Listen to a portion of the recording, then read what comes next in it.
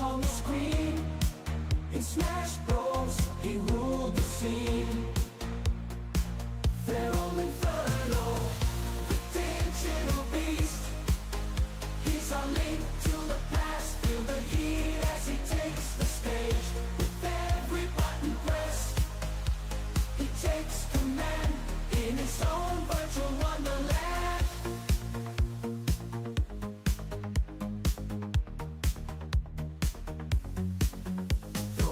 Just like Super Macho Man in his prime, conquering worlds, one pixel at a time. Jumping over turtles, bouncing on screens. FeralInferno, the retro gaming king.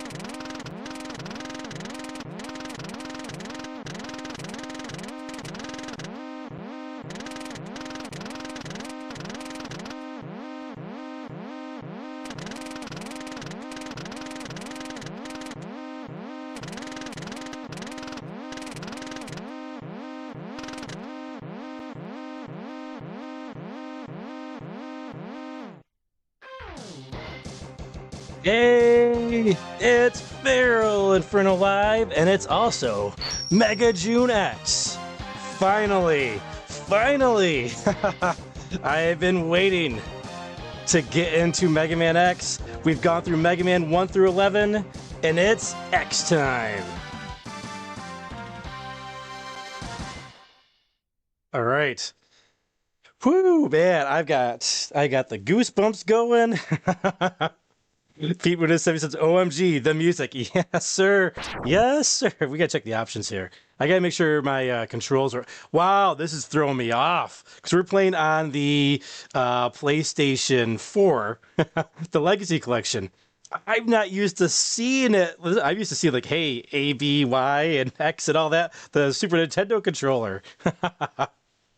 Oh, man. Okay, so shot is square. Jump is... this. Okay, make sure. I want to make sure all the controls are right. It looks good though. Okay, yep, that's how I remember it. Right, back into here. We're not gonna watch through that again. All right, let's get right into it. We'll say hi to everybody, of course, but I wanted to have at least the good music here on for you guys while we are checking in the chat here. Hey, what's going on? We got Christmas Games. Says, hey, Feral Chat. It's going to be in lurk mode for the first half hour. Driving home. Hey, have a safe drive home, my friend. Hey, what's going on, Jimmy? Nimbus 321 says 7:01. That's late. There's a little story behind that of why we were a little bit late. It was planned lateness actually. We'll get into that in a minute. Hey, what's going on, Fat Boys Gaming Nonsense? What's going on, Pete Moon 77? Pete says not first. Hey, what's going on? Your free shoe says Mega June, let's go. Jimmy says, hey guys, hope your day has been good. Yeah, I got lots of yard work done today. Hey, Crafty Virgo says, how's it going, Foxy Peep? How's it going, Crafty Virgo? Nimbus says, in Mario Kart World, if you want to just sit back and enjoy the scenery, stop on top of a train. It will take you all around the map, and it's a gorgeous game. Oh, that's a good idea. I'm going to try that in free roam mode. I'm going to try that. Jimmy says, people have found some crazy level skips in Mario Kart World already. Oh, I'm sure some of them were planned, and some of them were, people are just finding like cool stuff. That's awesome. Yeah, the music is great. Pete Moon 77.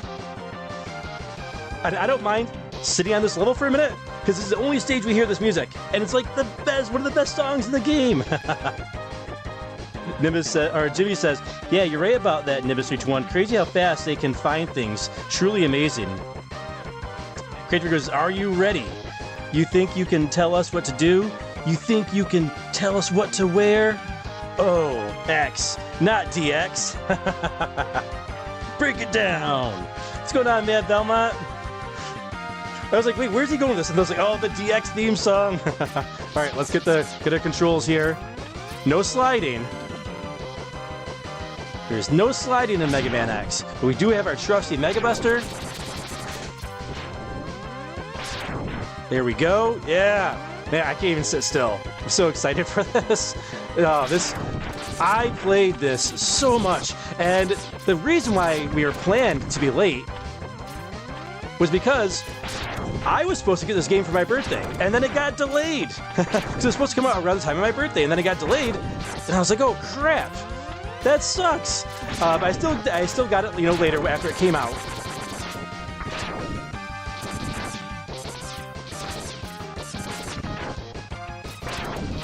Total concentration mode there. There we go. Man, it's been a while since I played. I have the urge to slide because we've been playing so much classic Mega Man. Oh yeah, the Charlotte Hornet over here.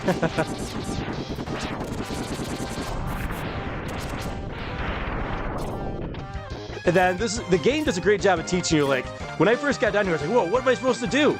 And you say, "Oh, you slide up against the wall here," and it's like, "Oh, hey, it's Ninja Gaiden style, but better than Ninja Gaiden." There are power-ups down there. We don't need them though, because we have not taken any damage yet. All right, one more Charlotte Hornet here. Oh, where the heck is it? What? In all my years of playing, that has never ever happened. That guy came from behind us. Man, that threw me off. Wow, what? Did you guys see that? Where did that dude come from? That was nuts. There we go. We got our energies back.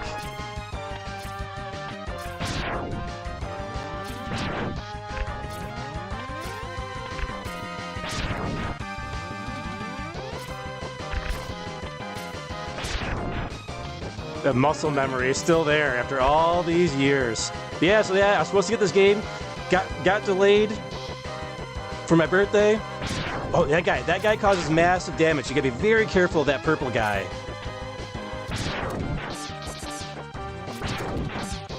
Very careful of those guys. And you can ride on those cars. Get him to turn around. There we go. Took some damage. Oh, come on. I'm trying to ride on a car, buddy. Taking unnecessary damage just to ride on cars. Right, turn around. Yeah, there we go. Should probably heal up our energy. We got a big fight coming up, right? I don't know if we can restore energy. It's not a big deal. We'll be fine. All right. Oh, the big airship.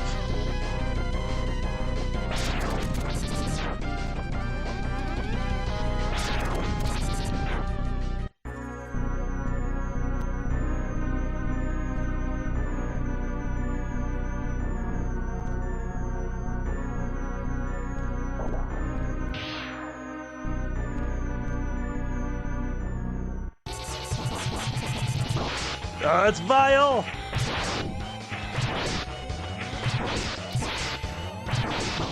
I once kept this fight going for like a half hour.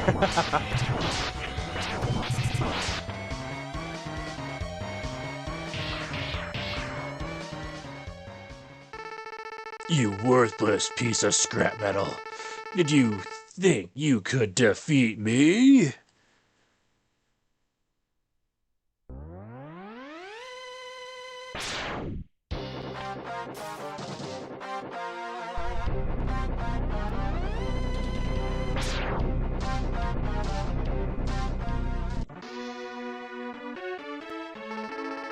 I guess I'm not powerful enough to defeat him. X, you shouldn't expect to defeat him.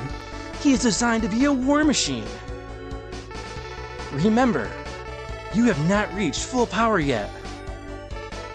If you use all the abilities you were designed with, you should become stronger. You may even become as powerful as I am. I'll scout ahead and collect as much information on Sigma's fortress as I can.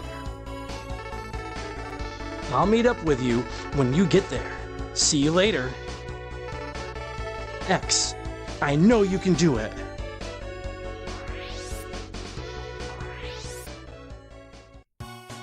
The greatest pep talk in video game history right there. But you can save your game here. Okay, neat. On the password screen. That makes sense. Yes! And more great music. You guys say everybody, hi to everybody who's in the chat. Obviously, we were focusing on that stage there.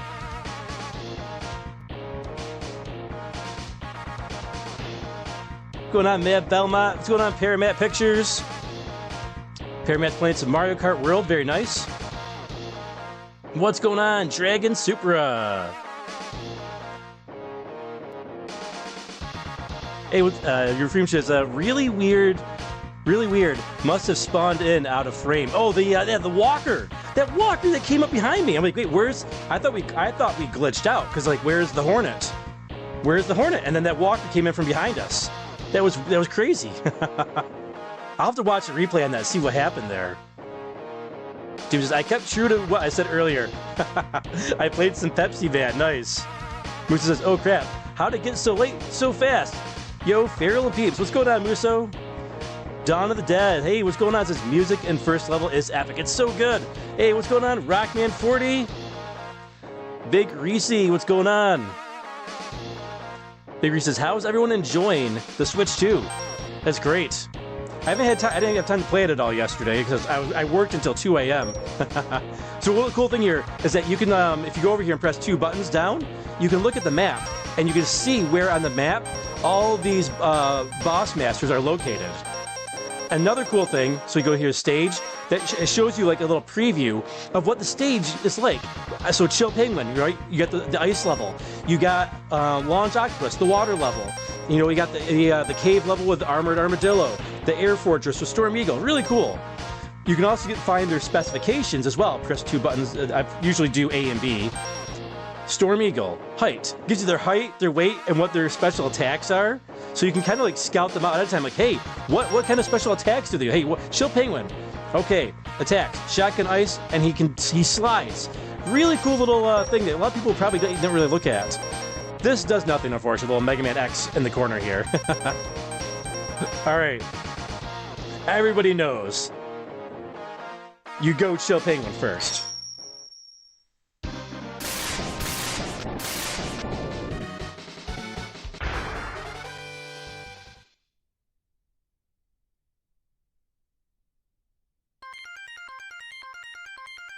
Soundtrack is so good in this game. Hey, what's going on, Pixel Chick?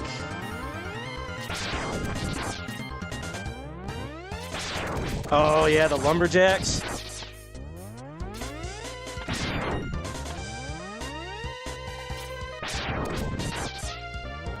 The level design in this first Mega Man X game is just oh, that didn't hit me. Lies.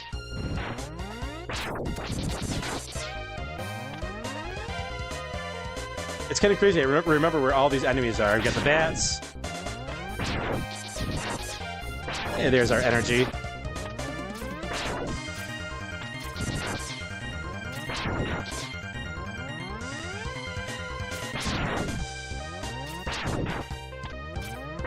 Oh, he respawned.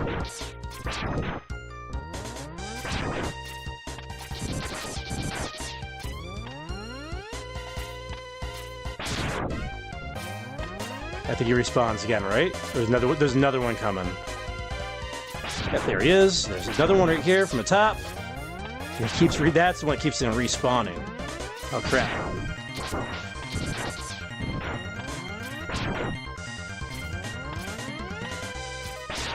Come back here, I wanted to shoot you.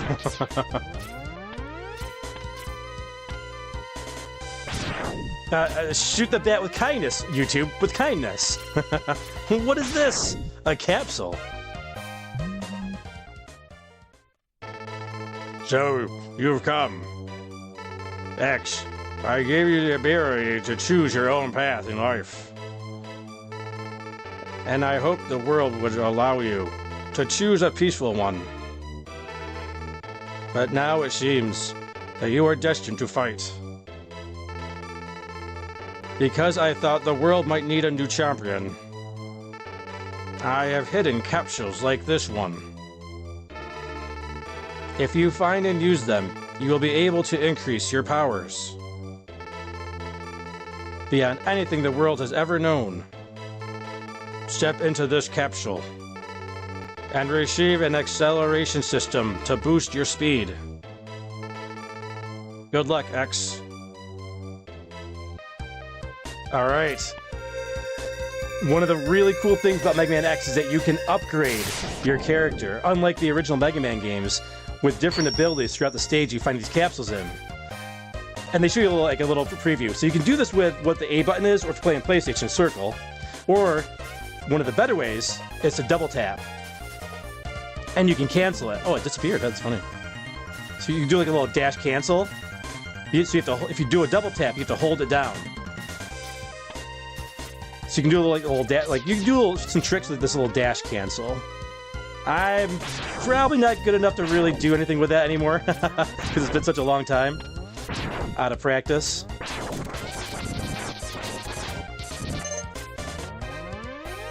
All right, and you can see the really cool thing is X's appearance also changes. So you see he's got these white and gold plated boots on now. Really, really cool feature. All right, we're doing good so far. Hey, didn't Vile have one of these? And now we have the power. All right, you can still dash in these things.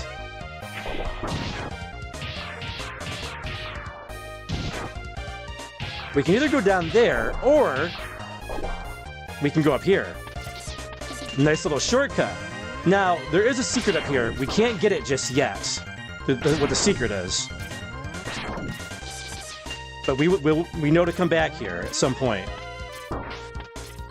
I probably shouldn't have come this way, actually. These guys are wrecking me here. These little dragonflies. Can I get some more? Oh, come on! Give me some energy. That's fine.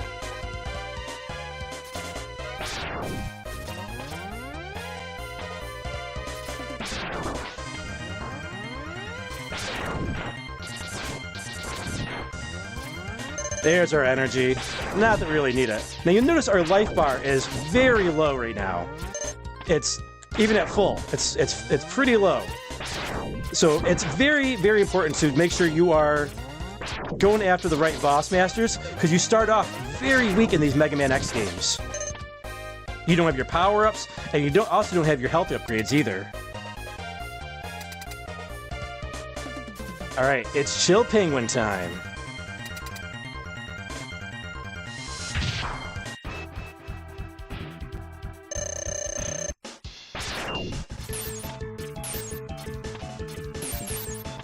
You can go up here, knock him off his perch there. There's that sliding they told us about. Now, he can freeze you.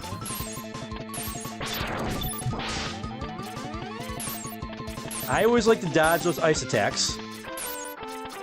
Play it safe. Oh, come on! Do something else, man! Oh, he's not going to do anything else? Alright. There, take that. Alright, you do not want to get caught in that, because he will freeze you solid. Come on, do your sliding attack, bud. There he is. There he goes. Oh! He got massive tackle damage. I didn't think he'd jump. I thought he was going to jump up on the ice thing over there.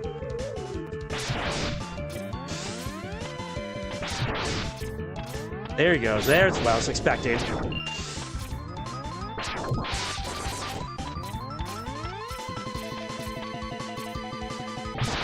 Got him. Right in the back of the head. We put Chill Penguin on ice.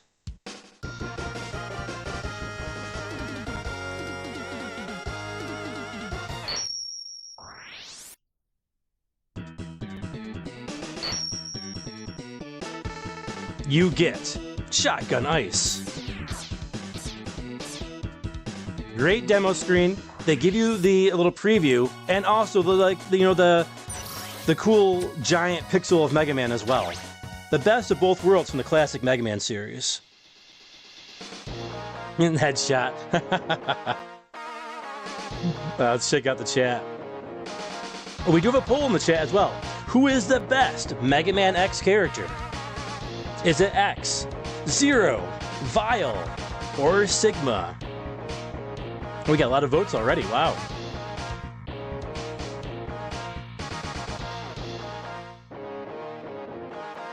Rackman40 says, alright, let's talk about it. Jada makes action figures of the X series. Oh, that'd be awesome. I'm sure someday they will. If they ever get through the classic series. Nemesis is loving the Switch too. Dawn of Dead hopes his comes by the 12th. It sounds like people are having a okay time finding it. Dragon Super says, it's the X-Buster, not the Mega Buster, Feral. Ah, that's a good point. It is the X-Buster. Rackman40 might get the email about his Switch 2 today. Nice. Bakery says, I can't wait for Metroid. Assuming you mean Metroid Prime 4. Muso says, oh, speaking of Switch 2, the carts have the same coating. They taste the same. I did hear that. Thanks for the GGs, Pixel Check. Donald Dead says, can't wait for that Donkey Kong game. Bakery says, have you tasted the Switch 2 cartridge? No. I haven't even tasted the Switch 1 cartridge. I'm good on that. Rackman40 says, in regards to finding Dr. Light there, time to see our dad that we haven't seen in the last 100 years. Big Reese loves that with kindness. Yeah, I had to had to clarify there. Virgo says the doc had a couple extra drinks. That was his voice for Mega Man 8, right? So he was all like, oh, Mega Man. You gotta find Dr. Wily. Big Reese says, Feral with a classic voice acting. Yeah, Big Reese understood where I was going with that. The Switch 1-2 cards are coated with a super bitter, non-toxic substance to keep them out of mouths. Alright. Niv says, don't hurt the poor penguin. I'll be seeing penguins next week. Oh, nice. You going on like are you going to like Alaska or something? Or Antarctica? Brewster says, headshot. What's going on? Matthew Espinoza. So what's up, everyone? Jimmy says, hey, Feral, have you played Shovel Knight? Yes, we actually played Shovel Knight on the channel about maybe like, I think it was 2 years ago. I think about 2 years ago. I love me some Shovel Knight. All right, so now, Mega Man X is a little bit different than the classic Mega Man series in terms of what boss order you want to go into. Now, we've got the ice move. And the ice move is actually really good for Spark Mandrill. However, there's something else we want to get first. And we want to go to the airport and visit Storm Eagle to see that first. Now, Storm Eagle, let's find out. He's super tall, 8.2 feet tall. And his attack is the Storm Tornado, and he dives at you. All right, let's go take him on. We're going to take him on with the Mega Buster.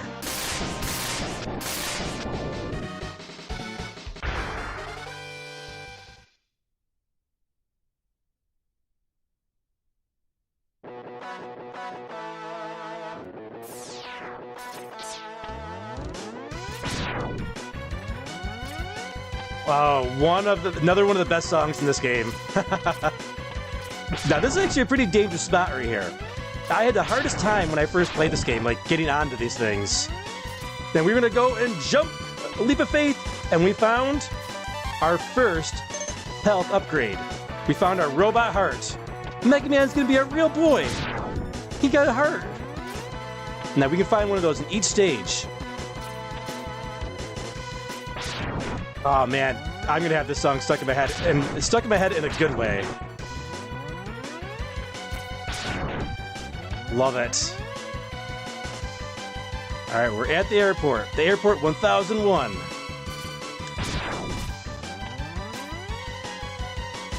Come on, lift up. Lift off. Come on.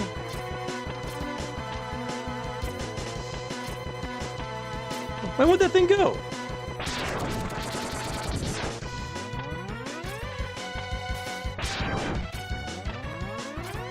Come on. Bring me up to the sky. Thank you. All right, we're busting our way through here. And when you defeat the enemy, it causes an explosion that destroys all the glass. And we found another important upgrade. This is the coveted sub-tank.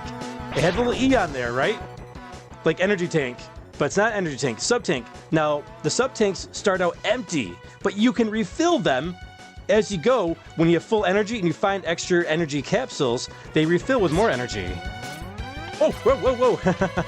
Oh man, this PlayStation controller is a little touchy. Oh crap.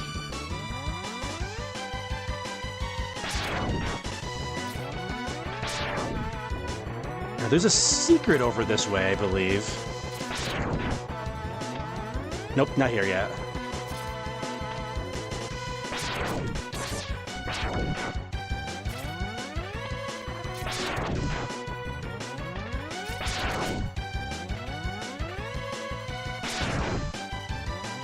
Come on, jump. The only thing that stinks about this is that these enemy turrets will respawn if they go off screen. So you gotta be careful. Oh no, whoa, whoa, whoa. I thought I got enough. Did not. There we go. Let's go. We got a little secret here. You gotta be very careful.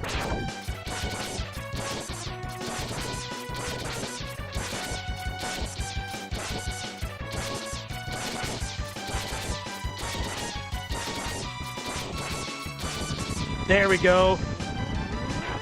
Extra life. Like I said, I played this game a lot. Get rid of this dude.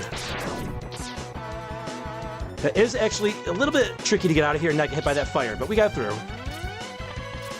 And we got more. This stage is rife with secrets.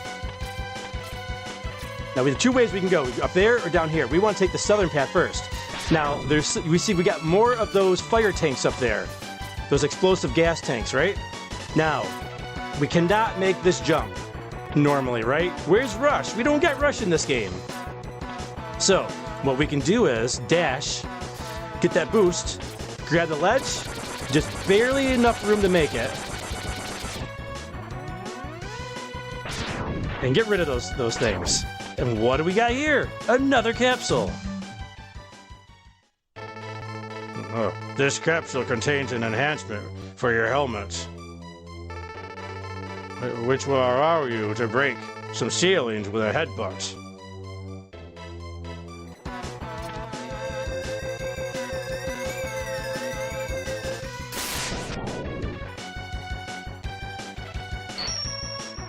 Yes, we can now break these weird-looking blocks that look kind of suspiciously like the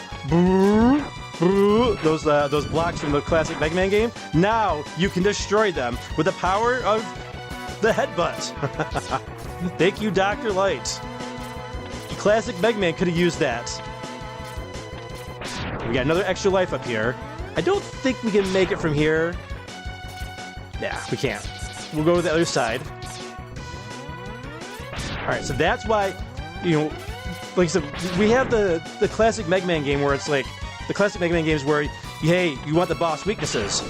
And we got a classic Met right here, actually. And this one, it's both. Like, how can you get different upgrades based on the other upgrades that you find? The Mets have survived into the future.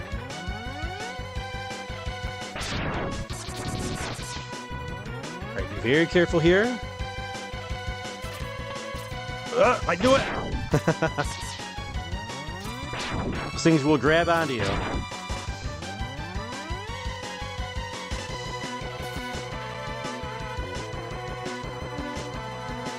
This is a fairly long stage. Some of these Mega Man X stages can be fairly long. Alright, I believe these fall, right? Oh no! Oh, this PlayStation controller is a little rough. I forgot about the turrets. Whoops.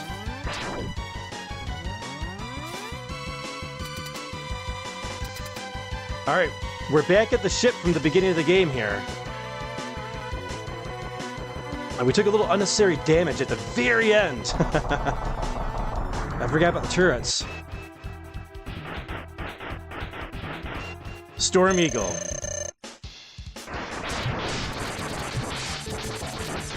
Now, we don't have his weakness,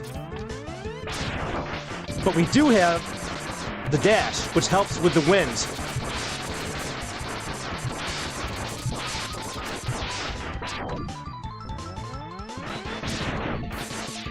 Oh, here's his dive. We can attack him, but I'm out of practice.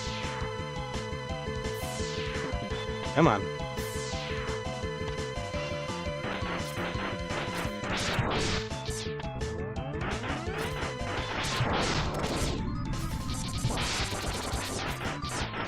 Alright, dive attack.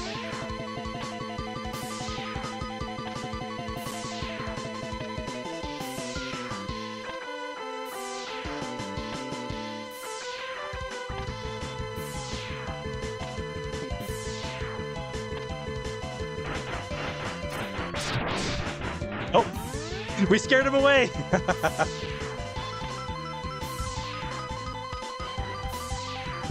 Oh crap! Oh!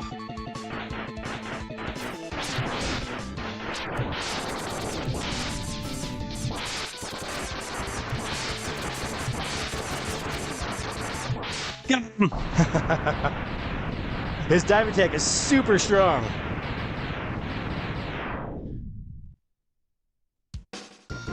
Woo! I love the fight with Storm Eagle. One of the fun, and you see the ship is now crashing. We abandoned ship real quick, and you get Storm Tornado. When I first saw this, I was like, man, what an upgrade of a weapon compared to the classic series.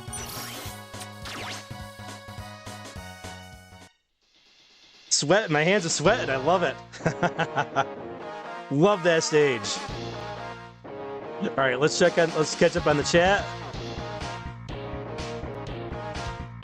Nimbus Twin says aquarium in Myrtle Beach, bringing the little one on her first beach vacation. Oh, very nice. Enjoy. That's gonna be a great time. Matthew says, what's your favorite boss design from X1? Storm Eagle, the one we just fought. Love Storm Eagle. Another one, I like Launch Octopus as well. I thought that was another really cool boss design. I don't remember if I drew Storm Eagle when I was a kid, but I know I drew a really good Launch Octopus. I might still have that drawing, actually. I'll have to check my my little drawing folder I made back in high school. Matthew says, amazing level as well. Yeah, oh, I love the Storm Eagle airport. Long level, though, too. Jimmy says, this game always looked very good. Yeah, I love the design of X and like, especially when you get all the upgrades as well. Musa says, the destruction effects are a fun addition in this game. The stages get affected as well, yes. Yep, yes they do. Matthew says, same. I play this title so much. Immense replay value for me. Yeah, it's there's so much to explore and do. Pete Munoz 77 says, like watching the muscle memory come back in real time. Dawn of the Dead says, what's your favorite Mega Man game? Well, I like all of them.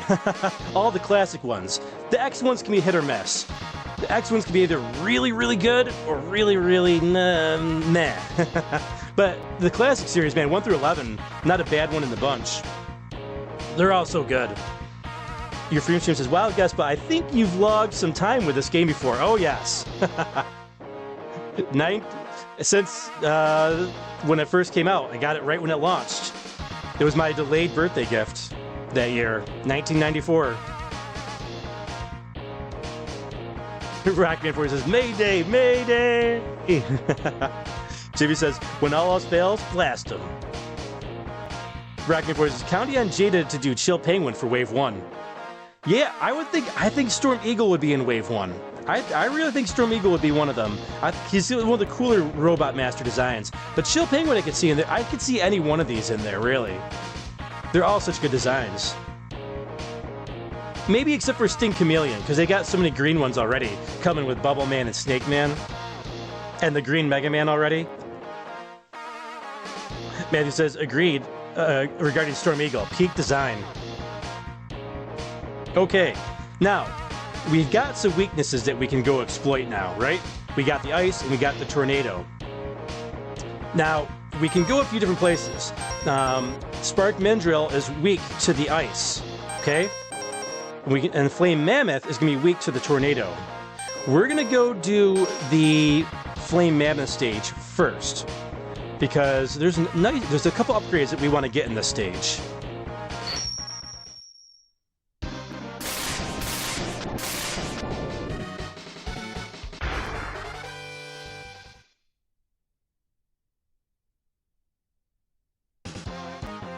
Now, you see that, like Musa was saying, the stages are affected. The stage is iced over. What's going on? This is Flame Mammoth.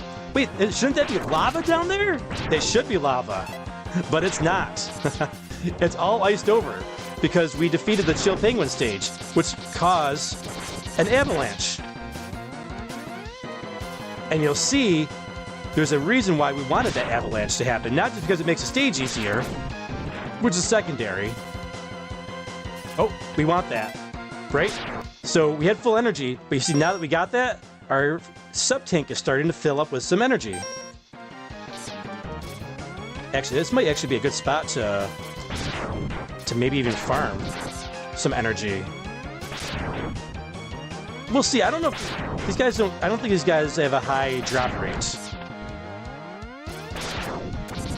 Yeah. Nope, they don't. What about the helicopter guy here? Nope. Okay, we're good. We'll find more later. Okay, now we got blocks here, right? All right, we get one shot at this. Let's see if we can get it right. This is one of the hardest jump in the game right here.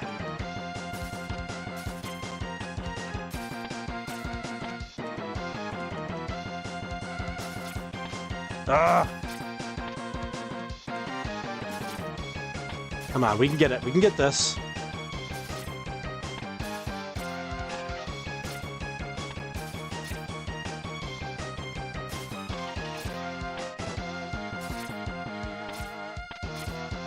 Come on.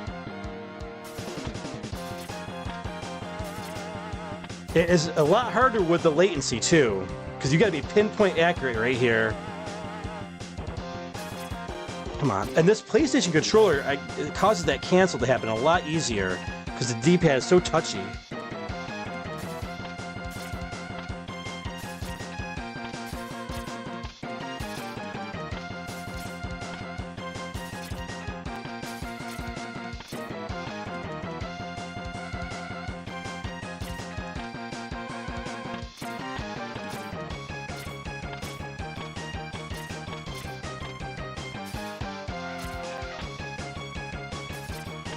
Oh, got it! Come on! Come on! Come on! Go! Go! Go! Go! Go! Go! Go! Now you can, if you fall, you can't get up here, because if you break one of those blocks, there's nothing to latch onto anymore. We did it first try, baby. We did not have to go out of the stage and come back in. This capsule contains a part which will increase the capabilities of your X-Buster. You can use it to fire all types of weapons. An upgrade to our X-Buster.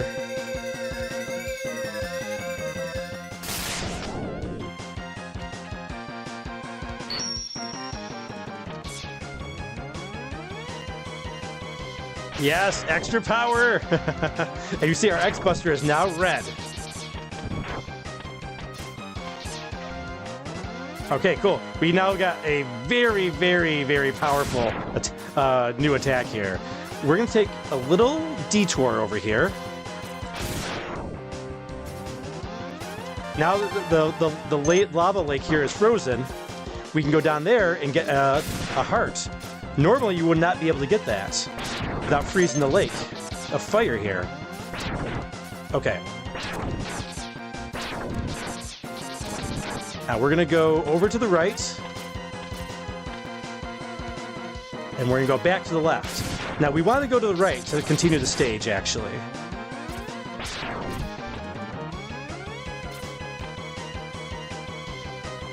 Crap. He laughs at you, too. What a jerk.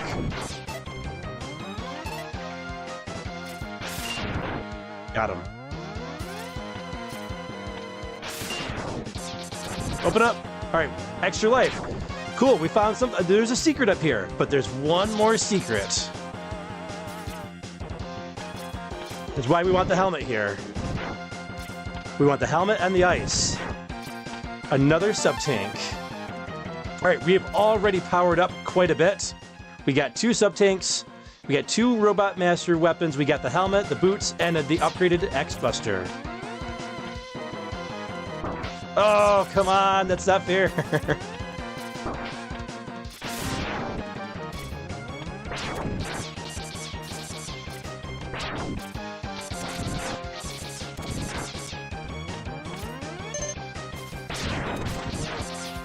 There we go, get the energy back. All right, then we go through here. So there are some spots in this game that are a little bit more like, a little bit more open than your typical Mega Man game.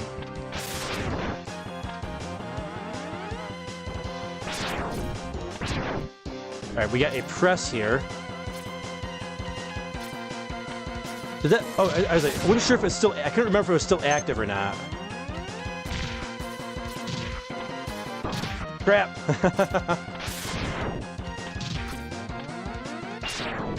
Give me that energy. Crap. Now they're dropping stuff. After I said they have low energy drop rates. Oh, here we go. Let's go down here, right? There we go. Cheese it. See, the dash keeps canceling on me. I debated whether I was going to play this with the PlayStation or not. I could have played it on the Switch, and I probably should have. Got a better D-pad on it.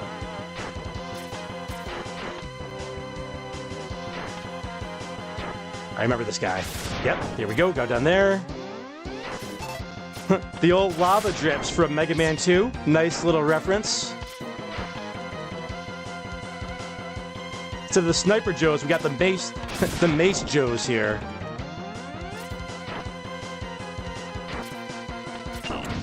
Ah, got that one wrong.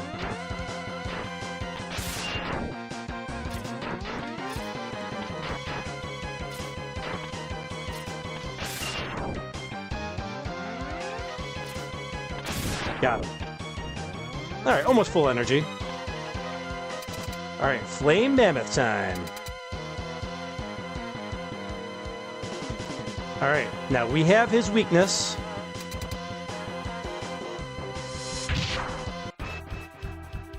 And that's Tornado.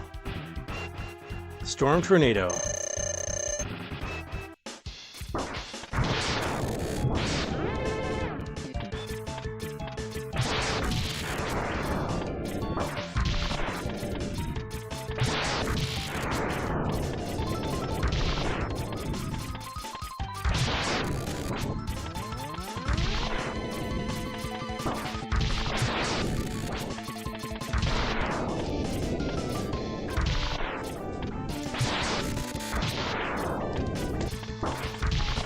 Trap. Oh, trap. We got stuck in the corner there. Man. I messed that one up. You can dodge them, but you have to be really fast with that. And this PlayStation controller is not really designed for these types of games the way the Super Nintendo controller was.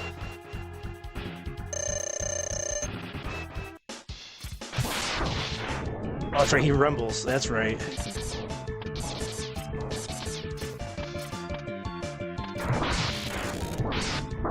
Crap.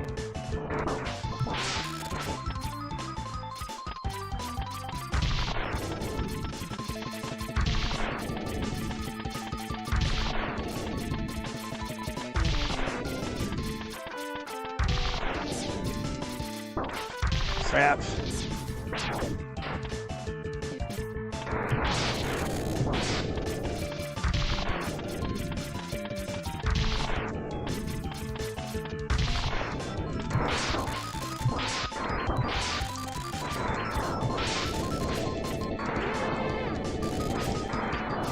There we go. Flame Mammoth gave me a little trouble there. Wasn't expecting that.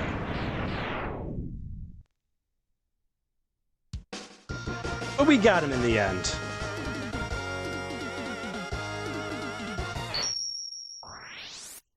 Sweating up a storm over here. Even though this level is iced, you get the fire wave. Some people may remember that from an old video I made back in the day. A little skit we made. All right, let's check the chat here. Muso asked, Feral, have you played Mega Man X Command Mission? I have not played that. I've heard mixed reviews on Mega Man X Command Mission, though. Jimmy says, how clever of you. Rocky Force says, gonna get that item mastered by 2 individuals? Yes. Muso says, the struggle to stay up. You talking about when we were trying to get the X-Buster, the upgraded X-Buster? Jimmy says, very nice there, thank you. Rocky Force says, those are the pickaxe guys from the Gutsman stage, yes. Dragon Super says, Maverick's not Robot Masters, Feral. Actually... Racker 40 says the same thing. They're actually called Mavericks, not Robot Masters. I'm actually pushing up my glasses while I'm saying that. You're right. Old habits die hard. Dragon Super says input lag. Yes, there is a little bit of latency. Ragnar says, those are the droplets from Mega Man 2. Yes, indeed. Musso says, I always thought it was Schoolyard BS, but you can actually cut off his trunk with the right... Yeah, we can. We'll try that later. We'll do that later. We'll face him again in the end game. Matthew Espinosa says, close call. GG, thank you. That was a close call. Dragon Super's recording curse. This game made Rockman 40 sweat. And it says, I even played all the games 1 through 11 beforehand. Yeah, it's... The X games I always found them to be a little tougher than the classic games. Especially in the beginning, when you're depowered. Kind of like, feels like Metroid a little bit, right? When you're like, Samus is so underpowered when you first start most Metroid games. You're so underpowered. But then you find the high jump boots and the wave beam, the charge beam, the screw attack. Alright, now we have another weakness we can go exploit. We're gonna go next to the Spark Mandrill stage.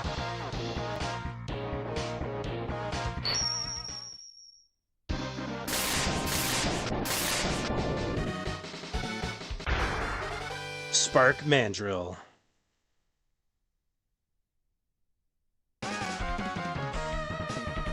Now, we're at a power plant, and you see that we see pieces of the airship from Storm Eagle has crashed and damaged the stage.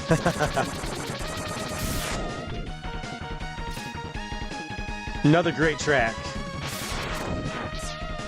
All right, we want to go here to the right, and I believe the damage actually hurts us a little bit because now we're getting these blackouts now that I don't think we would normally get in the stage.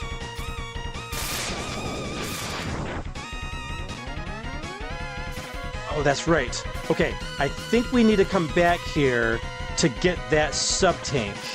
We do need to come back. We can't get that one yet.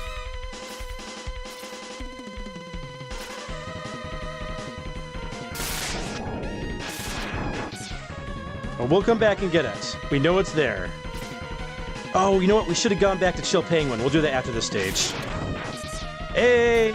Extra life to make up for that stupid life we lost against, oh, these guys. Okay, this is actually concentration mode here. Okay. This is a very, very easy to lose a life here. Maybe it's the next second. Oh, there it is. Got him. Just in time.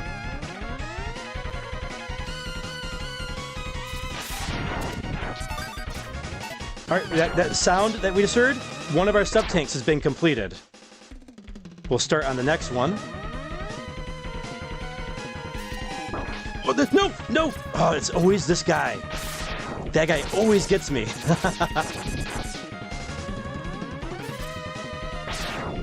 Man.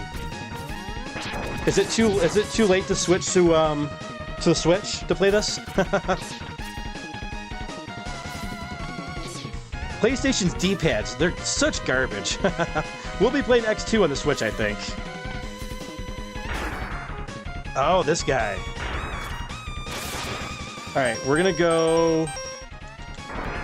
Tornado. Oh, that's right!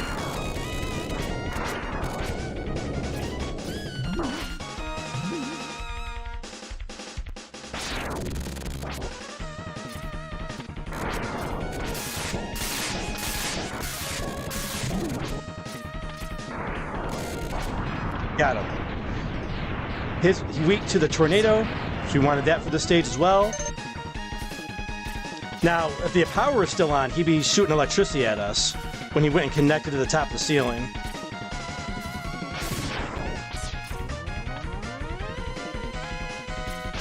Oh, crap. Oh, crap! Oh, we're taking some damage here.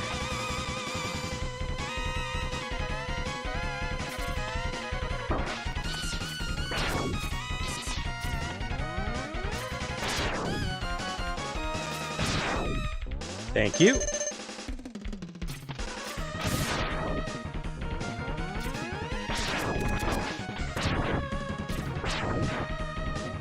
Okay, let's charge up.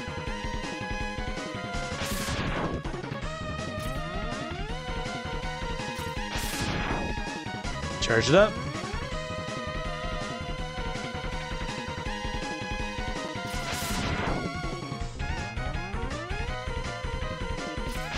Get rid of that guy. They take a lot of hits and they're very fast.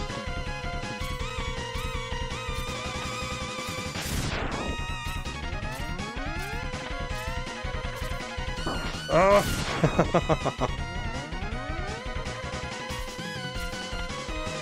Oh, this guy, yeah, the turtle. Get rid of him. Not that I think we really need it, but we'll refill our tornado. Charge up. This is where I think it is. Yep, we have to come back to get this heart. We can actually get this by jumping. We'll try it a couple times.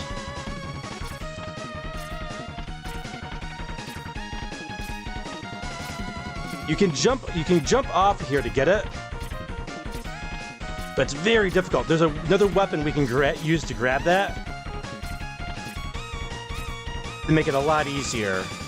Looks like we'll try it a couple times. But I always just like, you know what, just skip it and we'll come back. That's what I usually say. I have gotten it before with jumping. But it's like, again, I'll take it back. The other jump was really hard. This is probably the hardest jump in the game. We'll come back.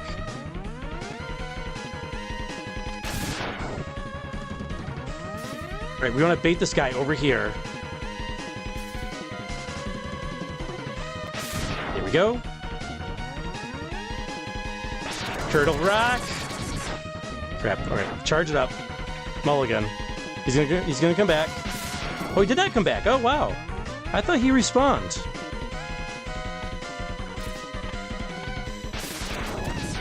Got him. Wait for the lights. There's another one of these light sections, right? Yep, there they are. Alright, very easy to lose a life in this level.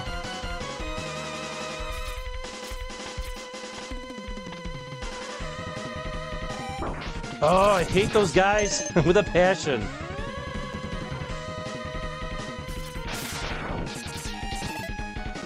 Oh, we got... do we get another sub-tank? I don't know what that was. Oh, maybe it was just energy and it just refilled. Here we go.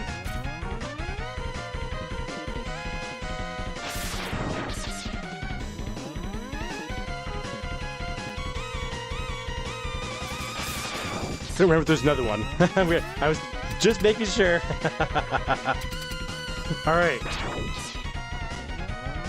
Alright, Spark Mandrill. This guy's a fairly tough boss without a lot of energy. He causes massive damage.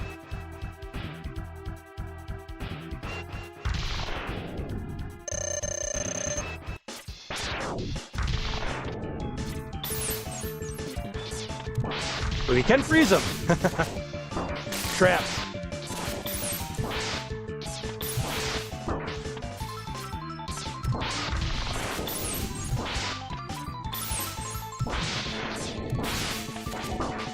Oh, I forgot about that. But we got him. You can freeze him with your ice. You can charge up, and I think you do more damage with that little ice sled that we charged up. But it's so hard to hit with. You kind of hit him point blank with it. Not really worth it.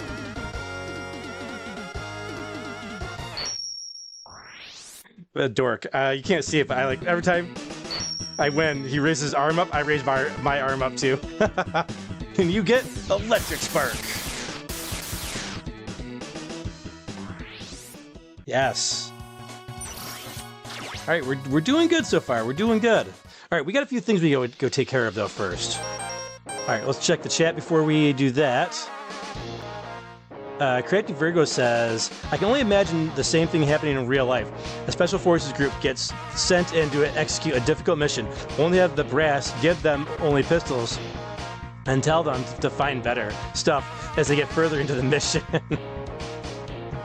Dragon Super says, I played the Mega Man X games on the PS4 version of the X Legacy Collection 1 and 2, and the PS4 controller was never the issue for me when not streaming. When I was streaming, then I had input lag. Okay, gotcha.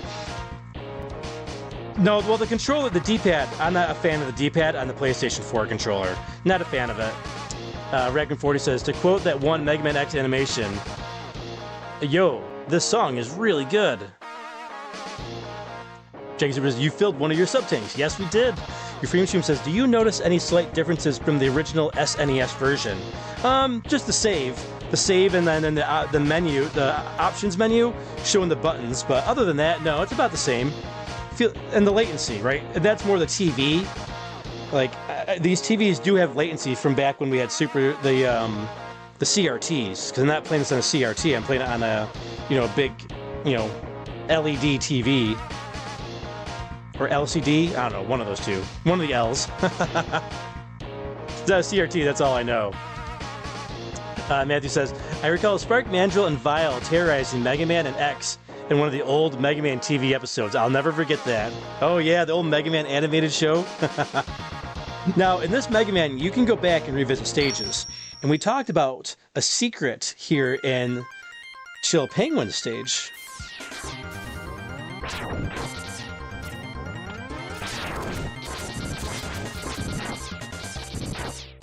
So we're gonna go find that.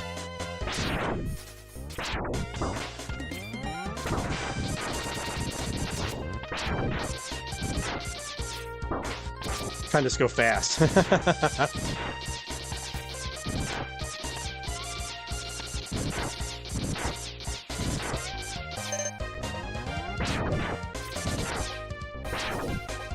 We're gonna charge up here, right?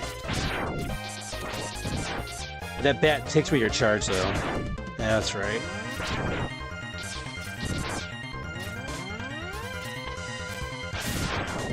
We'll take that.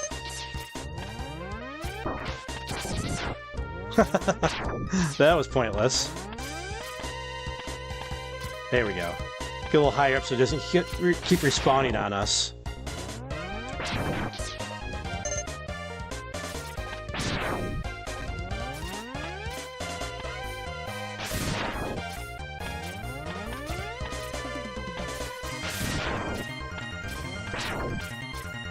Okay, we're gonna go back up here.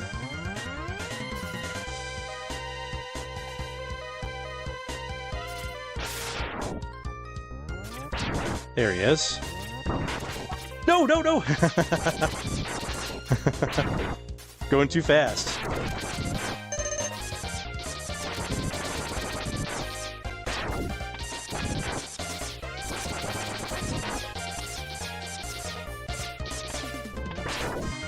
We're almost there.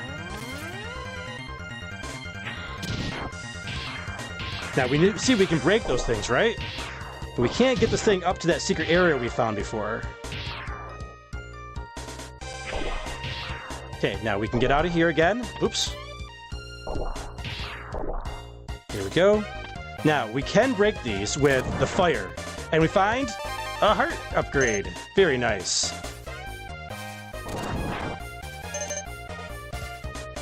Okay. Those are kind of the FeralInferno colors here, aren't they? It's FeralInferno Mega Man. Alright. Now we can escape the stage. We don't have to play through the whole thing again. Now that we got our heart upgrade.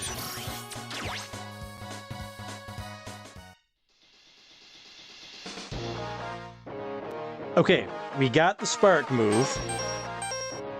So we can take the spark and then use that against Armored Armadillo. Now this is a great stage for farming life energy. Armored Armadillo.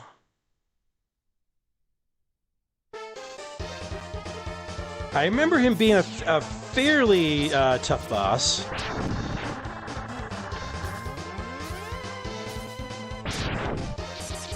Now you can go get off of that thing here and... Oh no! Gimme, gimme! Great spot to farm energy right here. Energy and lives.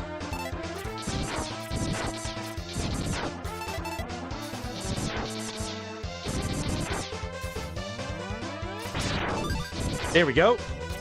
Got a full sub-tank.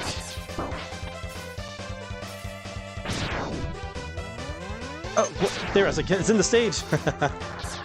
And those it can actually hurt you though too.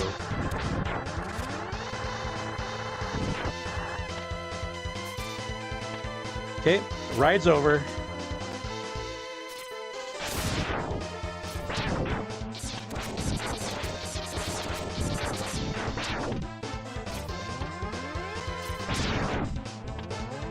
Oh, yes, right.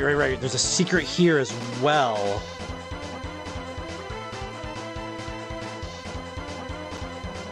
Trying to there's a couple secrets down here, right?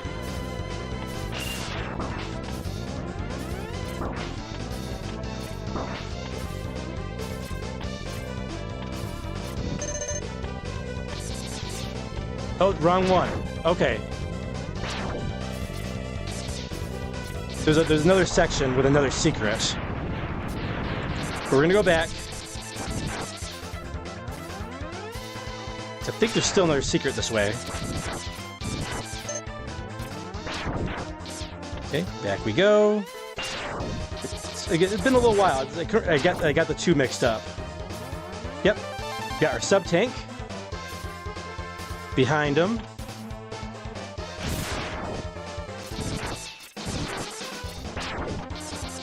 Open up. Thank you.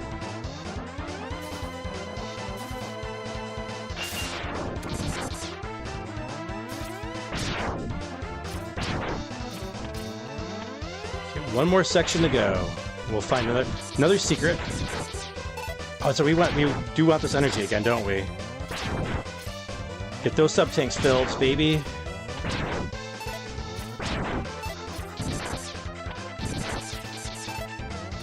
Oh no!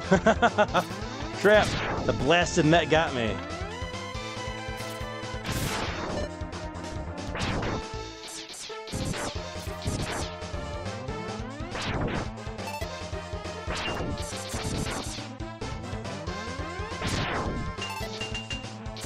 Oh crap!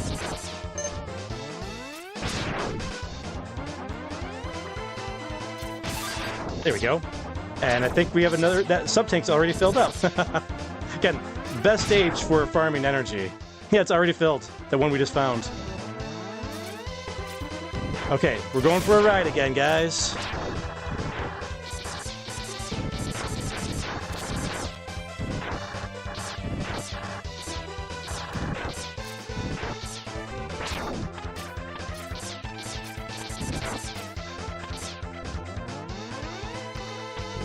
Oh, that's right. Okay, we want to grab the fire. So we gotta take this guy out fast. Got him. We want to get rid of him. Because if he keeps going, we cannot jump high enough to get this heart. But now we took him out, we can get the heart upgrade. That's why I was trying to think of, do we have to go ahead of him in the last one?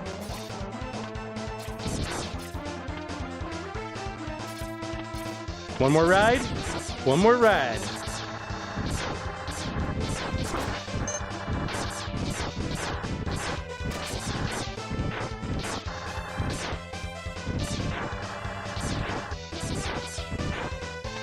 There's a secret up here. We can't get it yet, but we're going to come back to it. So remember that spot. All right. Time for Armored Armadillo. His weakness is the Spark Shot.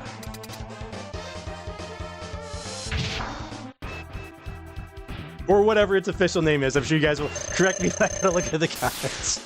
Oh, I don't know why I didn't charge this.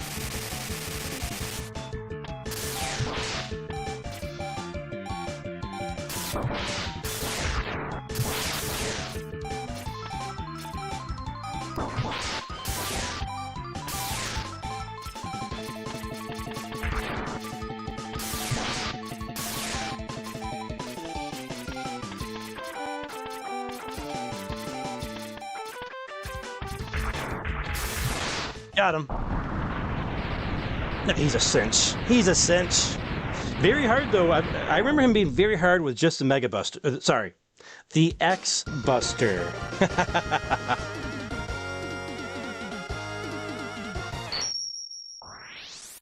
It's a good thing we're not using the camera. Every time. Raising my arm up. You get the Rolling Shield. This has a really cool charge effect as well. All right, save it. Just in case something catastrophic happens. All right, we got the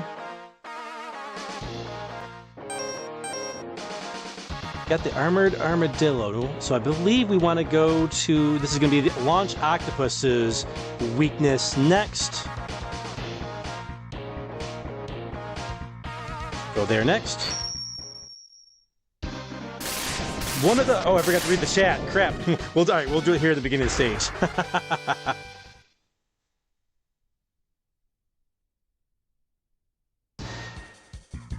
Oh yeah, another great song. Another great song.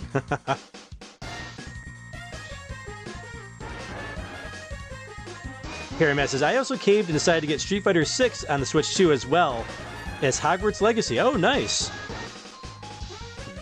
Dragon Super says, the PS4 controller has a better D-pad than the Xbox One. Oh, okay. Yeah, I have an Xbox One, but I haven't really played it much yet. Hey, what's going on? A's Room says, is it Saturday or Wednesday? Dang it, Ferno. It's Saturday. Retro night. Retro night, Saturday night. More modern games are Wednesday night. So when you see more retro games, you'll know it's Saturday night, 80s Room. Dragon says, the Xbox One controller has the worst... Oh, I see if I saw that. Oh, it's a double chat. Chris Abyss says, finally home. Traffic was a mess. Oh, welcome. Welcome home. So I see you got 3 body upgrades. Nice. The Zubats. So many bats in that last level.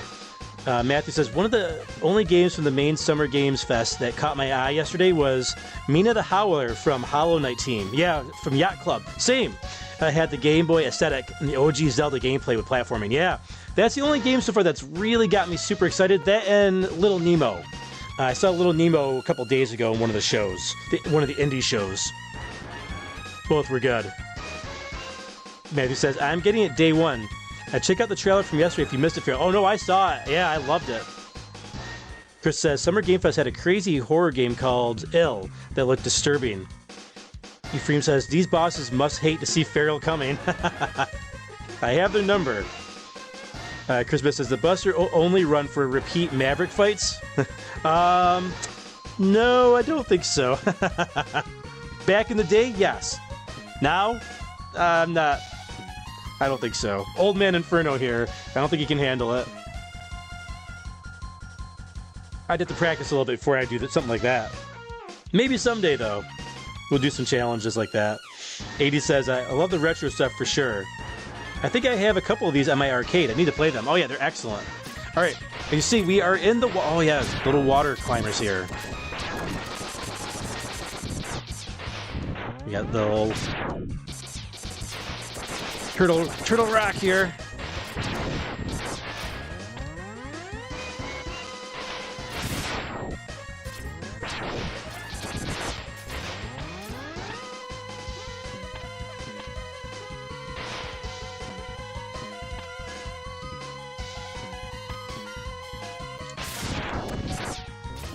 They respawn? I think they respawn.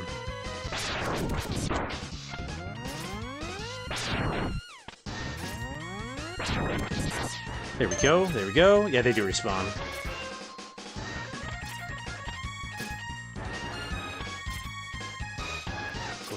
Oh, mini boss time, right? Oh, you know what? Charge it up.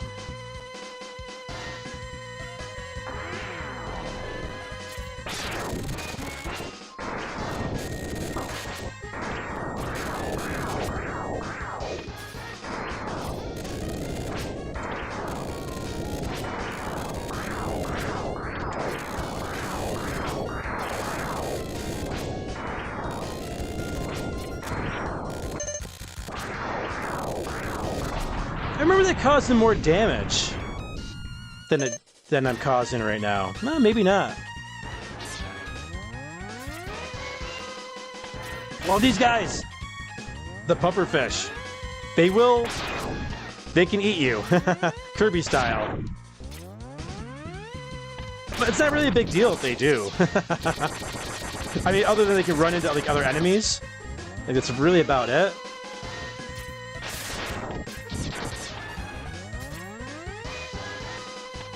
that was a big leap of faith right there.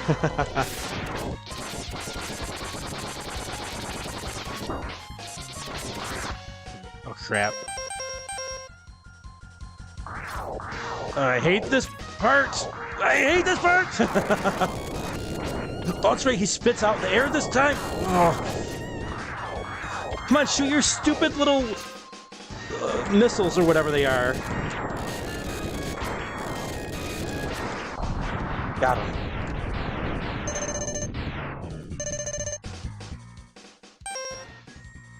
I hate that mini boss. Here we go. Tornado. Brings you up here. Ah, some fresh air. Robots need fresh air every once in a while. I don't think there's anything up that way. Just the first path. We'll check it just to be sure.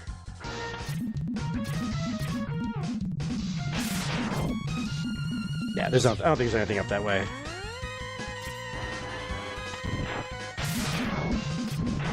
Oh, that's right. Get rid of this guy.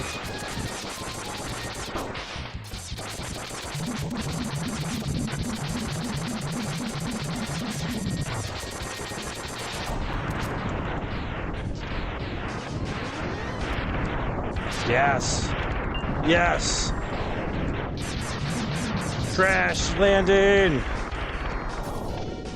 And when you take that out, you find a secret area. Let's get our tornado back here. Crap, I messed up already. Where'd you get him? Oh, that was quick.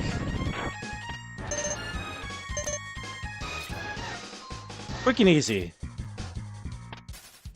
And our next part upgrade. Yes, we got quite a few of those already. See now, look how big our energy bar is now compared to what it used to be. We are getting stronger, just like Zero said we would.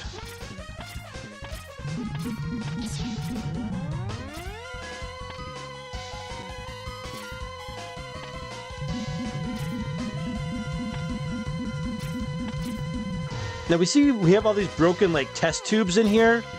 I don't know what stage causes that to happen. So I don't think they're normally broken like that. I could be wrong though. Another dragon, isn't it? Yep. Yep.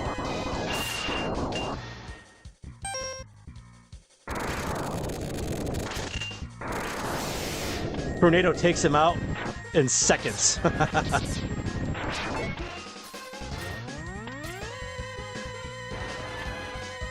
Does it? Automatically? It does. Okay. There's automatic weapon energy refills. I guess I forgot about that.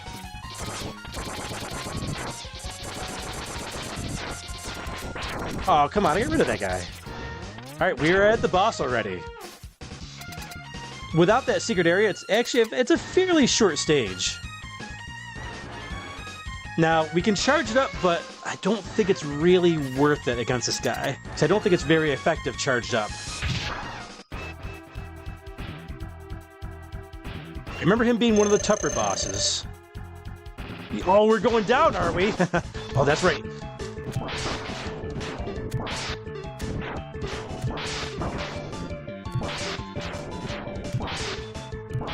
Other than you don't really have to aim much.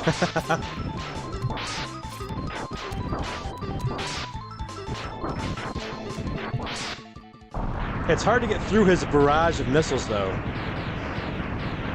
To hit him with his weakness. But we got... Alright, he wasn't bad.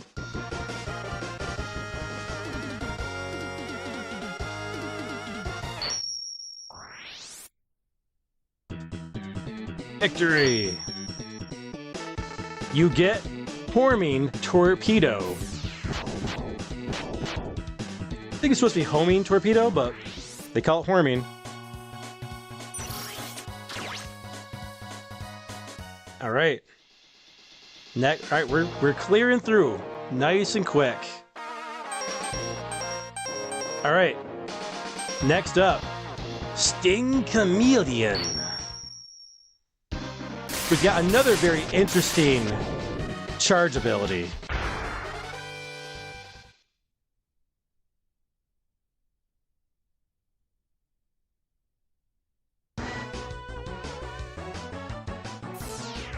All right, let's check the chat here. Euphrem says, "Yeah, it looks weird and a new Resident Evil." Chris says, "No worries, LOL. Music that bangs in this game. When I was driving, that Storm Eagle song had me head bopping. Yeah, I bet. So good. After the stream, I'm probably gonna be listening to that on repeat. The Storm Eagle stage and the intro stage."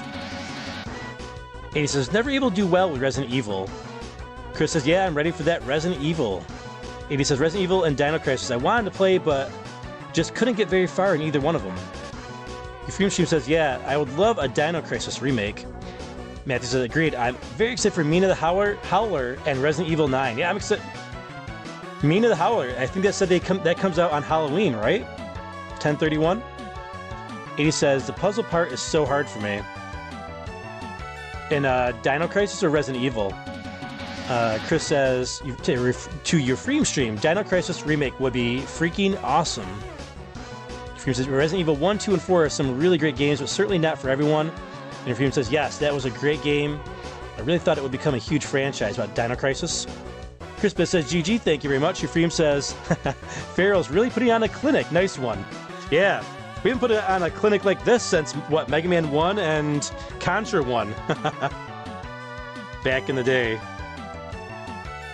The horny torpedoes. That's what it sounds like, doesn't it? Matthew Espinoza says, "Yes, it does." Hey, what's going on? 4 and 6. 4 and 6. You're back to the orange logo. You had a blue logo last time, didn't you? On Thursday night, or Wednesday night, I should say. Wednesday night / Thursday morning. He says, "Both of them. I'm not good at any puzzle game. I do like me some puzzles." Now, this stage does feature something that FeralInferno is one of his banes of existence, and that is foreground graphics. I can't see myself. What's going on? I don't think it gave me too much trouble in this game, though. Hey, extra life, baby, yeah! Not that we probably need it, but we got it.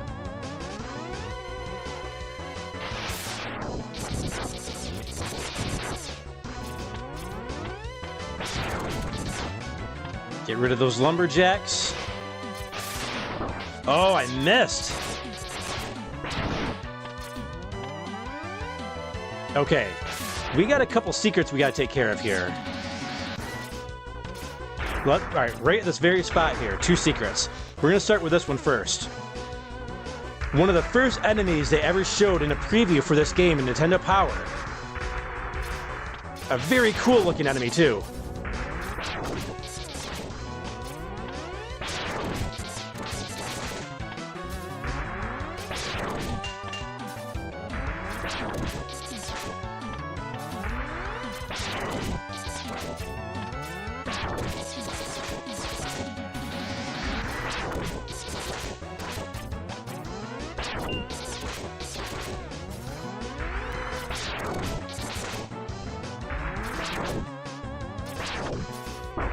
What a stupid dash cancel.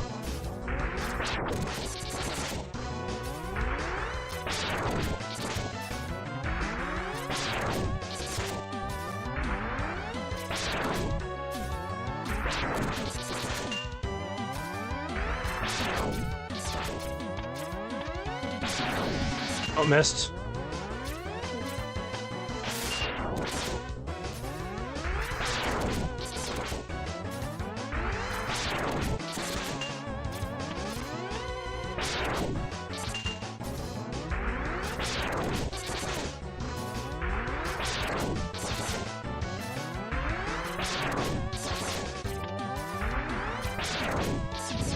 Got him. He's got a lot of HP, that heavy armor. And what is he guarding? A capsule! Oh, this capsule contains a new type of body armor. It will reduce the damage your systems by 50%. By 50%?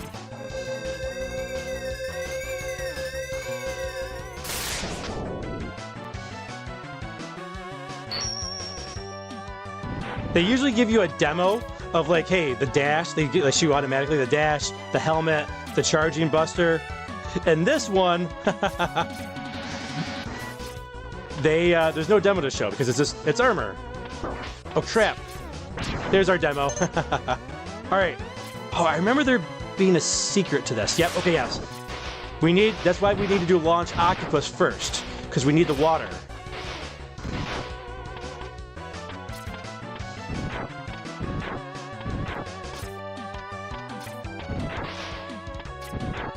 Okay. See if I can remember how to get this. I think you can get it with ice as well if you charge it up, but...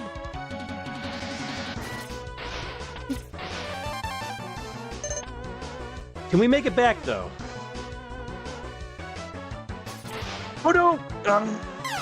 Dash canceled. That was more the latency right there, but it's okay. Alright, we still got 5 lives. Alright, we got our armor, 3 energy tanks. I love when you dive in, the leaves start falling. I mean, that's why I didn't make that jump, so I could show that to you again. He's got... Nope, not happening.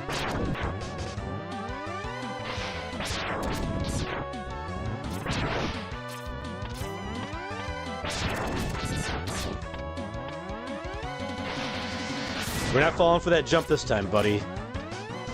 Okay.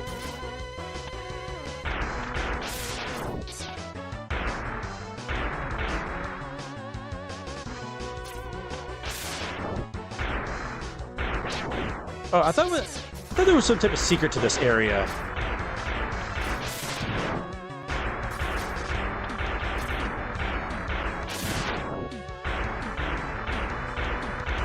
Oh, that's right.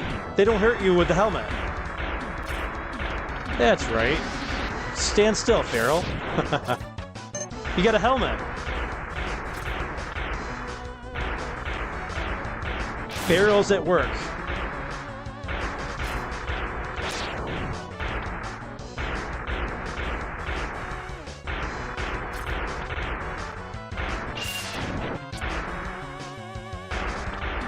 There we go. No problem. Oh, woodpeckers. Oh, getting triggered right now.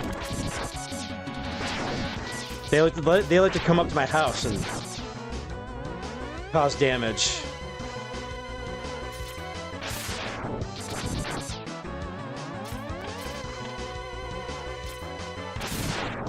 There's a life to make up for that one we lost in the pit to get the heart container.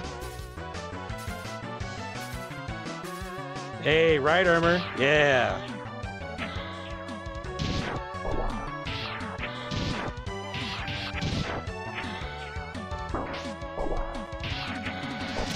Oh, it's armor fight. We got the stronger armor, buddy.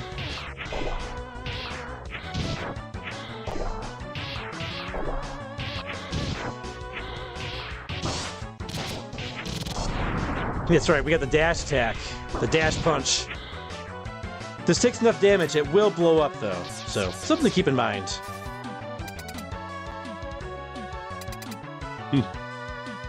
Alright. Let's charge up. Let's get our Horming torpedo.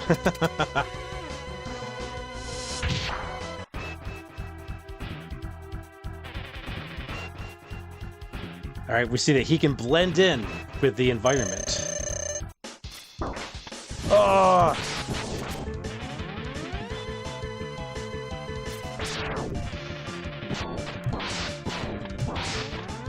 For some reason I thought it would hit him even when he's invisible. I was wrong.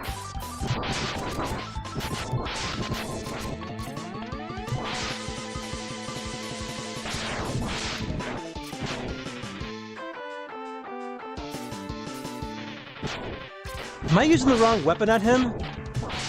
That's not the right weapon. We went out of order. Oh, crap. Whoops. This is the wrong weapon. I was like, why isn't this doing what it's supposed to be doing? Oh, we were supposed to get Boomer Kwanger. Oh, that's right. Whoops. All right, well, let's try it with Mega Buster.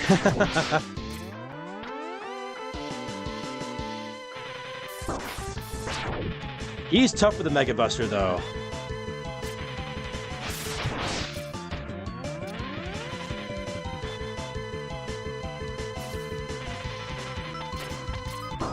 Oh, I forgot the ceiling's got spikes. Oh, I forgot about that.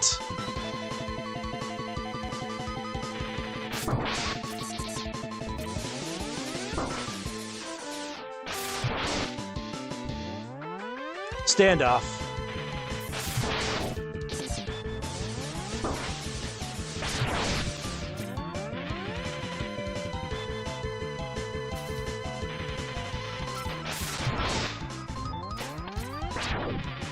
Crap.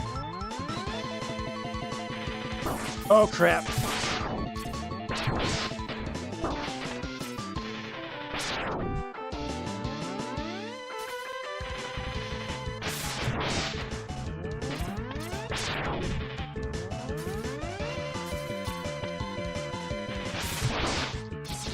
One more hit. Hey, we did it out of order, but we got him.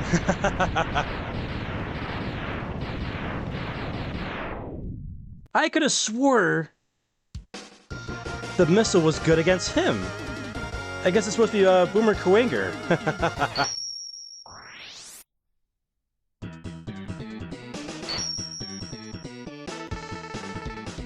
You got the Chameleon Sting. Well, there's your Buster only. We got 3 of them with Buster only. Three with Buster only. I mean, I just wanted to get the armor, you know? Gotta get that armor. Okay. Next up, Boomer Kuwanger. A little out of order, but that's okay. That's okay. Oh, this is another great track, isn't it?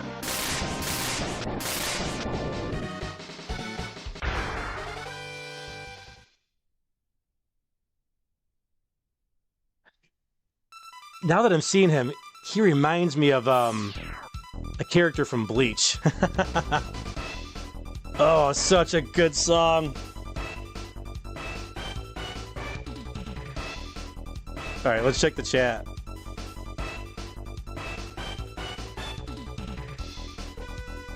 Nimbus31 says, with how fast you're wiping the floor with these stages, we may be doing the fireside chat before 11. Oh wow, yeah, it's only been an hour and a half. Yeah, we're doing good so far. The Sigma stages are a lot tougher though. For instance, back to the home account. The blue one is my travel account. Good memory. I'm a very visual person. Crispus says Silent Hill had some tricky puzzles. Matthew says this is much different playthrough when compared with the Ninja Gaiden playthrough. Yes, even when I go out of order, I can still succeed. Euphraim says back before the internet, I used to keep pencil and paper to write down clues and combos when gaming. Yeah, same. I did that with Breath of the Wild. I had a little notebook to keep track of everything. 80 says both Contra and Ikari Warriors were awesome games. Would love to see a remake of Ikari Warriors without the crazy 360 joystick. Chris says the dash jump works, nice. Matthew says I vote for Feral to voice Dr. Light in either Mega Man 12 or X9. I don't care which one, but I need it. Let Capcom know. Feral for Dr. Light. Voice acting for Dr. Light. That'd be awesome. That would be a dream come true. To voice act a Mega Man character? That'd be great. Who says, oh, I always dumped the right armor to get that heart. Then took the death to get back. Never knew about the water. Kajirigo says, OSHA approved helmets. Yes. Nimbus21 says, not more birds. Who says, more bird harassment. No, I'm harassing the birds this time. Unlike Ninja Gaiden. Producer Man's woodpecker anatomy is crazy. Their tongue wraps around the perimeter of the skull to act as an impact cushion to prevent it from getting concussions. Who says, yes, that's the wrong weapon. I was expecting a new strat for this guy. Oops. Crispus says, close one, nice. Crispus says, yeah, the boomerang works on him. Yep, yeah. Crispus, 3 busters works. Crispus says, 3-hour fireside chat tonight. Yeah, it could be a long one, possibly. Jonathan Pollock says, good evening. Hey, what's going on, Jonathan Pollock? I'm just speculating here, but I sense that the music composer for this game liked the orchestra hit sound. They did a good job with the Super Nintendo reverb, that's for sure.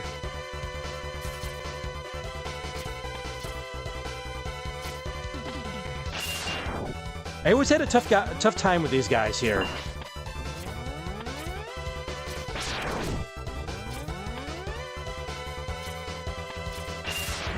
Got him. Man, this is the stage you should play before Wily, though, right? Got that, like, just pump you up music.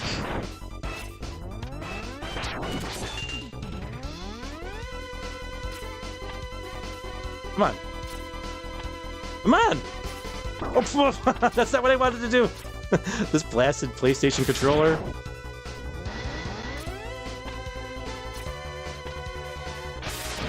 Got him.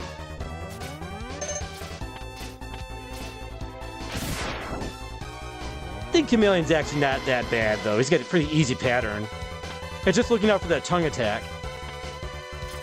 Alright, we got a security system here. I don't think we can... Can we do anything with that? Oh, we can actually... Yep. Invincibility! Just enough time. Love it. Oh, he's still active. That's okay. One more.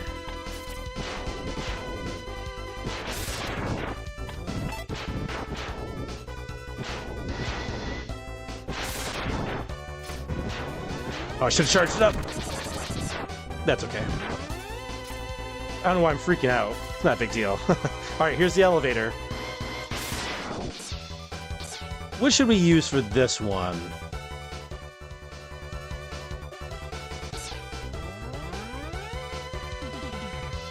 You gotta be careful when you're cycling through these, because if you're trying to charge it and you're not on pink yet, the fire will start using. You'll start using the fire and you stop charging.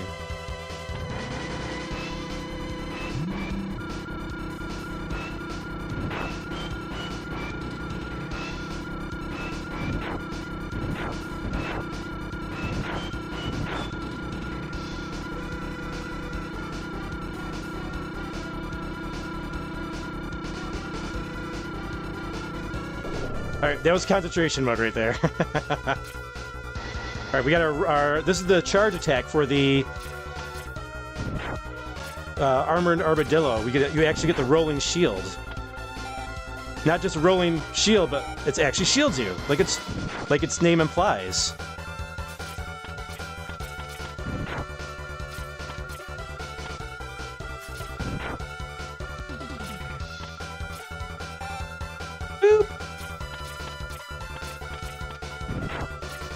I think it takes a lot of abuse. A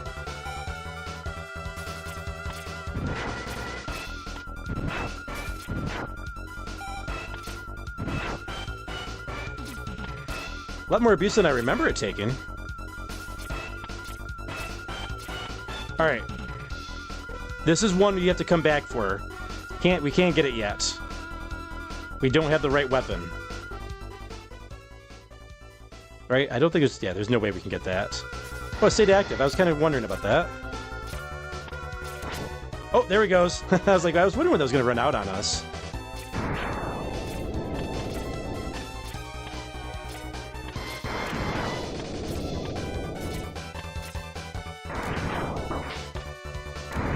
Oh, I forgot you can't fire it. Whoops. Until it leaves the screen.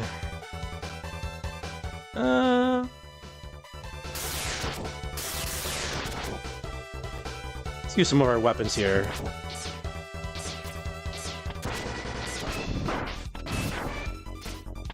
It's causing us more problems than it's helping.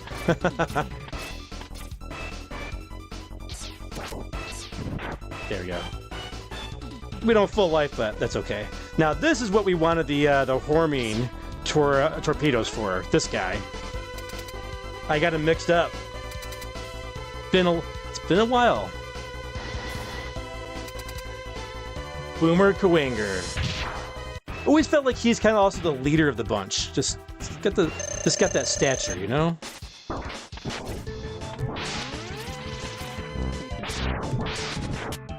Oh!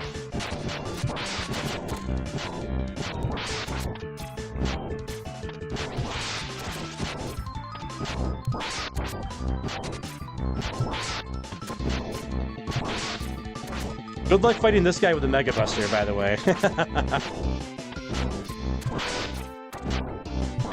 With missile, super easy. Just hang on the wall, keep firing them, the missiles do all the work for you. I have done an X Buster. I've done an X Buster run with this game before, so been a while. All right, you get the Boomerang Cutter.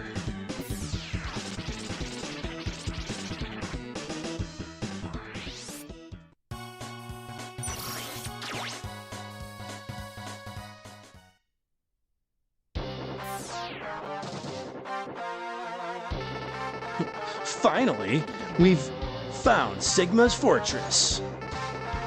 Let's go in and put an end to his war against the humans.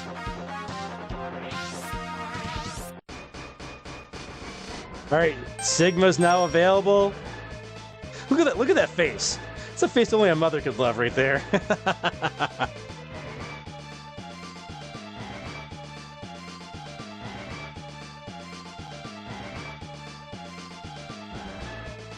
Musa says, before Wily. What's before Wily? Crispus says, nice shield strap for the elevator. I never thought of that. Yeah, it makes things a lot easier while you're trying to dodge those spikes. Because I think those spikes were one-hit kills, if I remember correctly. I haven't died on that spot in a while. Crispus says, you can get it with the ice. Oh, if you use the ice slide? That's okay, we can always go back for it. It's no problem, right?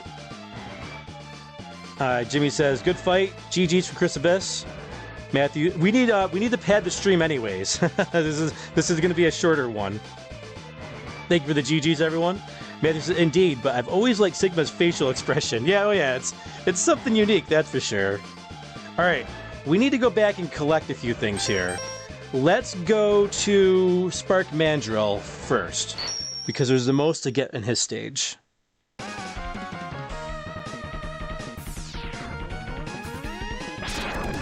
Doing a little backtracking. It's not a Metroidvania, but...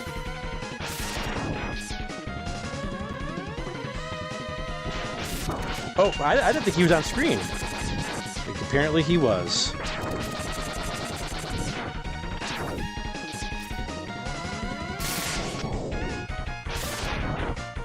Oh, there it is. Didn't need to go up there.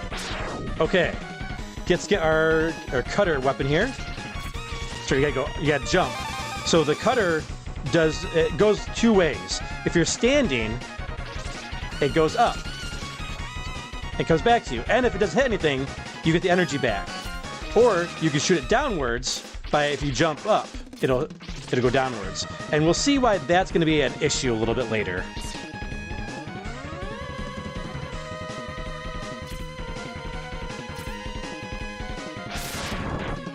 All right, one more thing to get from the stage. Oops.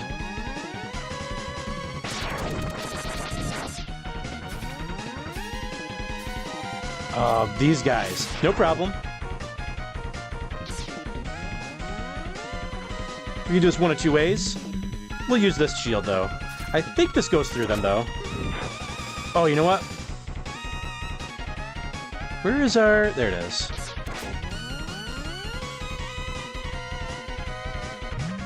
There we go.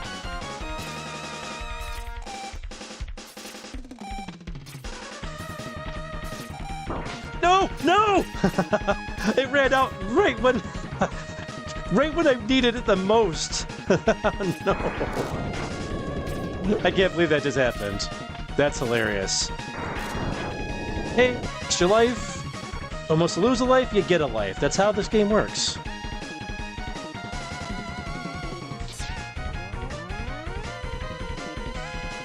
Let's try torpedoes against this guy.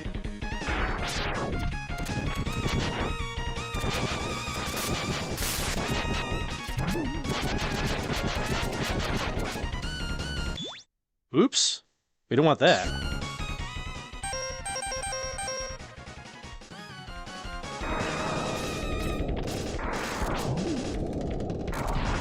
There we go. Those torpedoes did do a number on them, though.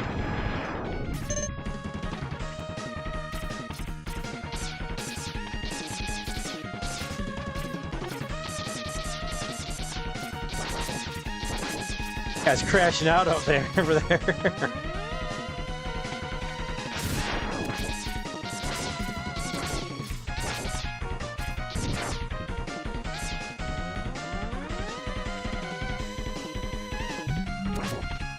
Oh, that... What was that? Huh. Interesting.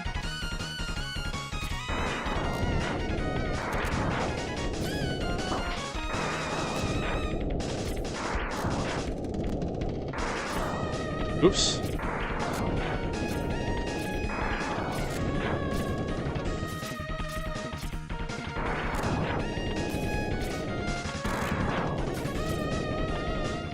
Okay. So if you're jumping, it's going to go down. So you have to be at the highest point here.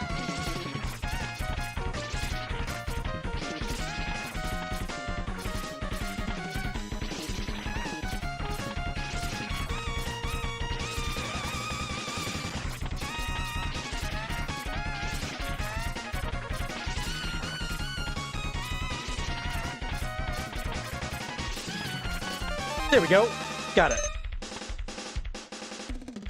All right, just one more heart to go. Use our escape module.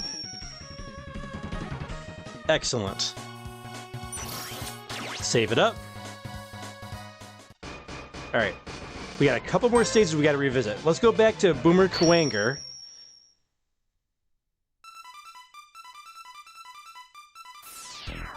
Love this music.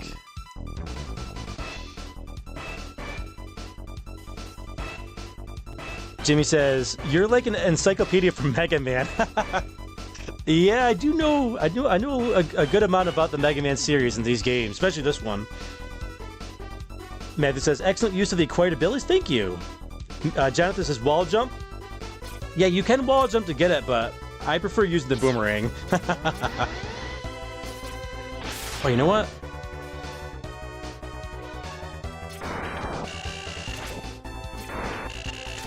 There we go.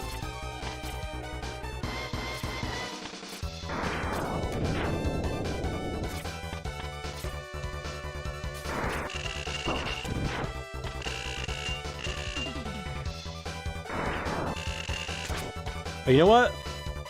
We don't got time for this.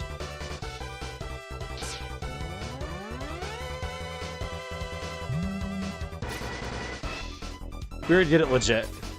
No more legit for Feral.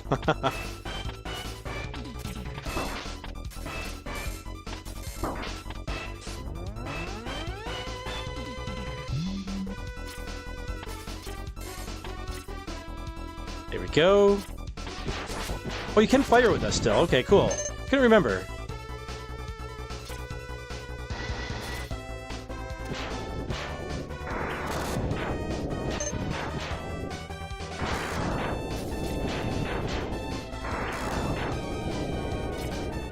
Back we go.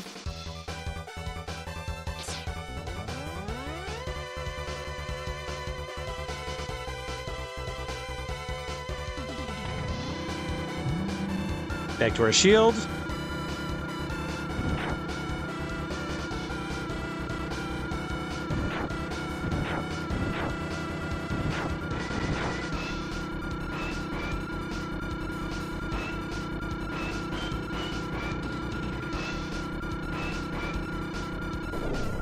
So I'm guessing what happens with the shield is it takes out any enemy that only takes one hit. But if you encounter an enemy that takes more than one, that it would not, this weapon would not normally kill with one hit, then it dissipates. Okay. It's been a while trying to remember all the mechanics of it.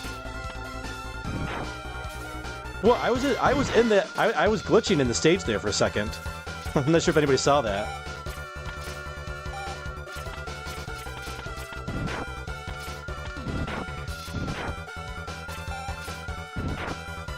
Up we go.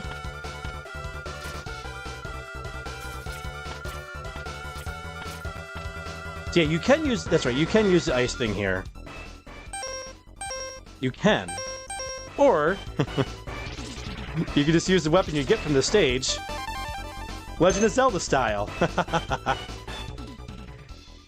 Oh, you know what? We should have focused on getting some sub-tank stuff. That's okay. We'll be okay. Alright. We got almost everything. We got every heart upgrade. We got every sub-tank. We get one more thing. Besides, upgrading our one sub-tank that we have to get.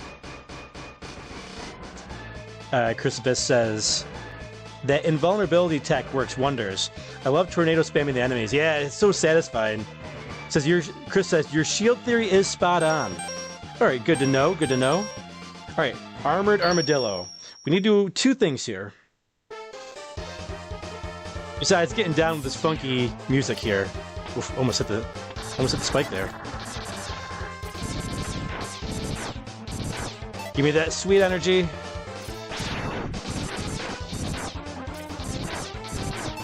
Oh yeah, sweet energy. Give it to me. Yes, thank you.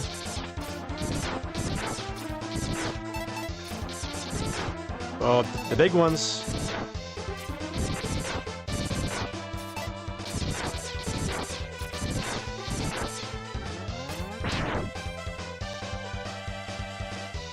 Where are you? Did we make them go extinct?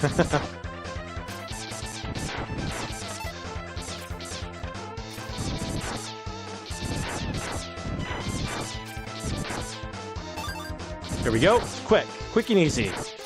No extra lives though? Ah. Not that we need it, but it'd be nice.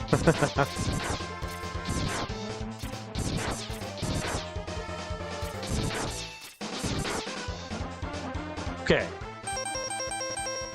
We're going to escape out of here and go back in. Save? Yes. Not that it saves our sub-tank energy, but...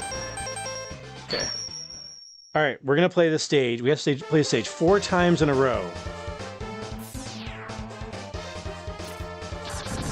And it's vital that we have full energy by the time we get to the end. Hey, there's our extra life. We didn't get to see it, but we got it.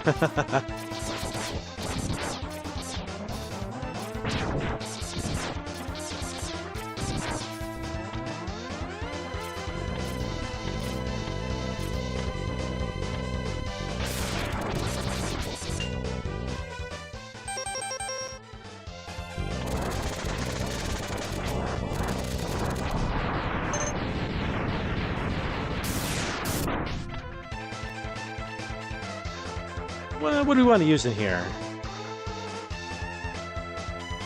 Regular's fine, I guess.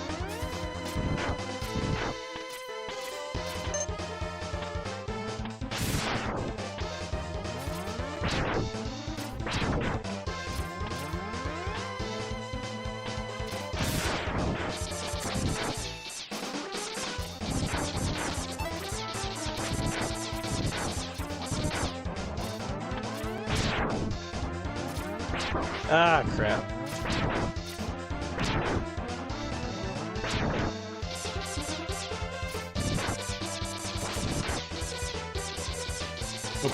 Open up, Matt.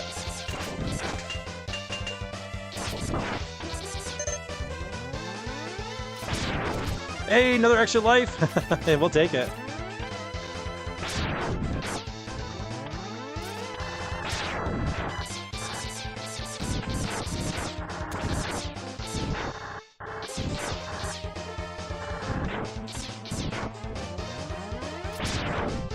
Thank you. I didn't know what that was. I wasn't sure if that was a life or not. Not that we need to, but we're still going to take this guy out.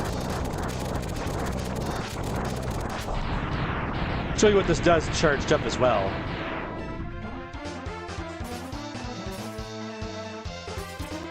No! Oh, I hit it too soon. Stupid. It's okay.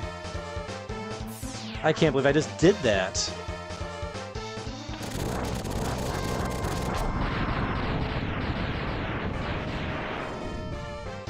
Alright, stop screwing around.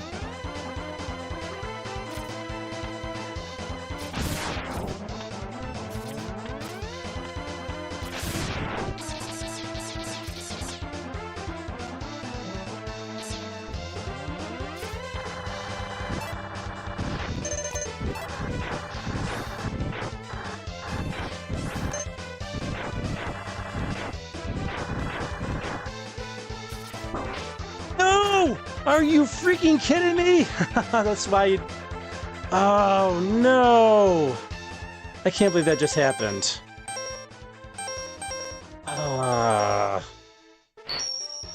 Trying to get too cute. You have to have full life at the end there. Alright, no more messing around. Healthy cookie for recharge here. In the words of Mega Man X4, it's time to get serious.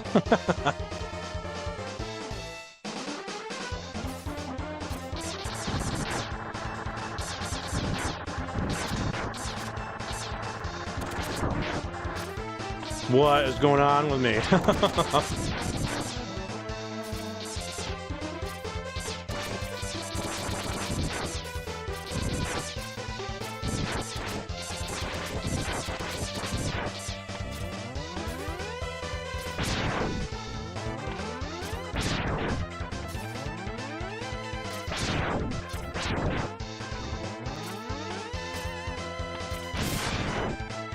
I don't know what I'm fretting over. We'll get energy back.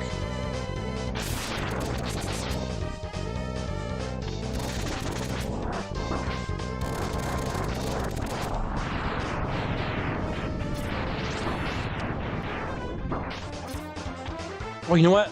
I think we actually need... I think we need full weapon energy, too. So actually, I probably really should stop screwing around with all that. Alright, we'll refill it all in a second.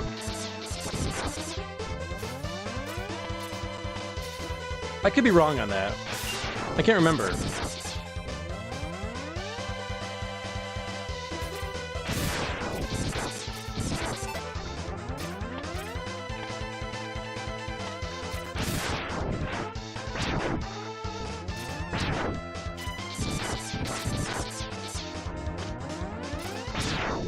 Hey, there's an extra life. No problem.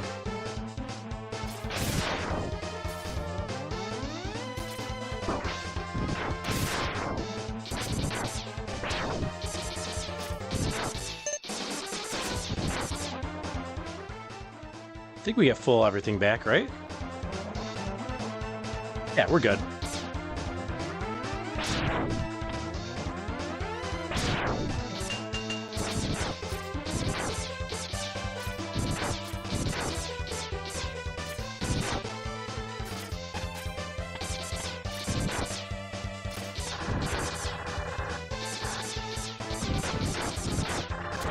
Whee!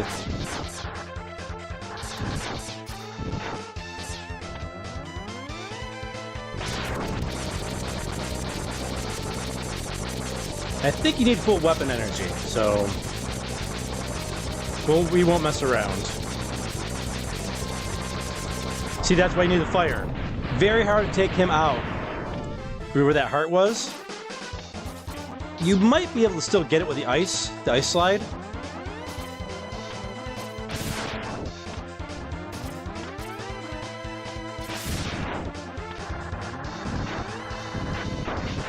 Crap.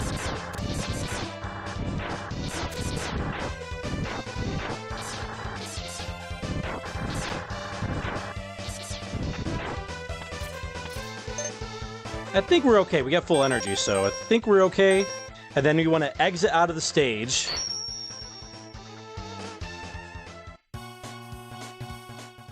And then we do it several more times.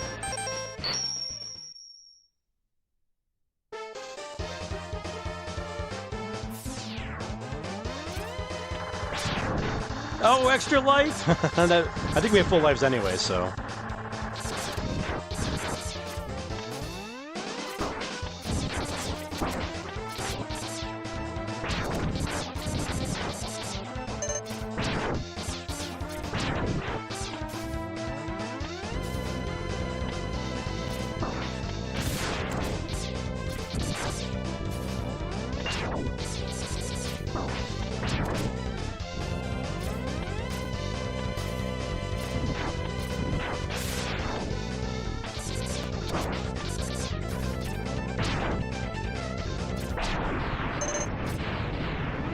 Okay.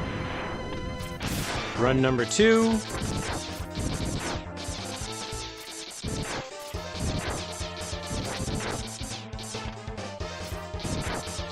I think you can exit out of the stage. Oh, no, no, no! I was looking at the chat. Stupid Inferno, what's wrong with me? What is... Dummy Inferno strikes again.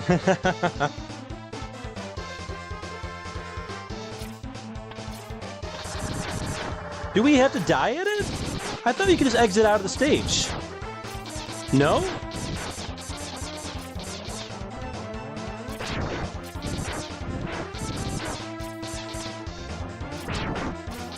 I mean, we had the lives, so we could do that.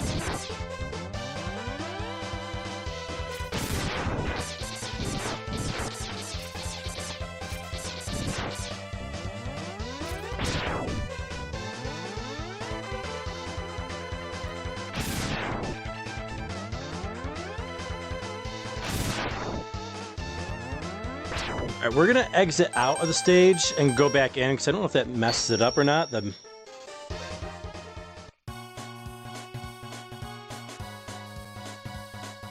The chat death, it gives me every time too, Christopher does. My fault, though. My fault. My fault. Okay. Start it over. Oh, maybe you do it... Alright, we'll lose a life then.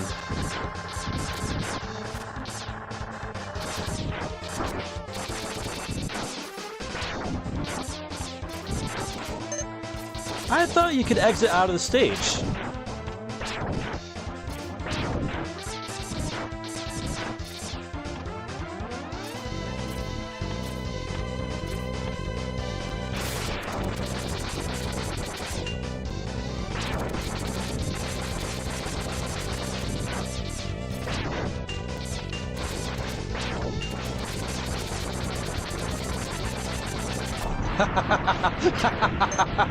That was awesome. That little Met was chasing me.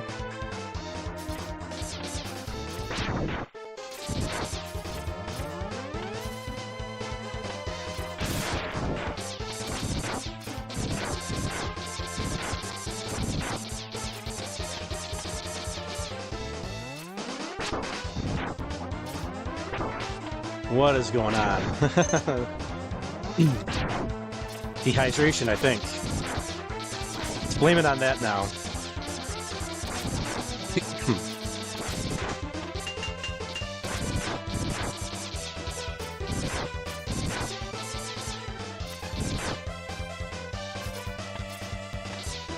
Now, what we're doing is really not worth it. It's more fun, more than anything.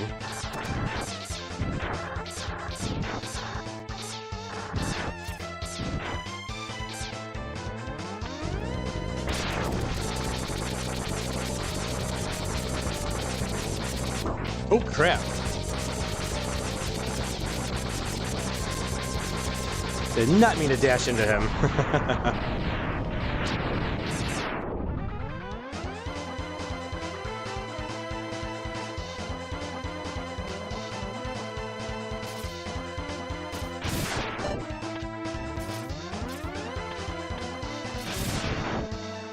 Let's charge it up. There we go.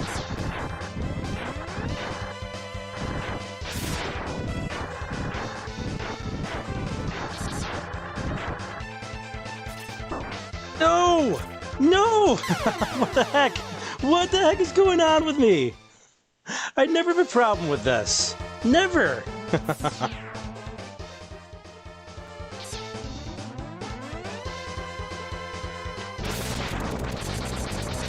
It does one shot. It does one shot them. Because this Feral's it's absolutely worth it. I don't know. I never really liked using it, honestly.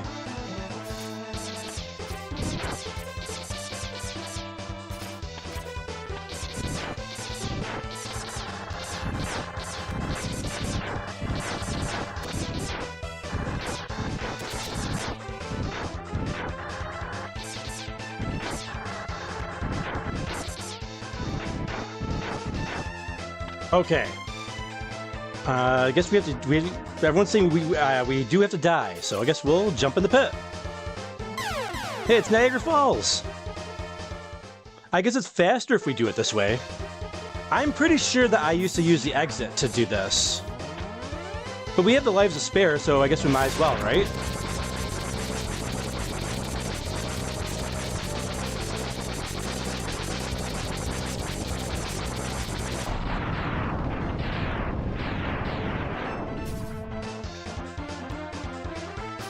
Oop.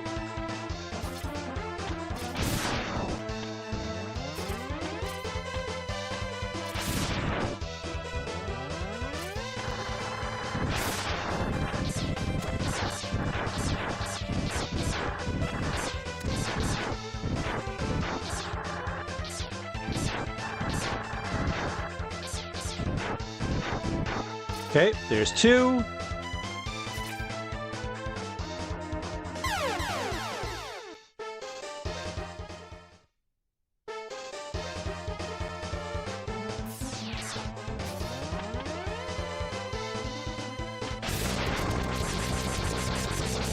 You know what? I'm actually better off letting this thing go through. I get more room to jump, and I don't risk hitting my head against the ceiling. You can live until you don't.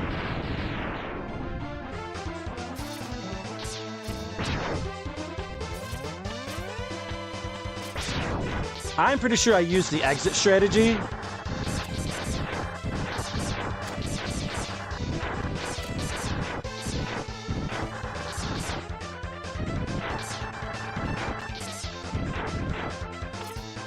Oh, it did work. No, I give you a special present. Now enter the capsule, please. Dr. Light dressed as Ryu. Okay, so you can do a mix. You don't have to. I've never tried a mix of that before. You can either die, or you can just exit out of the stage. Because we did it 3 times exiting. Nice. So you have to do it 4 times. Oh, I discovered something new tonight.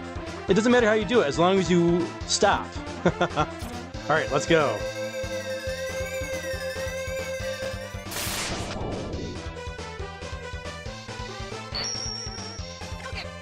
Hadouken! All right, so to use this,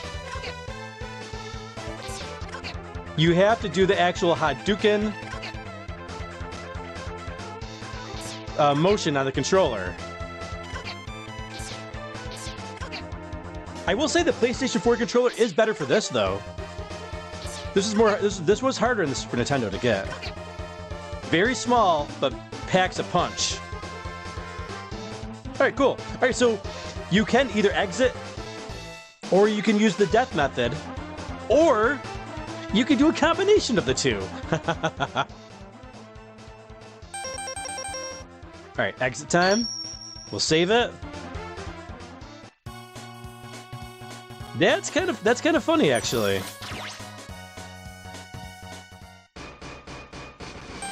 Let's see if we can get some of those lives back, though, for us messing up on like that. Let's use try using our Hadouken here. Yeah, and it also has pierce damage too. It goes through everything. Nothing stops it.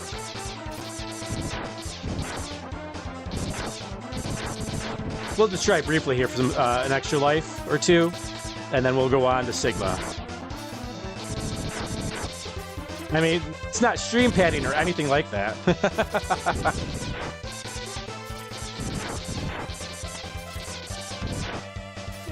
I don't think we're gonna get an extra life, but we'll try it. Every time I see the blue ones, I think extra life. Oh, you know what? Let's have some fun with weapons. Yeah, that's easier.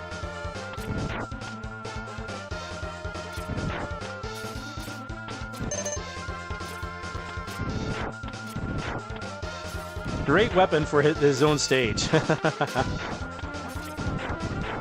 yeah, you can definitely exit out of the stage. Or you can use the death method. I don't think I ever used the death method. I'm pretty sure I always just exited out of the stage. Anybody else in the chat, like, let us know what your method that you used was. Alright, let me check the chat now. I guess kind of just go back and forth actually now too. Oh, there it is! Now, as soon as I look away, it populates.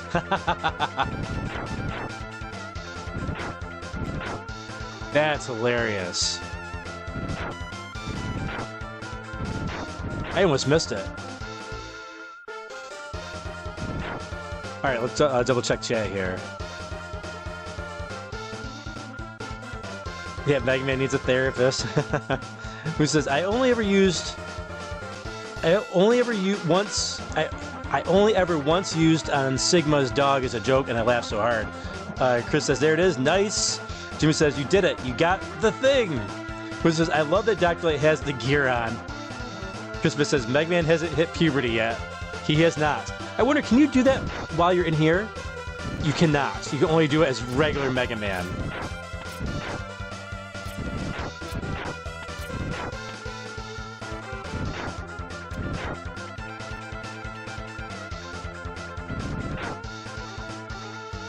Jimmy says, so he's just a Mega Boy then. John says, apparently it's the number of visits that is important. Yeah. You still have to get that, I think, the energy though. But that's funny. Because like I said, I think everybody else has a different experience than me. I always use the stage exit. Everyone else in here is saying you had to die, right? You had to fall in the pit. Matthew says, making it look like child's play. Deathlock says, as for me, I thought it was just the dying back. But yeah, like I said, I valued all my extra lives, so maybe that's why.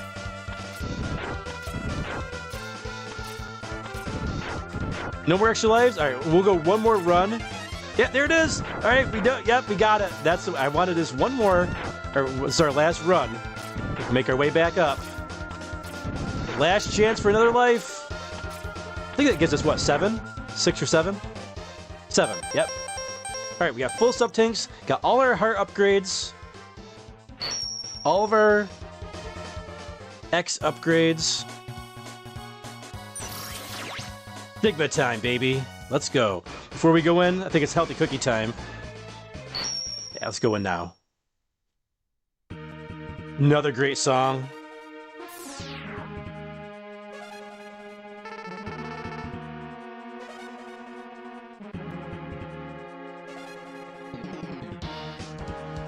Let's split up. I'll go in first. And then you can slip in while I keep the main defense force busy. No! Come back, we should fight together!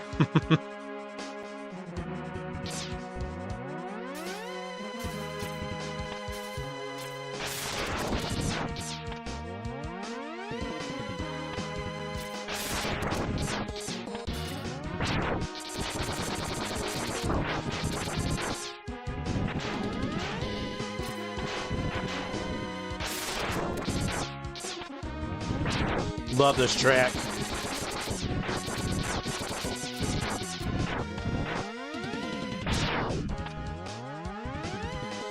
Oh no! This part is actually pretty difficult. I'm not sure if I use Chameleon or Rolling Shield. Let's use Rolling Shield. It's harder to see though.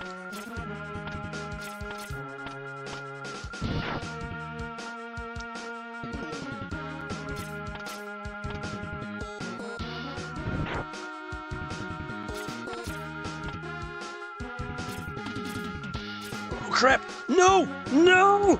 No! It's so hard to see with rolling the shield. We were at the very top.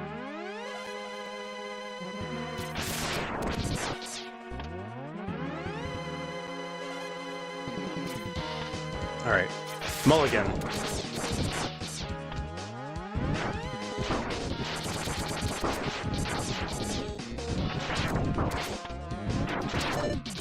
All right, settle down, settle down, settle down.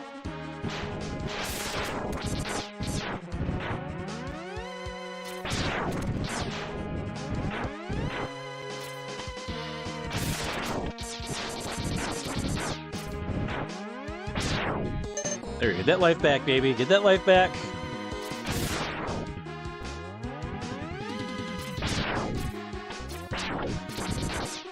There it is. Oh, he ran away!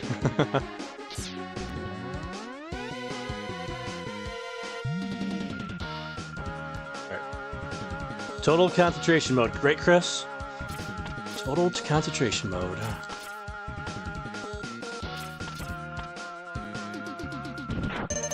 Thank you.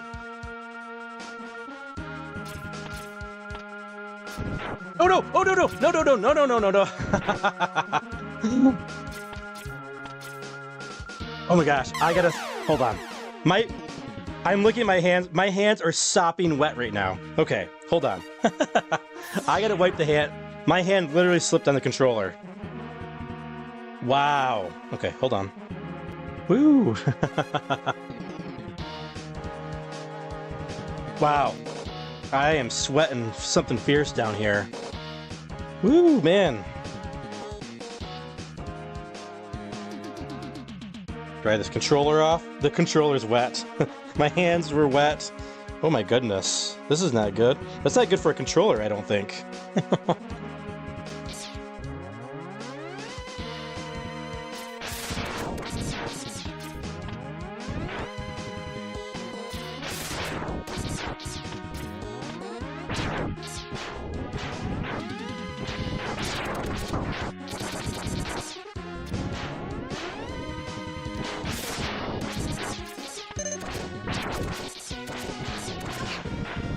We had to do it.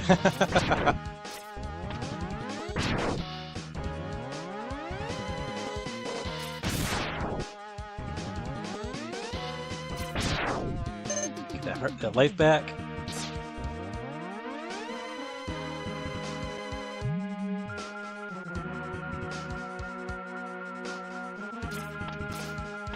It's so hard to see him.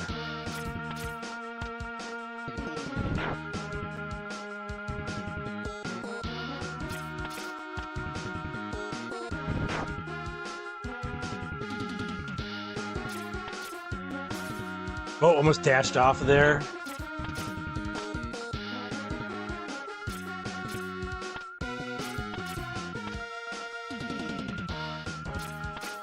There we go. Just hit the focus.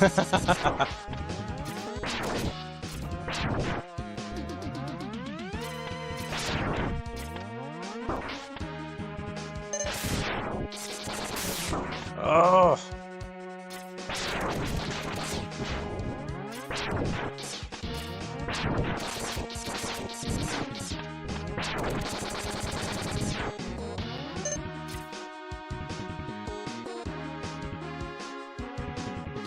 I gotta blast this in my headphones right now. Oh, the soundtrack is so good.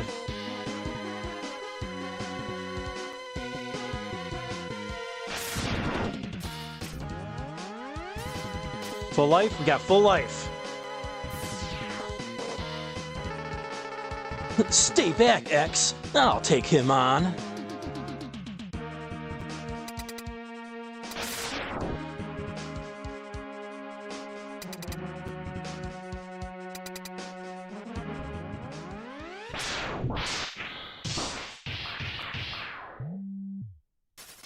What happened?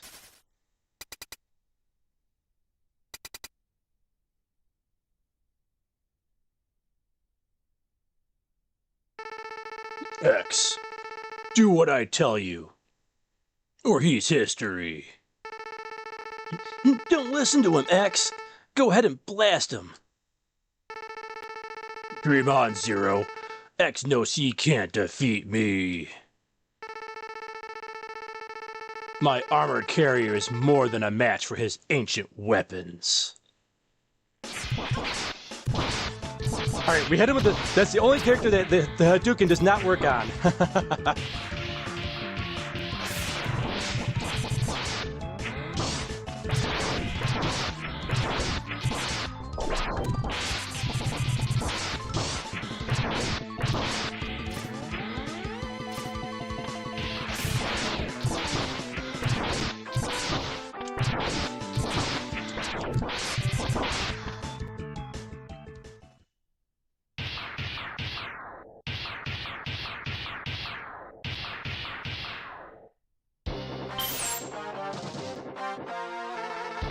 Maybe, but I'm not through yet.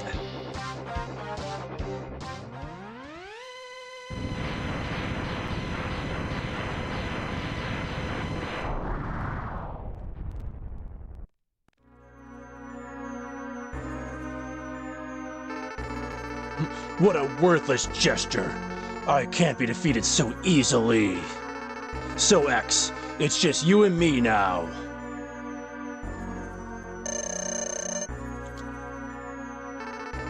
What the? Where did that energy come from? It really doesn't matter how much energy you absorb, X. You are still far too weak. Prepare to be terminated. Alright, we could use a Hadouken, but we're not going to.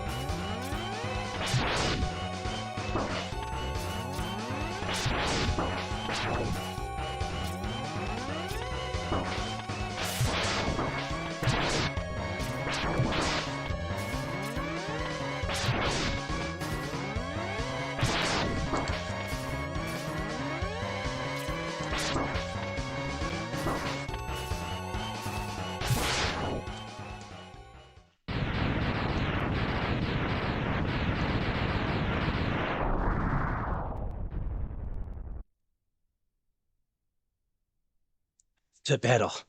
Took everything I had.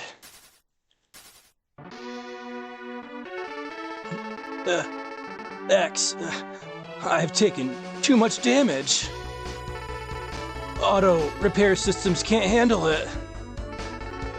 My power is fading fast.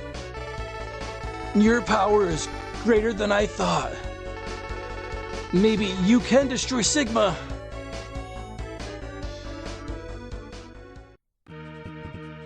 No, not Zero. He was so cool, everybody liked that guy. And no energy refill either. Alright, that's a little bouncy thing there. Alright, let's check the chat. Let's see. Let me give Feral a chance to wipe his hands down too. Alright, let's check the chat here. What brand of cookie? It's Alyssa's Healthy Choco Bites, Matthew. They're so good. Which is so close, yeah. That's the hardest part of the game right there, that jumping segment in the very beginning of Sigma Stage 1. Your Freem says, they really worked some magic getting this soundtrack out of the SNES hardware. Yeah, the Sony chip in the Super Nintendo was really good. The Sony sound chip. James says, what a save with the platform. Musa says, the genuine panic always gets me. And the genuine hand sweat. Christmas says, total concentration mode, the secret tech. Biggery says, don't get the controller too excited, mate. I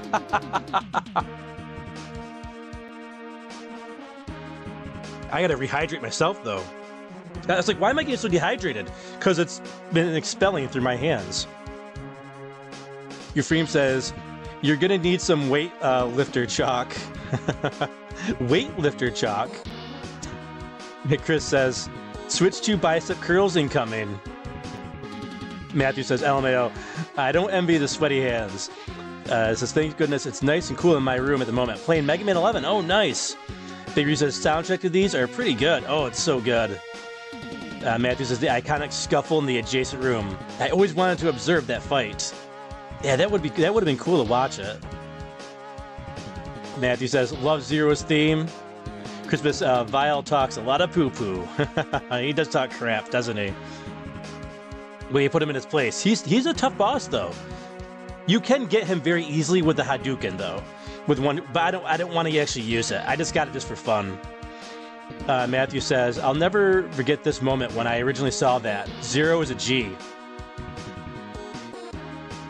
Yeah, he is. Your frame says, Kamehameha. Chris Abyss says, Zero pulled the Vegeta self-destruct. More like Chaozu. Right, because of Chaozu latching onto the back of Nappa. Jonathan says, it's called plot armor. It's the same reason Necrophobe can't be killed by level 5 death.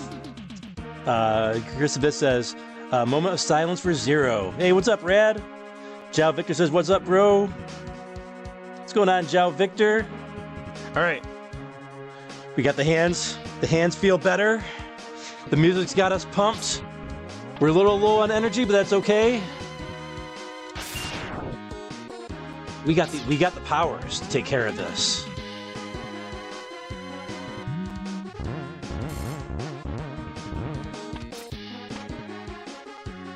I wonder. Oh, he does turn around. Crap! I was like, I was gonna shoot him in the back. You know, because I'm an honorable guy like that.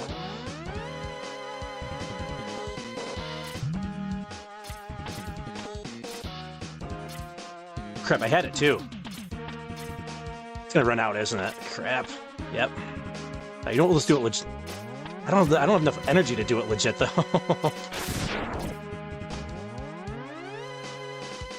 This guy keeps coming back.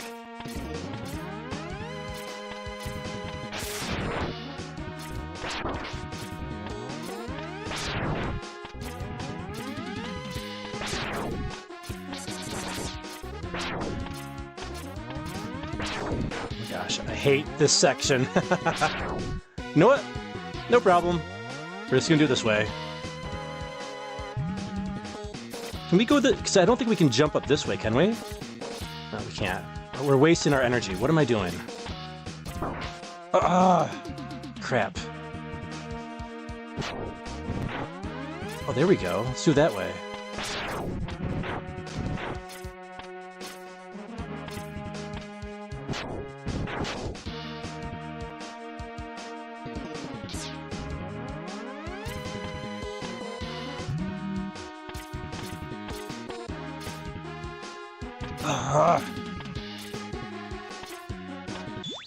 Oh, I keep pressing the wrong stupid button. Oh, yeah, energy. Okay, we got some energy at least. There we go. That feels better. Come on, get out of the way.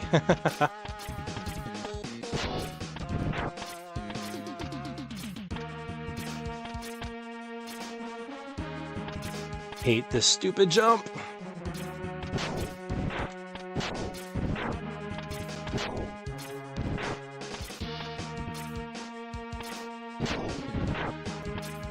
Come on, can you give me some weapon energy at least?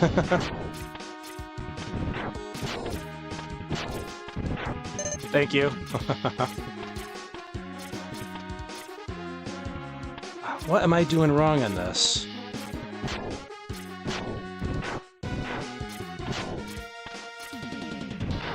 I think I'm going too high.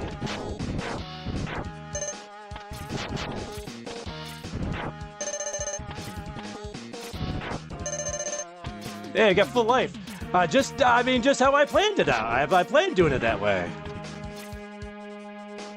Man, this jump. Why am I don't remember struggling this much on this before.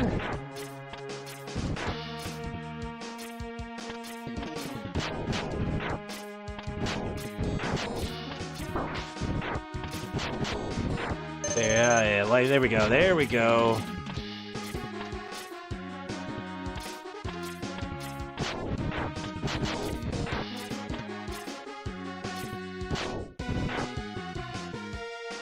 Man, oh man, this jump. This is a tough jump.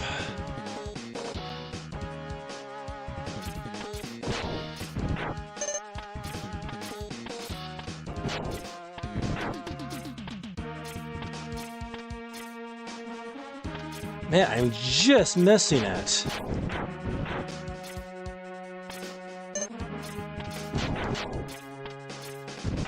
Stupid homing torpedo.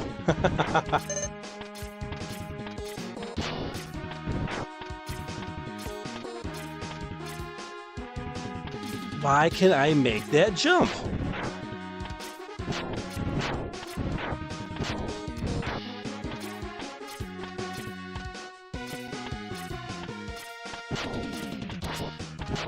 Wrong guy. Hit that, come on, hit him! Oh my gosh.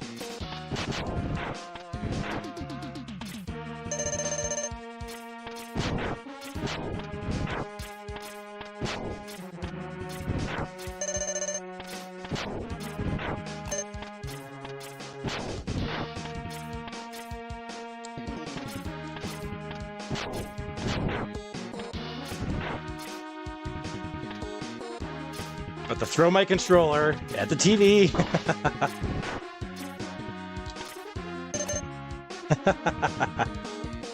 This blasted jump.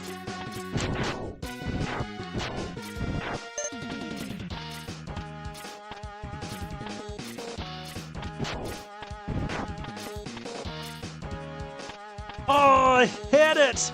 I had it!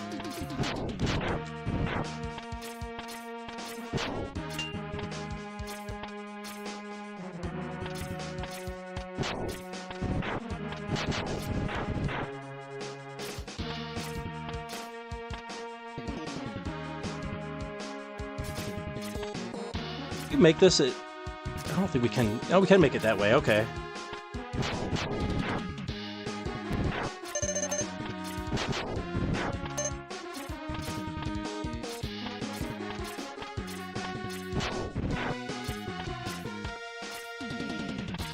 Got it. Yeah. All right, don't fall.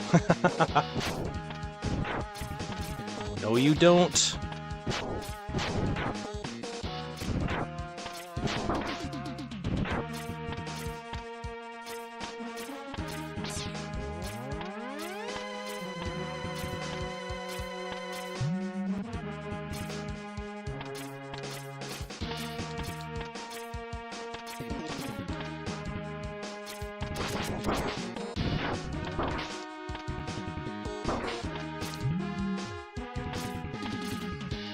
There we go, finally! My goodness!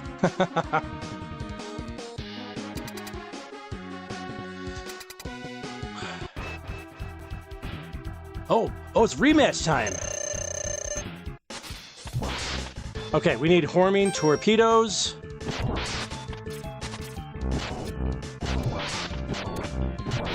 We're just gonna cheese them.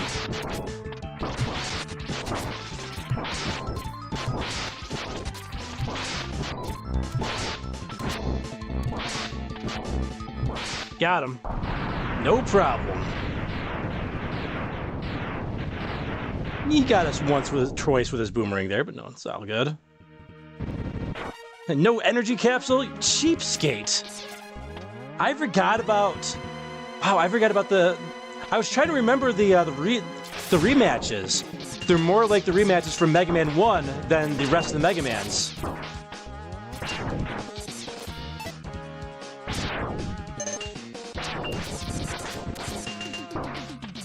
Open up. I don't have time for this.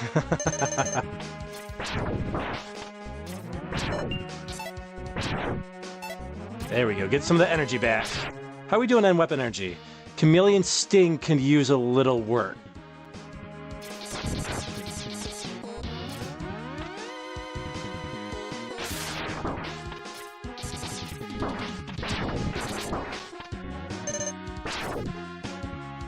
No, boss time. Boss time. Alright, catch up on the chat here before we fight the boss. Again, dry the hands. Dry the hands.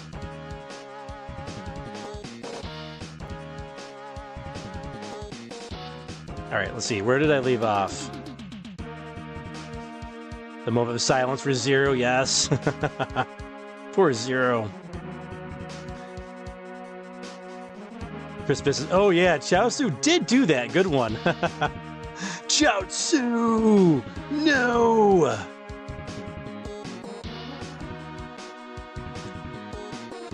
I just watched through most of Dragon Ball Z not that long ago. Stopped about partway through the Buu Saga, though. I gotta finish that up. I ended up getting Rurouni Kenshin on Blu-ray, the remake. And then I got on Blu-ray also the full set of Demon Slayer, which I've never seen before. So I started watching that stuff. And then I never went back to Dragon Ball. Let's see here. Old school stuff awesome, says Jao Victor. Big Reese says, hey Red, how you doing? Casual Sunday for Big Reese, while it's Saturday over here in the US. Big Reese is down under in Australia. Big Reese says, this looks frustrating as F. It is a frustrating jump right there. Talking about the ill trailer in the chat. Nice. Yeah, a lot of people are excited for that.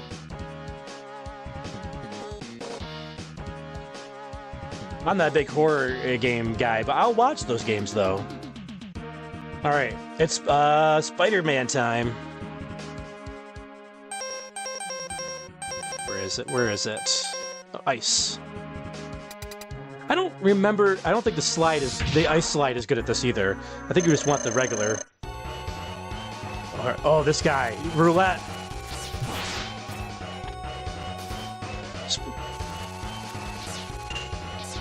Oh, he is hard to hit and hard to guess where he's gonna land. Got him. Crap!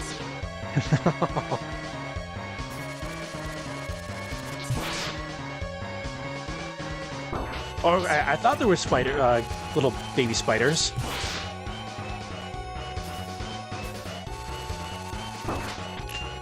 Crap! You can't hit him when he does that too either. Crap! Shoot! I missed my opportunity. That's not good. Oh man! It's gonna be a close one.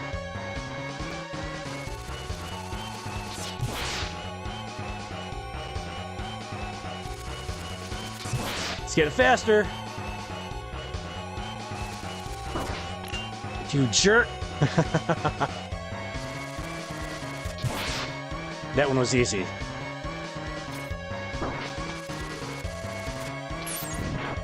Hate the baby spiders.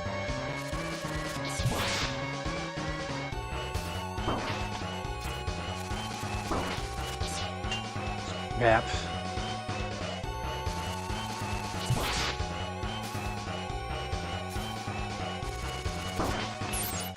This is it. Got him! Take that, boss spider! Yes! We gotta do the pose. If you're at home, do the pose. I can feel my gem on my forehead that I don't have. I can feel it glimmering when I raise up my arm in victory. Yes! Ooh, okay, dry the hands and catch up on the chat.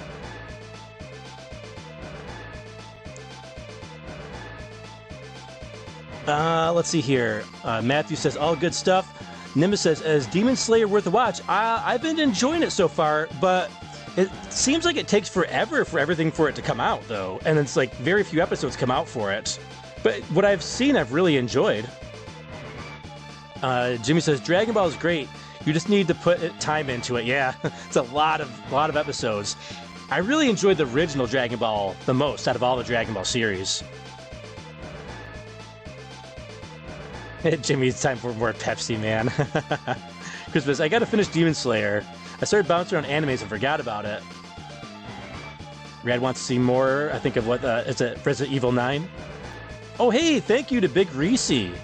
Says, here's $10 for your Final Fantasy Tactics pre-order deposit.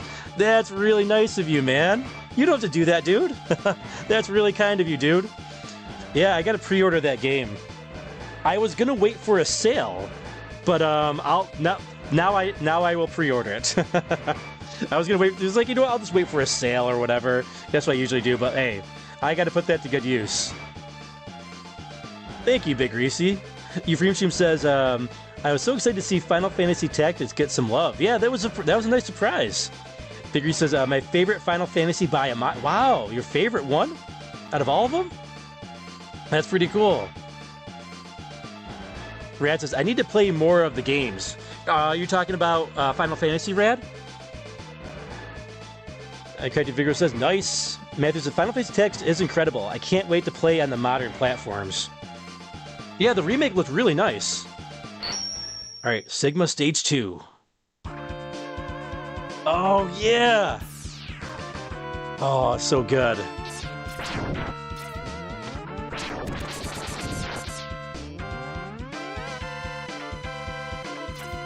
Okay, yep. Platforms again. Moving platforms. No! Oh boy, here we go. Here we go. Yep, we went rolling shield. How are we doing on lives? Nah, we're doing okay.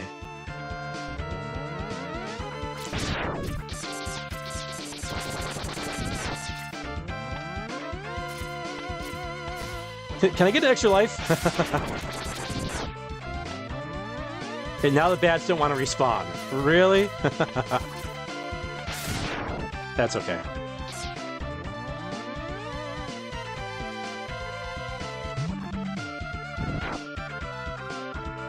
It's very hard to see with a shield on. Oh. Getting trigger happy here.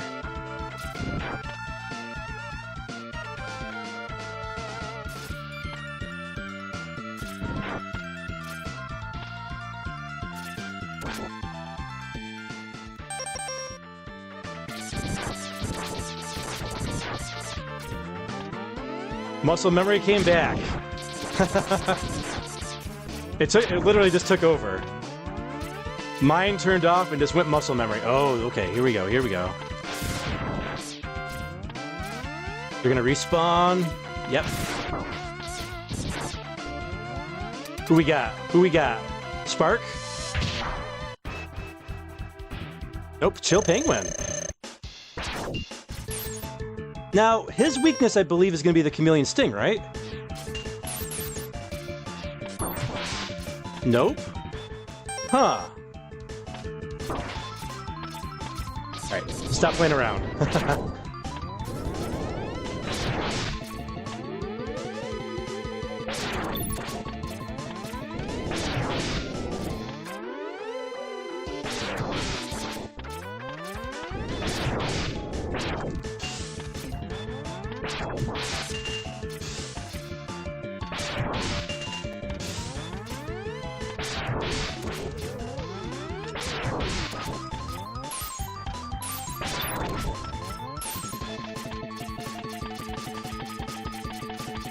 Oh, it's gonna be fire, right? You can try it. Oh, yeah, it is fire. Chameleon Sting must be Storm Eagle. That's right. Sting is Storm Eagle.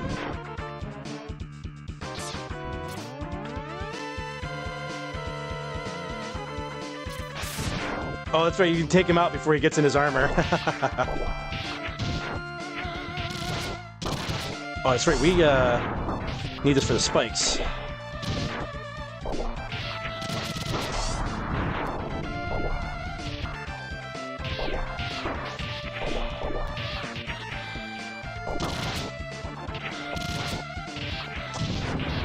Take that.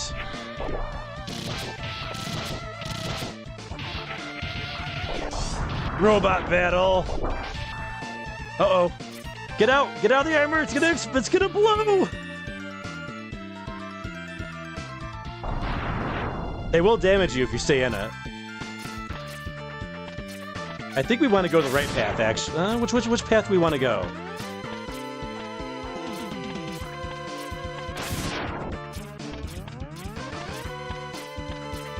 Guess we'll find out.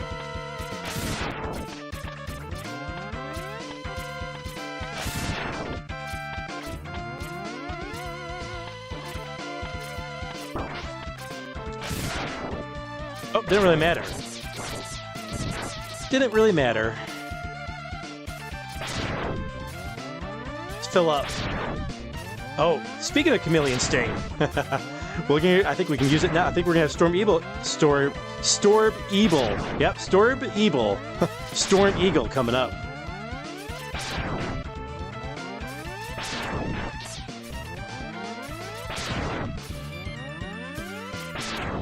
Here we go.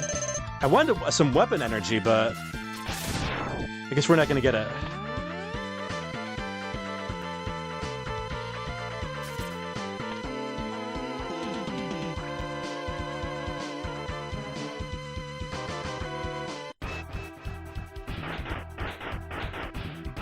Rematch. Yep, there we go.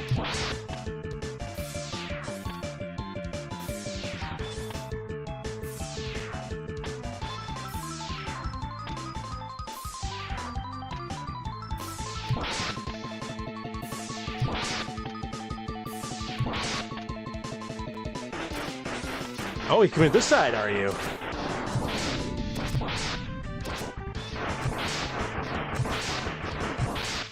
Got him. Perfect.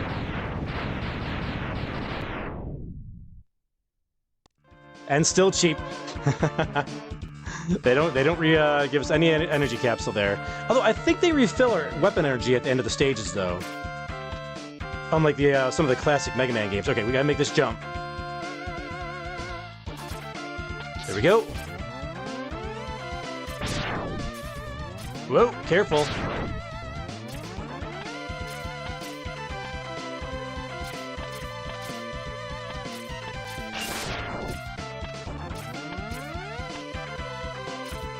Fighting this guy the hard way.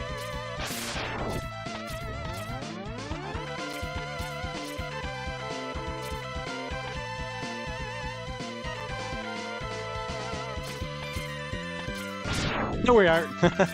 Lies.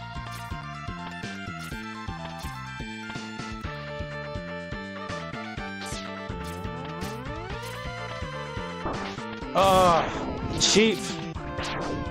Okay, no problem. We still got a little bit left.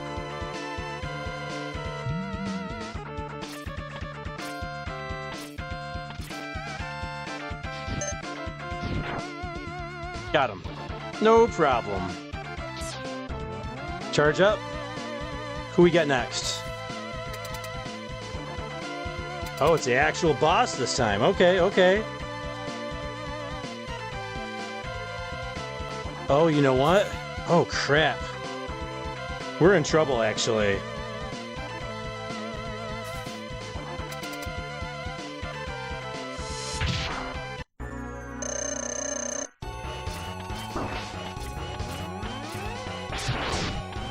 His weakness is Chameleon Sting.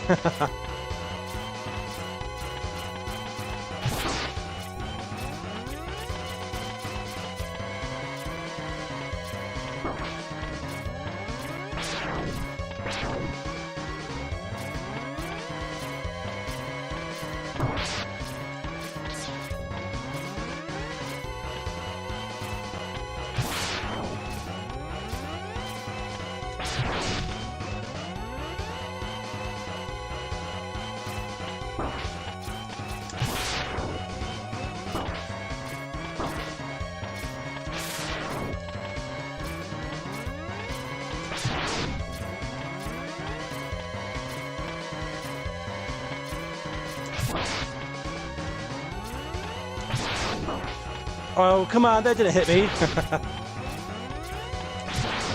Got one.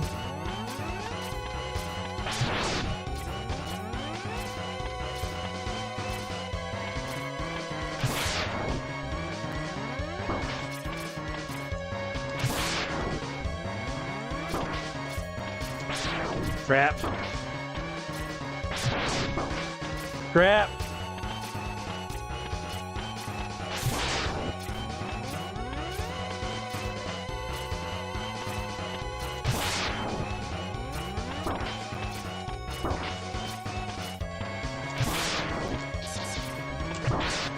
Crap.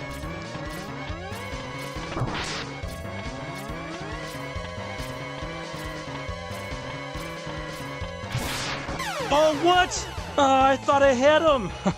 Oh, no. Okay. That was close. That was close. All right, I think we have some chameleon state. We don't have much, though. Let's use up what we got just to get rid of the eye on the left side here as fast as possible.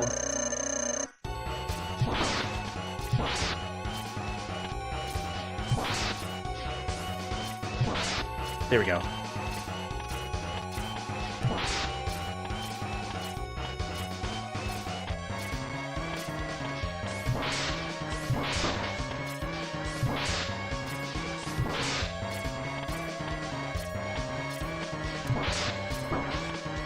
Oh crap, oh crap.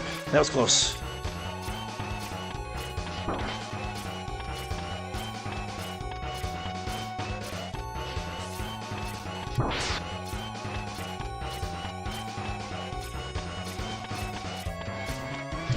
Got him. Had just enough energy.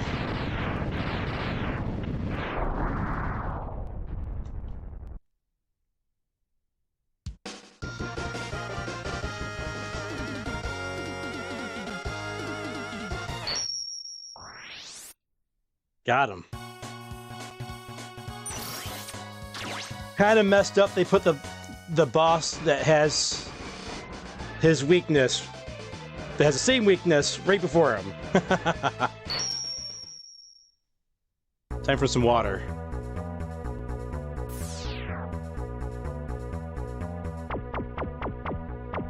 Yes. Music is so... There's not a bad track in this game. Let me catch up on the chat here.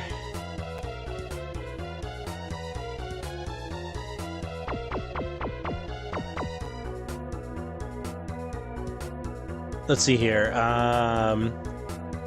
Where did I left off? Oh, Nemesis31 says, I'm currently watching my way through Inuyasha. Inuyasha is excellent.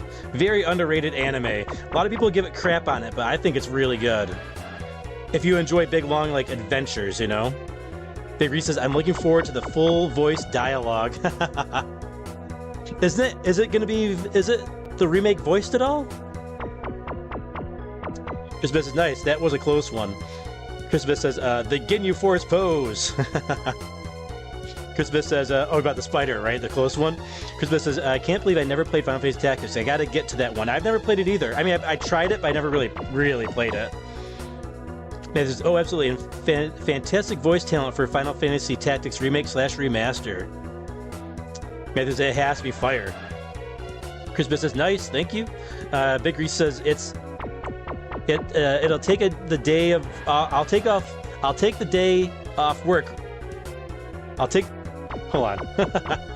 It's a take the day off work release for me. There we go. I can read. Dude says, you got this. Christmas says, GG, that was close. Yeah, that was a close one. Matthew says, same for me, Big Reese.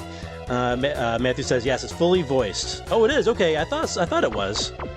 Nibis says, I watched a lot of it back in the day on Adult Swim, but never saw how it ended, so I'm going through the whole series.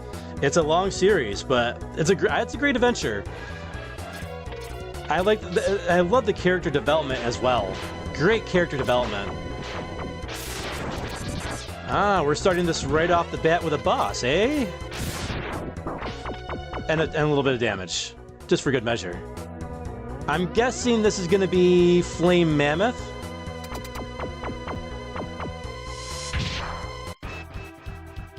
Nope, Armored Armadillo. He's an itchy armadillo. Oh, why did I do that? That was dumb.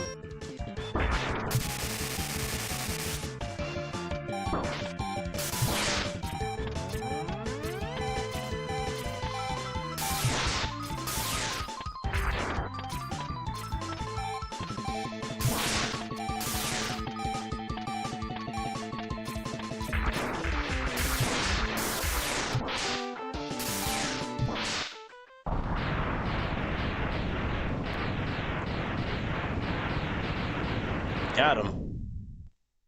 It took a couple hits. Nothing too bad. Oh, crap. See, that's what I was talking about. You can't cycle through your weapons in this while charging. You know what? One thing I always tried to do was try to go through here and Flame Mammoth stage where those, like, those enemies come out. The enemies, the junk comes out and they, you know, it crushes it and all that. Those chutes. You could actually go up in there and you can glitch the stage. I don't think you can do that with Armadillo, though. I don't think you can. What's Pickaxe Guy? I thought it was, the other dude. Thank you for the energy.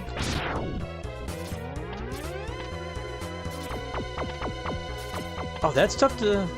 I guess you'd want to use the ice sled.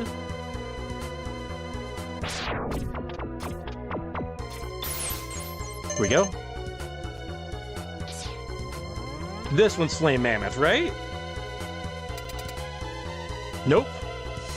Sting Chameleon. We can use his weapon on him. Oh, they did it again! With the weaknesses. Alright, let's actually use his weakness this time.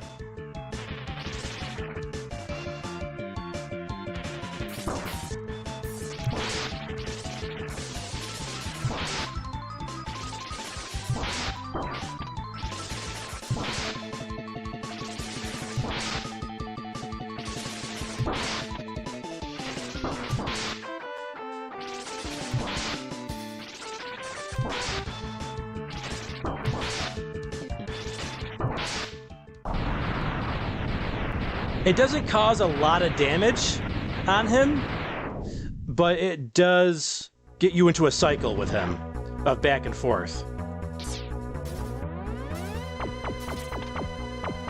This one's Flame Mammoth, for sure. I can tell by the stage design here.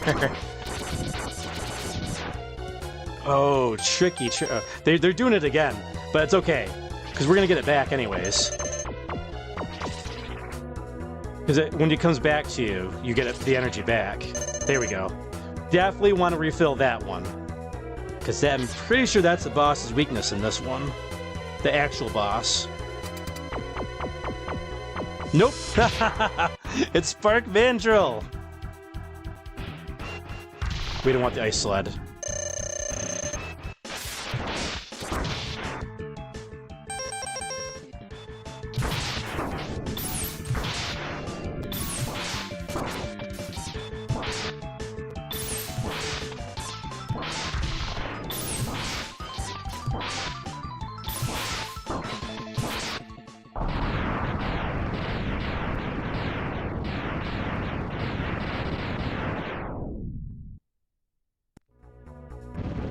Another one down. Was that 5 of them so far? This one's definitely not Flame Mammoth. We know this one's Launch Octopus.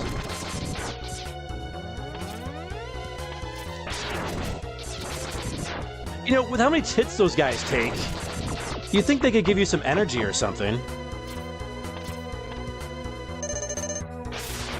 Okay, we want to get that for Rolling Cutter.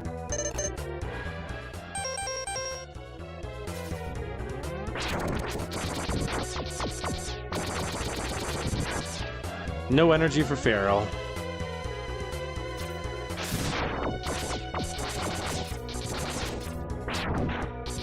Oh, okay. Well, we know what we need to do on this guy. We'll charge up first, see if we get a free blast of pink energy.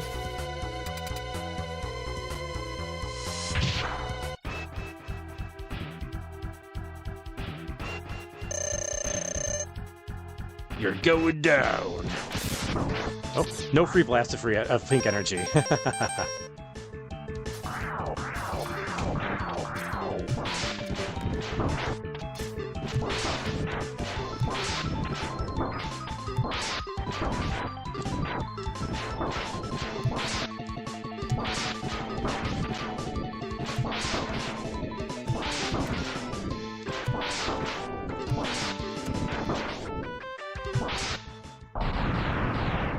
Took a little more damage on him than last time. That's okay. Not a problem.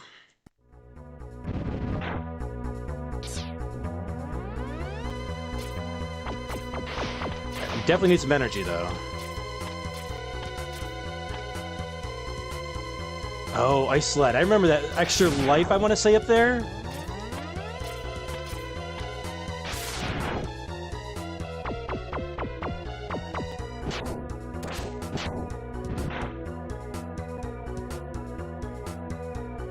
We're gonna find out.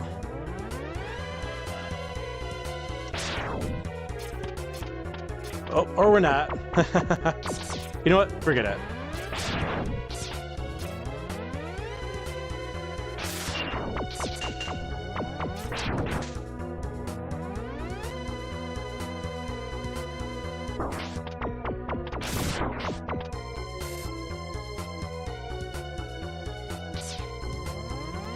There's extra life up there.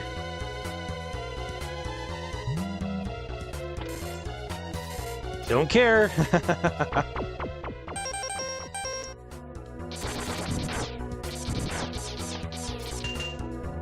Crap, we did need the extra energy, though.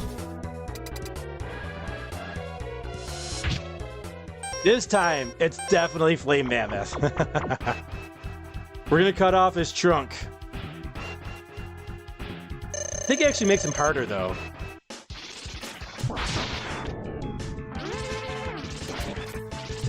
There we go, got him. No more trunk for you, buddy.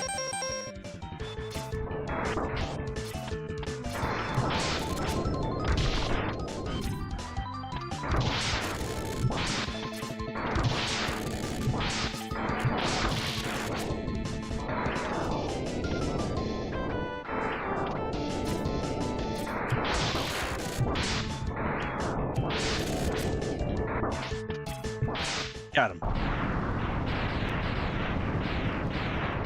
Didn't even need a sub-tank.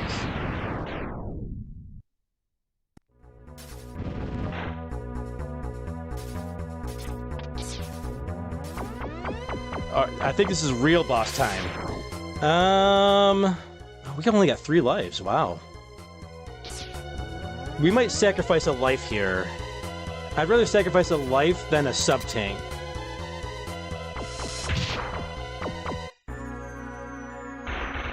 Oh yeah, this guy is pretty tough.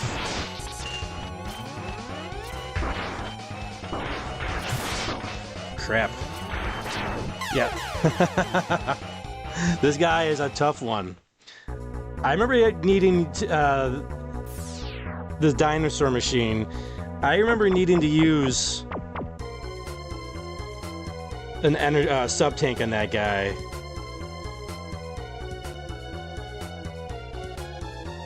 Or we could Hadouken him. Nah, we won't resort to that. I never got full cutter ability though. That's okay.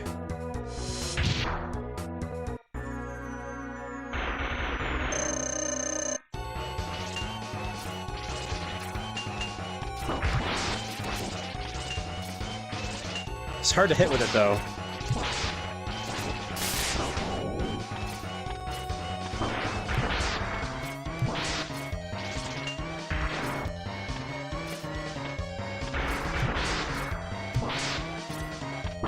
Crap. Screw me off.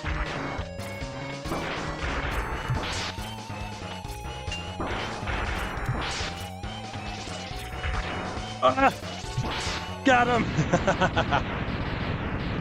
We cut off his energy supply at the last second. Now that deserves a bite of healthy cookie.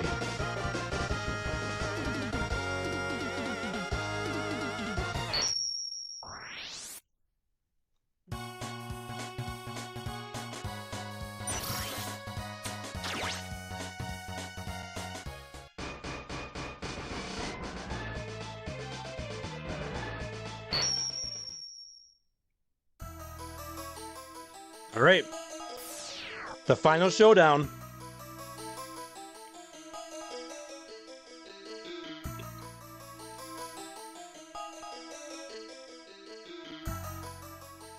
Let me check it. We're gonna catch up in the chat because this is gonna be a very, very long fight.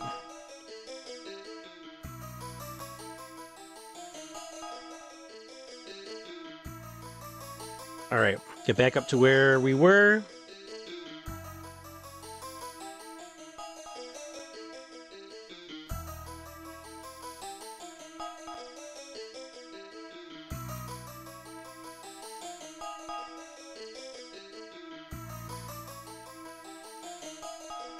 Matthew says, every game is a standalone story. It's an anthology series, every mainline entry. You're talking about Final Fantasy Tactics? I mean, I can't believe it's been around for nearly 40 years. What is that? I'm missing something there. Nimbus321 says, I think Sesshomaru has the best arc, the best arc so far. Yeah, Sesshomaru was my favorite character from Inuyasha. I got a great statue from him from, I think it was Good Smile.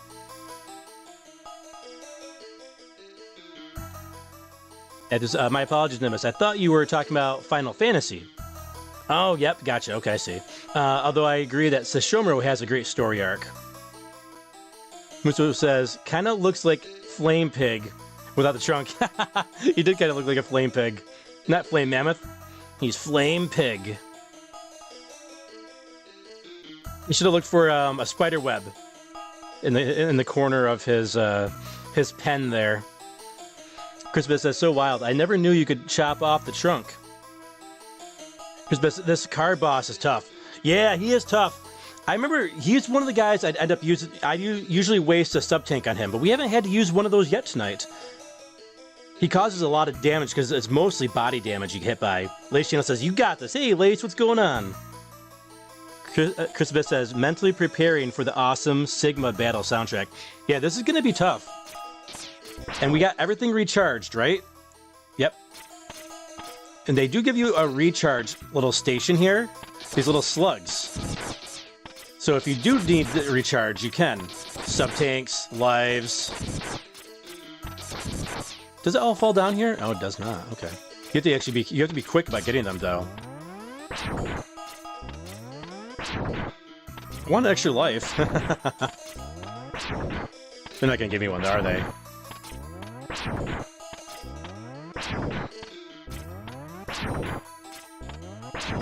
See if I fall. Yeah, it'll fall with me. Okay, we're on the same speed.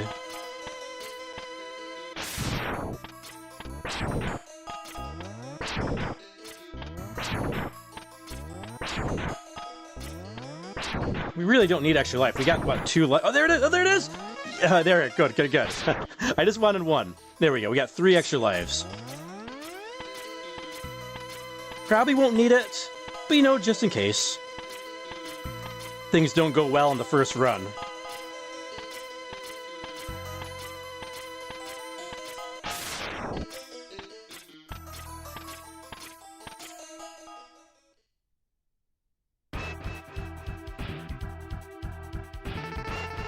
Welcome. I see you managed to get here by yourself. Very impressive. I could destroy you, but I would not rob my pet of that pleasure. He knows how to deal with betrayers. Should you live, I will be waiting for you. Don't disappoint me, X.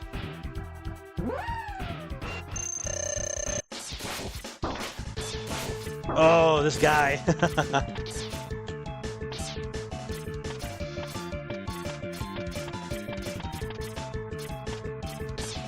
We hit him with a... There we go. Wait for the right shots.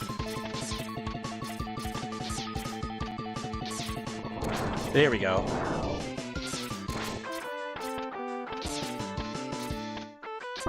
Oh, there we don't go. Oh, crap.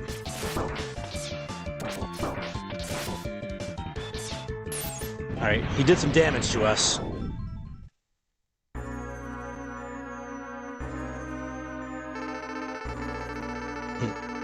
Excellent job, X. I see why Zero counted on you.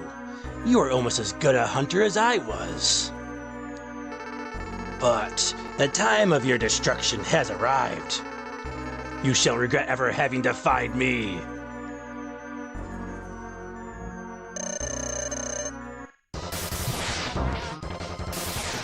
Oh, crap. Alright, it's energy tank time.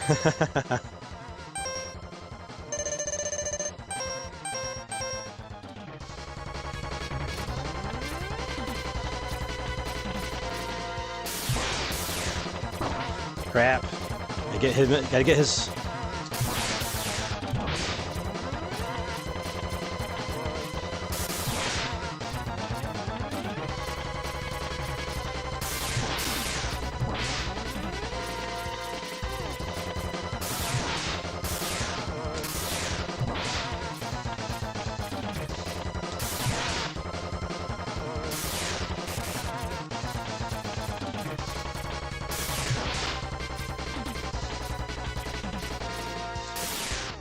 Got him.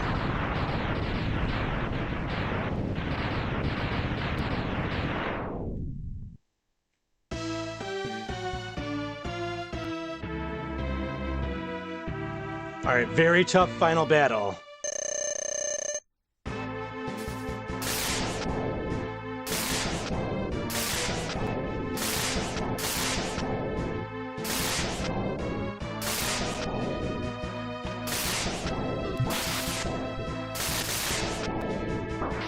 Crap.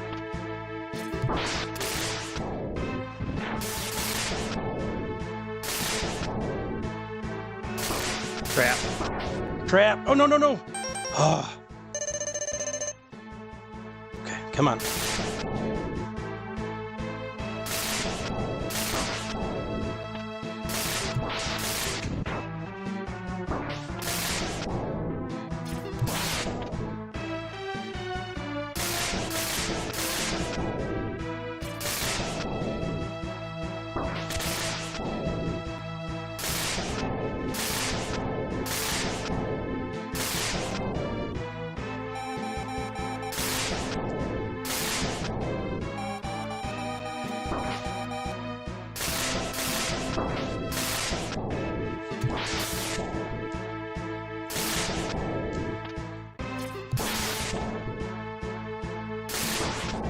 Oh, shoot.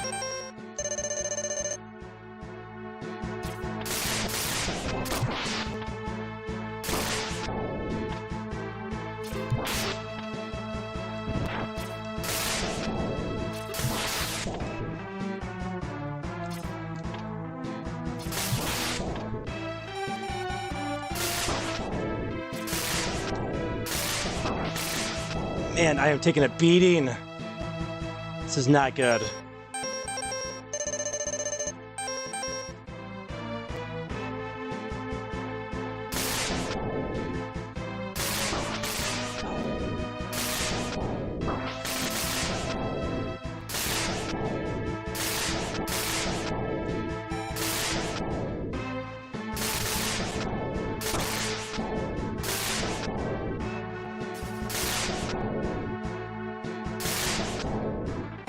Come on,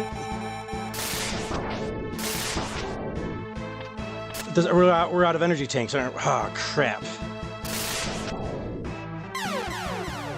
Crap. Oh, no. This is a tough final battle.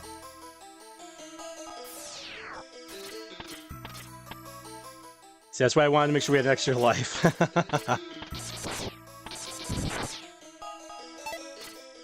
Let's get those weapon energies filled back up. And our life energy.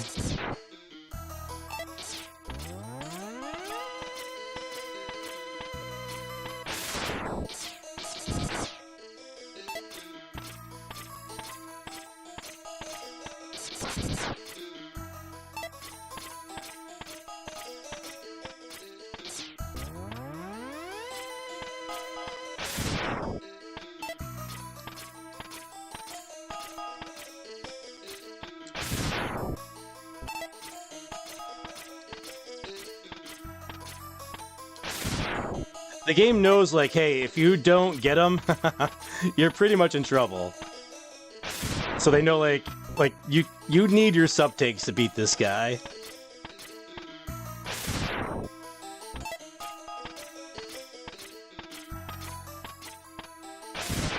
There we go. How we doing on energy? We got ways to go. Alright, we're only going to drop for the big ones, I think.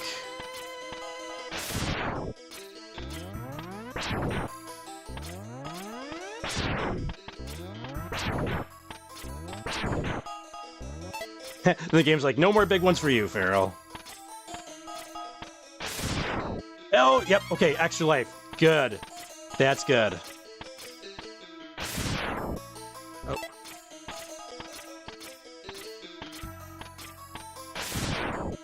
Right, let me give my hand a break here for a second to catch up with the chat. It is better safe than sorry. Good mentality to have, Feral.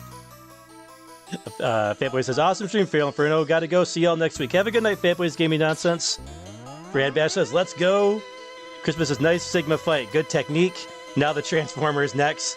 Total concentration mode time. He's tough, man. He's tough. The final form.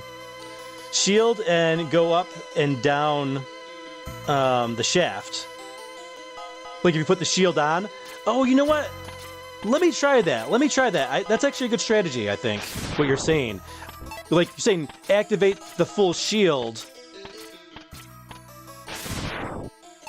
Are you saying, like, charge the shield so it's protecting Mega Man, and then climb up the wall, jump on the paw, and then, like, hit him with the shielded body of Mega Man? The rolling shield, but when it's charged up and on Mega Man, is that what you're seeing? Gimpler to happening? How's it going, Gimpler to happening? Hope you're doing well. Hey, extra life at least. There we go. Whoa, gimme. Oh, are we good on the weapon energy now? We are. Okay. We just need to focus on our life energy.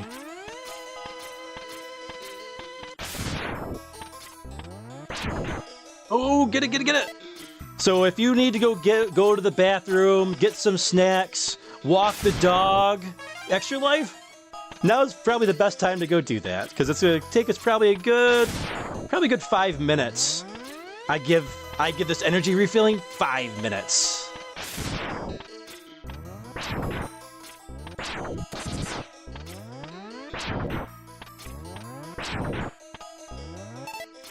Got it.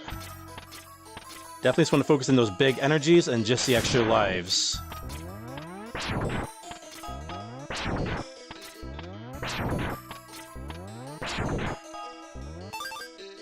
There's one.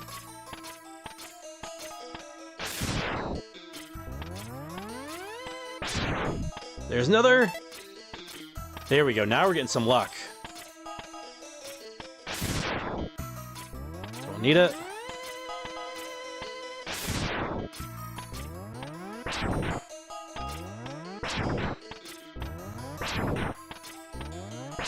Oops.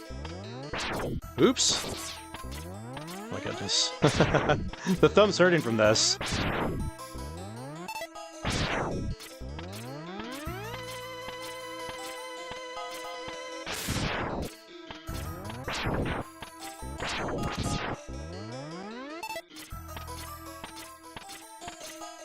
Check the chat when we get back down there again.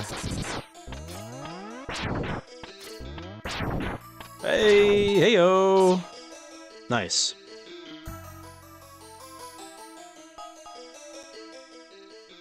Oh, use the shield to hit the enemies. Oh, good call. That's a good call, Craft or Gimpler to happening. Character Virgo says, eat the dog, walk some snacks, recharge our AI components. Check.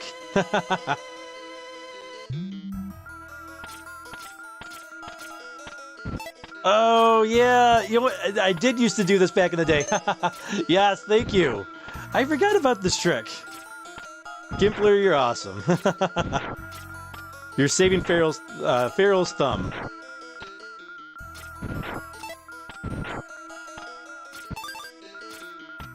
There's one sub-tank. Run into them with the shield. Yeah, I gotcha. Brad says, if only you had my farming level. Did I lose? Oh, I missed one. Crap. Hey, what's up? Metal Wolf ZX. How's it going? Says, looks like I'm just in time for the final battle. Yes, extra life. Yeah, we did really well against the dog, and we did okay against the dog. And then, we did great against regular Sigma. Oh, another extra life. How many we got now? 7. Nice. Oh, crap. Now I got to redo the shield, I think. One more sub-tank. Oh, shield's still good. And then the wolf just demolished me. I've always had a tough time with the wolf. Always had a tough time with the wolf. Crispus says, that was a good call. Nice farm strat. Hippo says, thank you, sir. Save your sanity and ours. Another extra life. Matthew says, great suggestion. I used to do that as well. Another extra life. Alright, that should be it. Yep, that's it.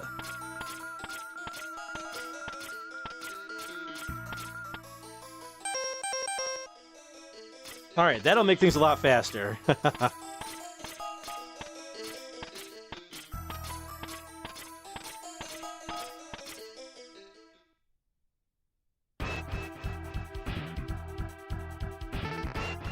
Alright, we're not gonna go through the story again. Row!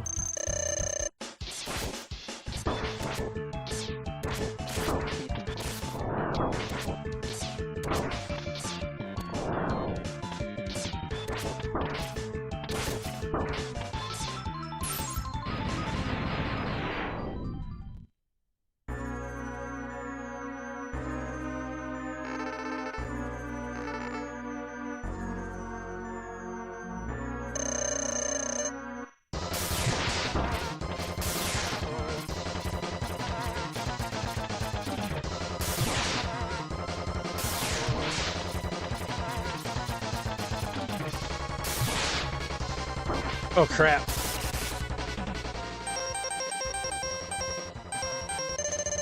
Messed that up.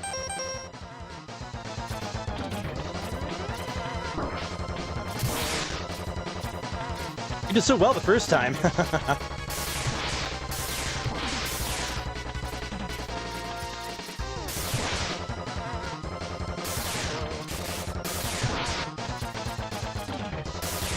Oh, just missed him. Crap.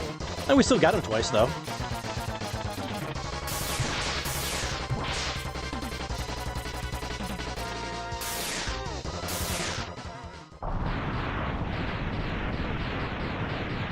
Okay, here we go.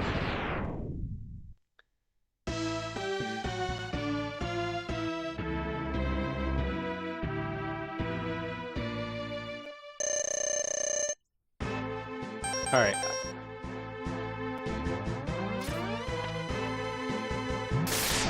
Oh, did not work.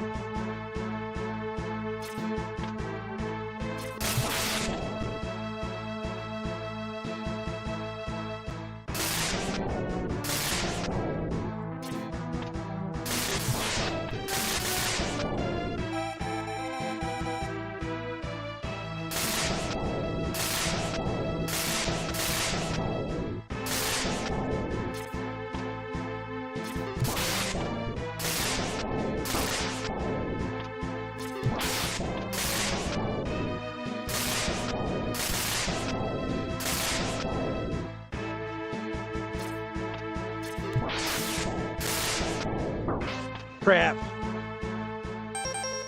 right, we're doing pretty good. We're doing pretty good.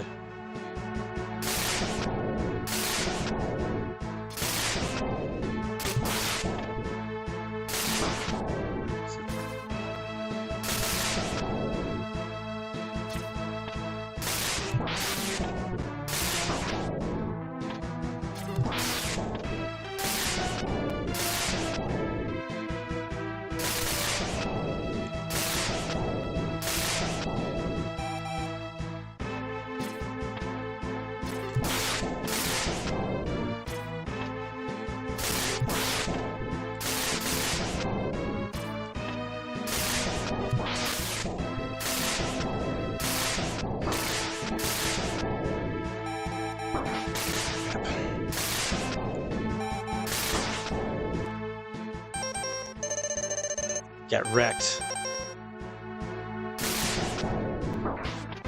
Come on. We got this guy.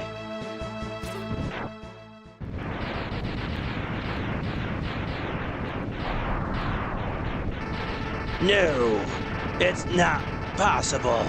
I'm a Reploid. I can't be destroyed by you. Why, X?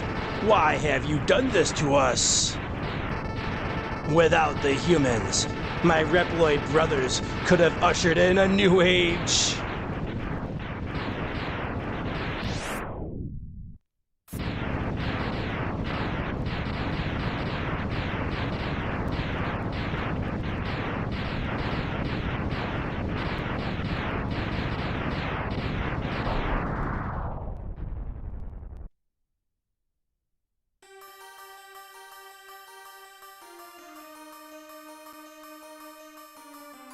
The war has ended for now, and peace has been restored. But those who sacrifice themselves for the victory will never return. Exhausted, X gazes at the destruction he helped cause and wonders why he chose to fight. Was there another way?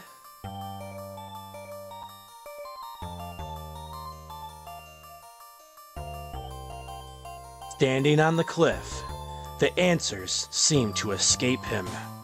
He only knows that he'll fight the Mavericks again before he finds his answer.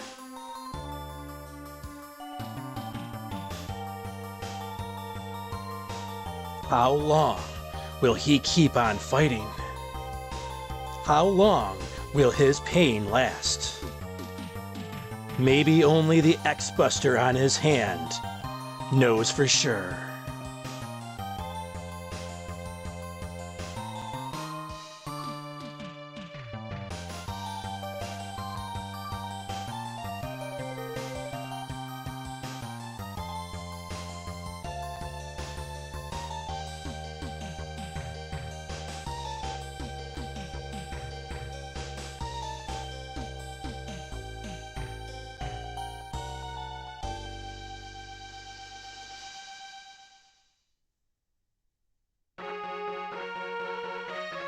Man, what a game! What a game! One of the greatest Mega Man games, one of the greatest Super Nintendo games out there. Oh, it's called Stone Mountain Stage. There we go. The Power Plant Stage. Gunvolt! There's a guy named Gunvolt! That's funny! Because there's a game called Gunvolt. Sky Stage, Factory Stage. That's really funny now that there's a game called Gunvolt that's modeled a little bit after Mega Man X. Oh man, because a lot of these guys went by... These guys in the credits went by nicknames rather than using their real name. Or maybe, oh, those are enemy names. Oh, I'm stupid. Gunvolt's an enemy.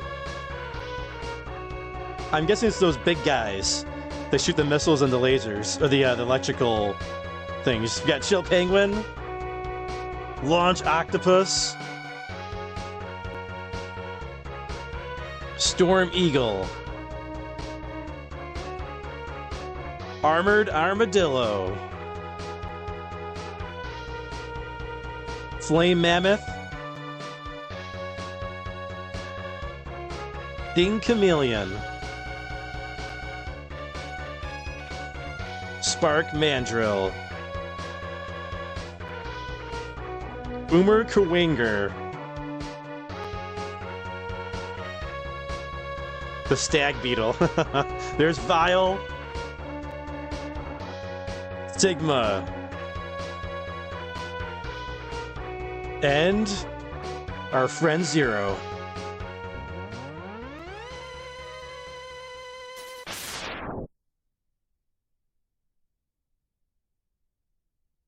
And you as Mega Man X.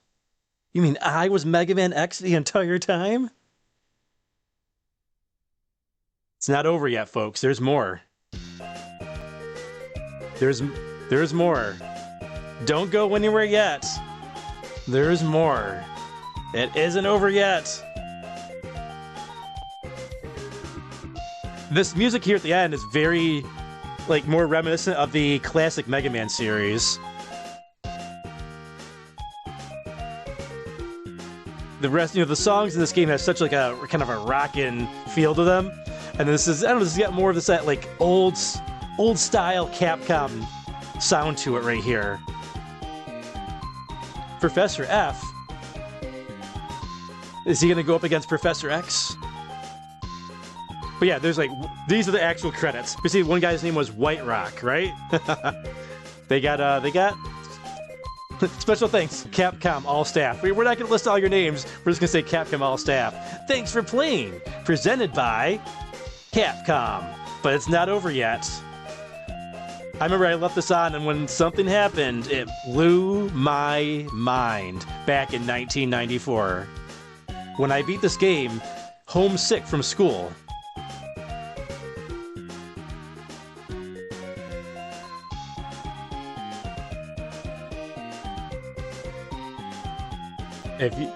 Where is it?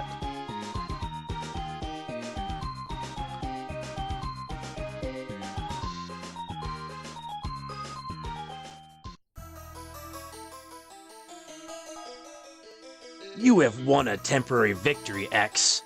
What you destroyed was only a temporary body. My spirit remains intact. In time, I will find other bodies strong enough to do my bidding, and I will return. I shall see you soon, X. Very soon.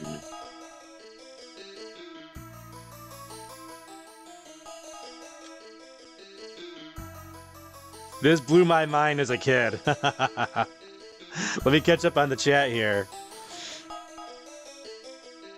Good stuff. Hey, what's going on? Atomic Rewinds? This is my brother Feral here playing this masterpiece on stream. Let's go with the grind, baby. Yeah, we only took us one extra try in Sigma. Only one extra try. And then we still had, I think we still had 2 sub-tanks left. I just had to get back in the groove of his pattern, that's all. That's all. Matthew says, you have this, Feral. Christmas says, everyone, lend Feral your strength. Feral unleashes the spirit bomb. It's kind of is like a spirit bomb. Matthew's amazing. Great show, Feral. A vast improvement. From the first fight to the second fight? Yeah. It's just getting back in the rhythm. It's still a tough fight, even knowing the rhythm. It's tough. It's tough to dodge everything that's going on. So he's got those paws, and the paws have lightning bolts. They're swinging around. They come down to you very fast. And then he's throwing flamethrower. And then he's doing those electrical balls that he throws at you as well. A lot to dodge. I didn't know that rolling shield was his weakness when I was a kid, so I had to beat him with the X-Buster. I didn't think he had a weakness. So I beat him with the X-Buster. The only thing that damages him is the triple charge, the pink shot, and it only does 1 pellet of damage, whereas the rolling shield, I believe, does 2 pellets of damage. So I beat him the hard way back when I was a kid, and that was an accomplishment. The rolling shield is so much easier. I practiced against Sigma so much back in the day. Crispus says, GG's, you destroyed him. Nimbus321 says, perfect timing, good night. Oh, he's Nimbus321's out. Hey, have a good night, Nimbus321. Thank you for the GG for Ducci Man. What's going on for Ducci Man? Let's go from Rad Bash. Matthew says, agreed. Top 5 NES game for sure. Rad Bash says, nothing blew my mind in 1994. 1994, man. It was in my opinion, one of the greatest years in gaming. One of the greatest years in gaming. So many good games came out that year, including Mega Man X, Maximum Carnage, Donkey Kong Country, Final Fantasy VI came out that year. Kid Virgo says, now that you save the world from certain destruction, Feral, what are you going to do? We're going to go to the main menu. Because before we go to the campfire, I do want to see something. Thank you for the GG Atomic Rewind. All right, so this doesn't go anywhere else. So we're good here. Press this button here. Here we go. Oh, you can look at the manual. Let's do that. Oh, I thought it was the original manual. Ah, poop on a stick. Let's see if there's any art books in here. Game completion reward. A new wallpaper has been unlocked. Set your wallpaper via the in-game menu. Oh, what? What? Let's check that out real quick. What did we get? Wallpaper. Special 1. Oh, that's pretty cool. That's pretty neat. From the beginning of the game. Oh, so I didn't realize there's unlockables in this. I guess maybe I did because I played it on Switch 1, but back when it first came out. Alright, let's go back to the main menu. Let's check out the museum. Oh, there's X challenges too! Ah, we got some challenges we could do. Yeah, there is an art gallery here. Product gallery, music. All right, we got some things to do. Forget the campfire. We got some things we can do here. X Challenge Volume 1. I've never tried this.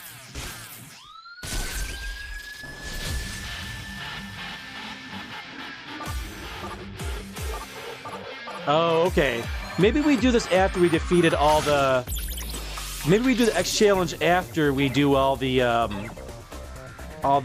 games. Because I think all the bosses are in there. We don't want to... Oh! Will we get in trouble if we play this? It's an animated short featuring exploring the beginnings of Sigma's rebellion, originally released with the game Maverick Hunter X. I don't know if we're going to get in trouble if we play this. What do you guys think? I think it's like a half hour long. Like, I think it's like an episode of like Mega Man X, like an animated episode. What do you guys think in the chat? What do you guys think? Do you think I'll get in trouble if I play this? I'll catch up in the chat in the meantime.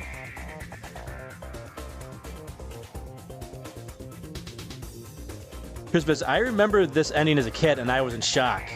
Kipler says, "LOL, it would be funny if X2 never happened." Yeah, wouldn't it? Man, there's an epic conclusion. Brad says, "Nah, the best year was 97. Kipler says, "Also Super Metroid in 94. Yeah, Super Metroid." Matt says, "Wow, Maximum Carnage. Haven't heard anyone mention that in ages." We'll play that eventually. Atomic says, "Stunning, beautiful Mega Man main menu." Yes, it's a good main menu. Gimpler says, "I personally love the Zero series and GBA more. I love the art and story better." Lay says, "Nah, it's a prequel to X1. You should be fine." Brad says, "You can always cut it out if you do." Yeah, you know what? Let's try it. Feral's I'm feeling like a maverick myself right now. All right, let's check this out. Gimpler says, "Not sure how picky Capcom is. I think it would be okay. We're gonna find out."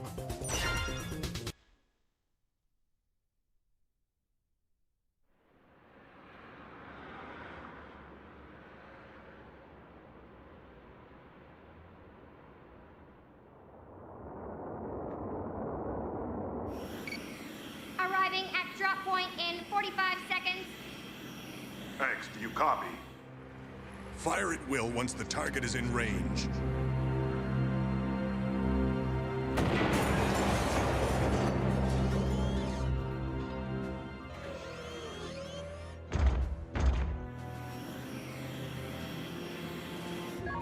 Now arriving at drop point.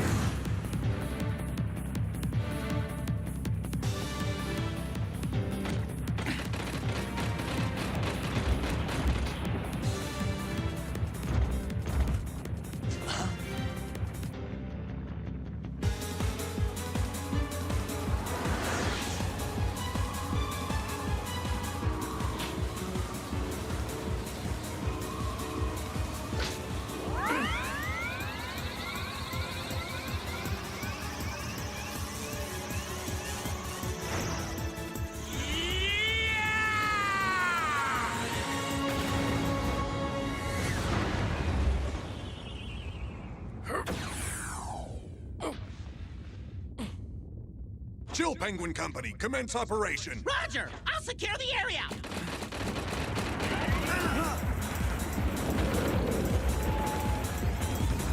What? The thing's hardly damaged! Here it comes! Ah! Stop that thing! Zero, do you have a fix on the main generator?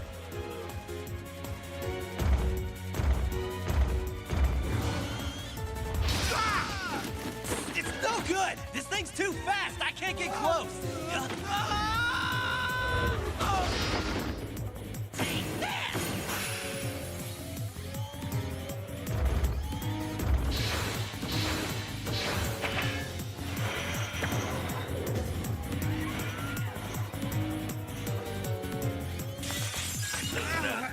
it so strong? Commander, that thing's way more powerful than we thought. I'll go back him up.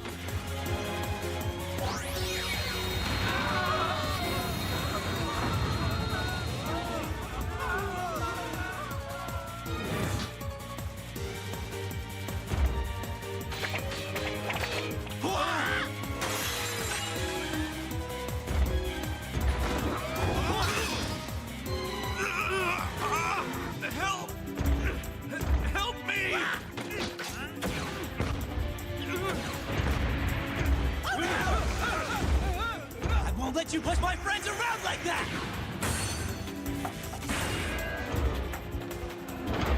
Get the generator!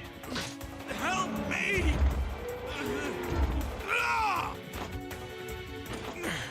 The generator, X! Shoot the generator! X, hurry!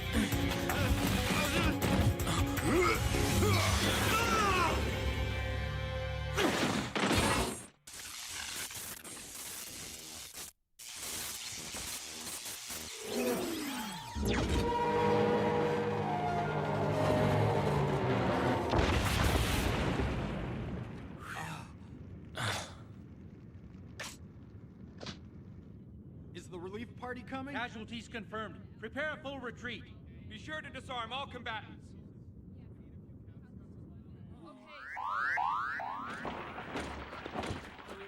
X! Why didn't you shoot? Joe Penguin, Do you have any idea how many casualties there would have been if the commander hadn't taken that thing out when he did? X. It was my fault I let that mechanoloid get a hold of me. I'm just glad the commander was able to get me out of that mess.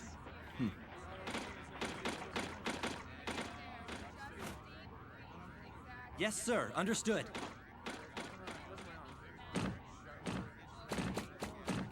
X. Yes, Commander Sigma, sir. Your aiming capabilities are no different than my own. You could have easily hit the generator. You are aware that there was only a small chance that our compatriot would have been hit by the blast, correct? Yes, Commander. Listen well, X. There are times when we Maverick hunters cannot afford to hesitate in pulling the trigger. We must become both sword and shield to those who cannot protect themselves. That is our sworn duty. Never forget that. Commander Sigma. Commence retreat once casualties have been assessed. Yes, sir.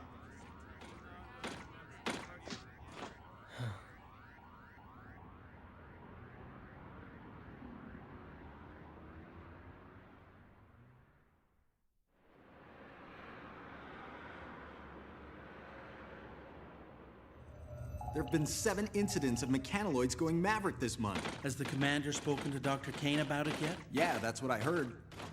Maverick. What could cause someone to go Maverick anyway? Program errors, short circuits in the electronic brain. The very things that give us Reploids our advanced processing power could also be our greatest weakness.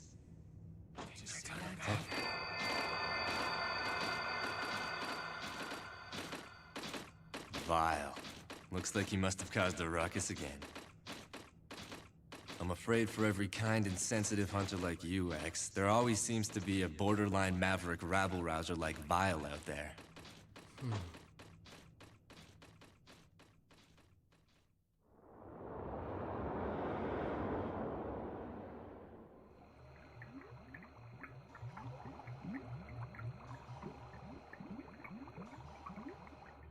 There's been a lot of action around here lately. Yes, Dr. Kane.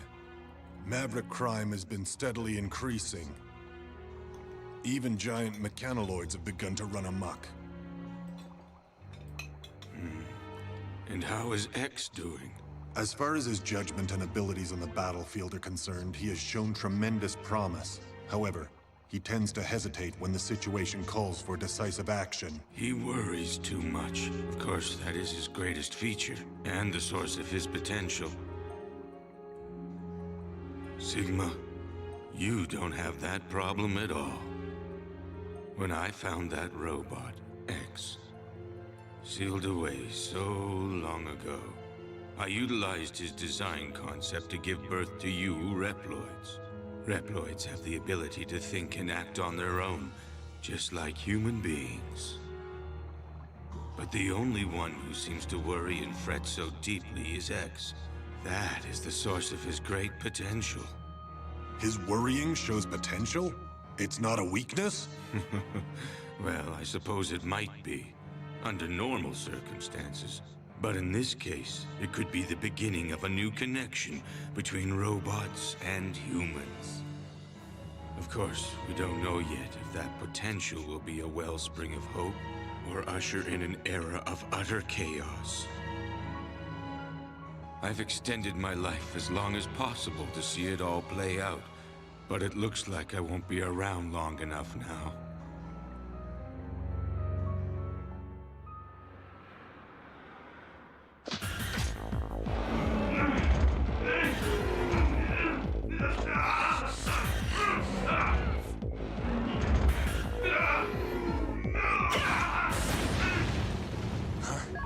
Training sequence concluded.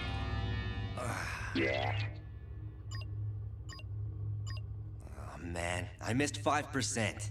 95%. That's very good, Zero. Storm Eagle. I thought you were supposed to be patrolling the missile base. With the automated defense system complete, they trimmed down my tour of duty. Starting today, I'm just a regular hunter again. I see. Anyway, we've been summoned to a hearing on the out-of-control mechanoid. Let's go, Zero. We now know that a mechanoid stationed in a dismantled building went berserk. However, it now appears that it was under the control of an unknown party. So there was no one inside? It was being controlled remotely? That's right. Wait a minute. What about the mechanoid security program? A system that complicated really shouldn't be so easy to hack! There is a chance that the perpetrator has managed to completely crack our security codes. Well, where's it being controlled from?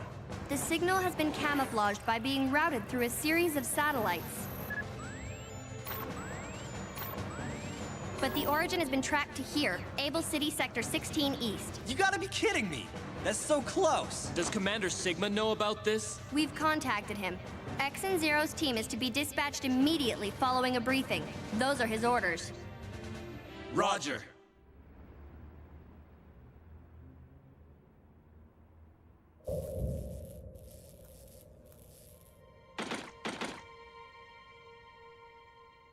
Strange. It's too quiet. Want to check it out, X?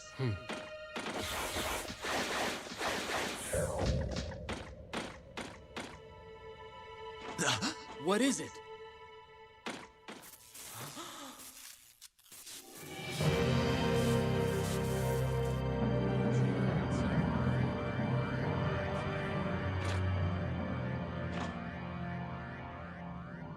Well? No dice. I'm afraid that whatever data was here must be gone now. That's quite a feat. Status report. Sir! Looks like it must have been an inside job. They were done in shortly after the mechanoid went berserk. What do you make of it, Zero? Well, no matter who did it, it seems fairly obvious that they have incredible combat skills. Each and every blow is directed at a weak spot.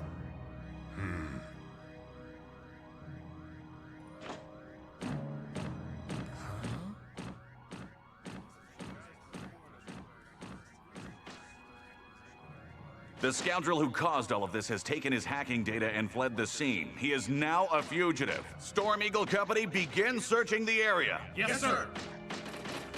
The Chill Penguin Company will check other sectors. Let's go! Yes, sir!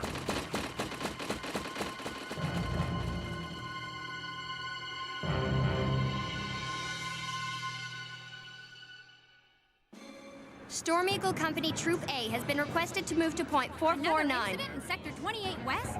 Please be patient. We're still tracing the signal. Reporting a problem. I think Vile is being punished. We're already... You've reached Hunter Base. Another berserk mechanoid? Where? Okay. What? That close?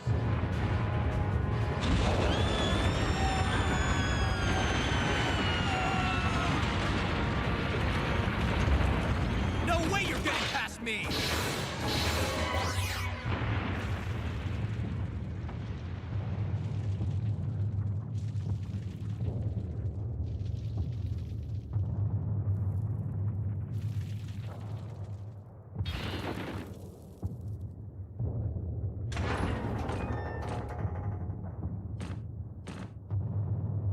come to reprimand me in person, did you? I can't believe it's gotten this bad. All these berserk mechanoids. Why do I get the feeling that they're just here to distract us? You think whoever's behind this has a different goal in mind? X-Zero, we have an emergency.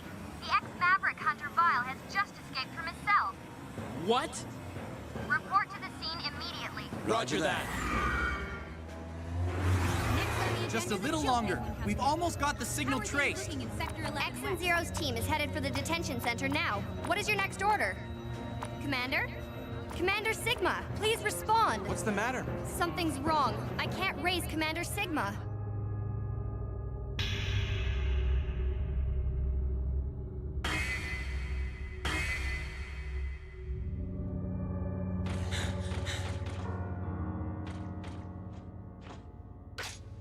There's no way this can be Vile's work. He doesn't have this kind of attack capability.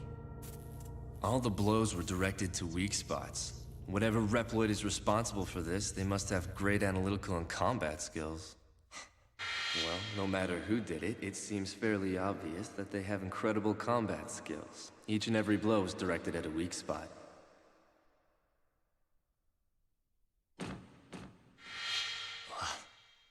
So, you think whoever's responsible made the mechanoids go berserk as a cover so he could spring Vile?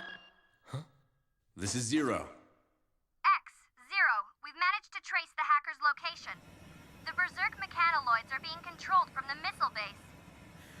I've tried contacting all personnel, but the signal is being disrupted. I haven't been able to get through to Commander Sigma for a few minutes either. I've got a bad feeling about this.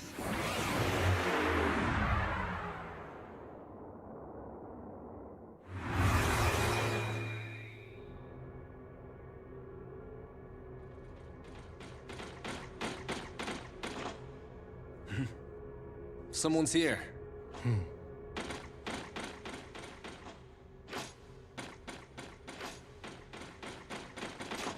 Don't move! Commander Sigma! X-Zero. It looks like the enemy was using the security system here to control the mechanoids. So that must be how they managed to camouflage their location. They knew it would take a while to trace. Commander Sigma, headquarters told us they were having trouble contacting you. Ah, yes. I had to deactivate my transmitter to maintain cover. Of course, none of that matters now. Commander Sigma! Zero! Tell me, how did you figure it out? The perpetrator was so skilled. Not many Reploids have specs that high. It wasn't hard to put two and two together. That's why I was ready for your attack just now. I congratulate you on your detective skills, Zero, but it is X who deserves my admiration. His innocence is what makes him special, you see. He's an incredible Reploid specimen. Wouldn't you agree? Commander Sigma, what are you doing? Let him go, please! Now's your chance, X. Fire. If you really want to stop me, you'll have to shoot, destroying Zero in the process. What's the matter? Shoot! Yes!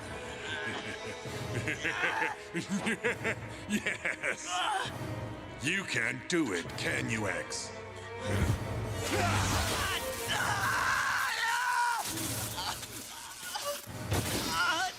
Zero!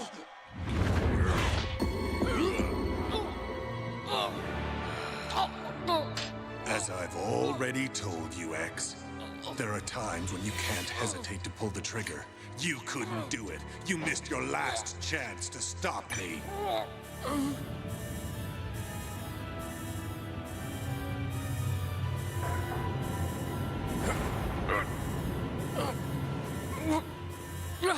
We are one button away from launching every missile stored in this facility. They're aimed at our own city. What'll it be, X?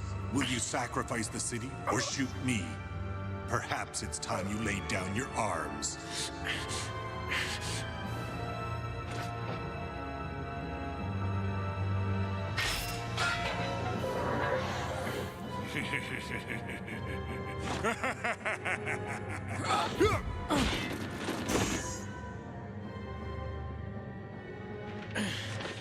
Why? Why are you doing this? For our future, X, I believe that it's time we put Reploid potential to the ultimate test. You set this up from the start. Made the mechanoloids go berserk? Caused the death and suffering of countless innocents? There are many others on my side. You see, evolution requires sacrifice. Behold!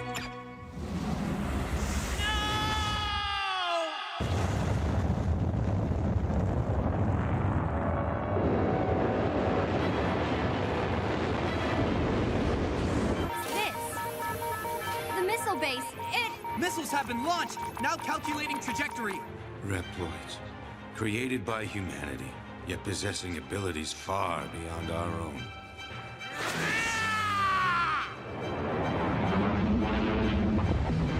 46 seconds until missile contact.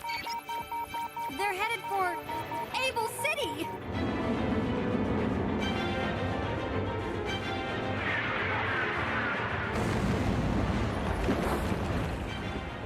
Mankind's arrogance? No.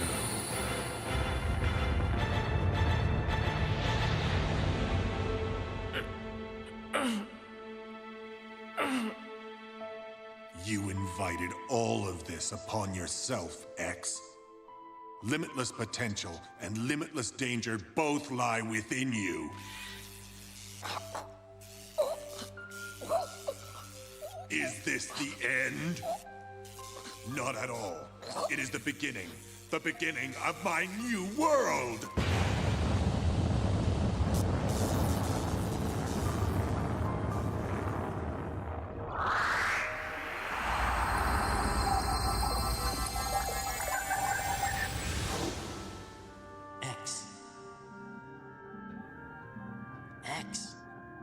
X.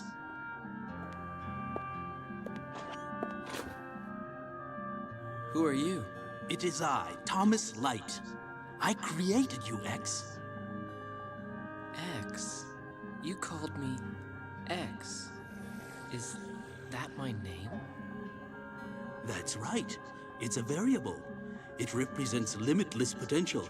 You see, you are a new type of robot who can think for himself.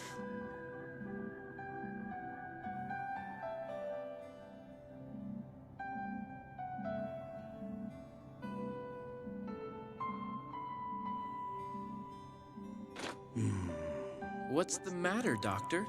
You look tired. You truly are just like us humans, X.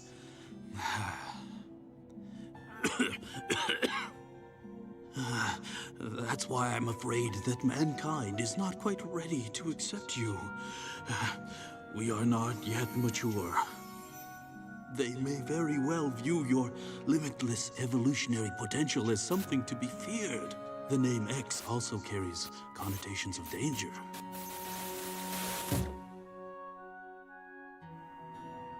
I'm sorry, X. I didn't have enough time to see you enter the world. Dr. Light. I've given you the power to think, to worry, and to grow and evolve as you fight. But it is too soon for that power to be unleashed. Doctor, I'll use this power to fight for justice, to fight for hope. Of course you will. I believe it to be so. X, I want you to use that conscience of yours to fight for the people of the future. They will need someone like you to guide them. Doctor!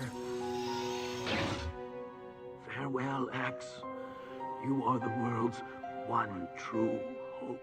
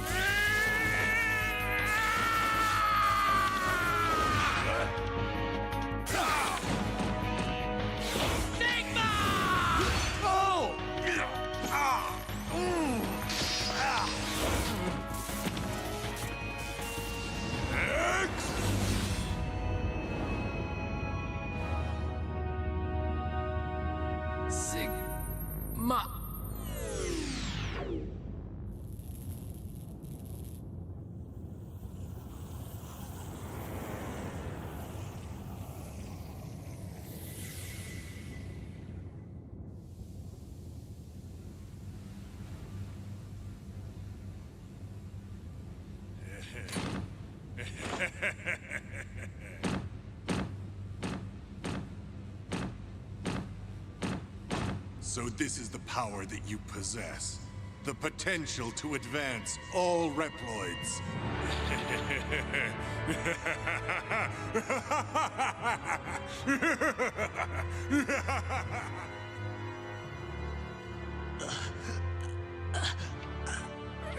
Sigma X.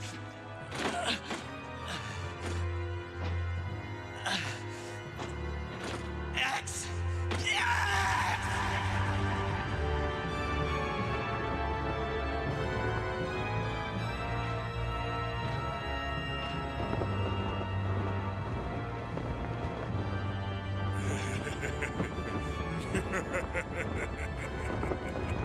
Come and get me, X. The time has come to prove your mettle against me. This fight will decide the fate of all Reploids. The battle may be over, but the war is just beginning.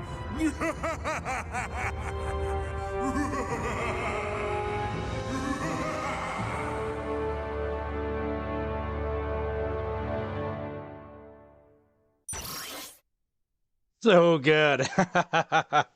That's so good. Oh man, I'm glad we played. I have not watched it since Maverick Hunter. I played Maverick Hunter X back in like 2010, 11, somewhere around there. Oh, amazing. I'm glad we played that. Yeah, nice little prequel story. Let's see here. What else we got here? Trailers?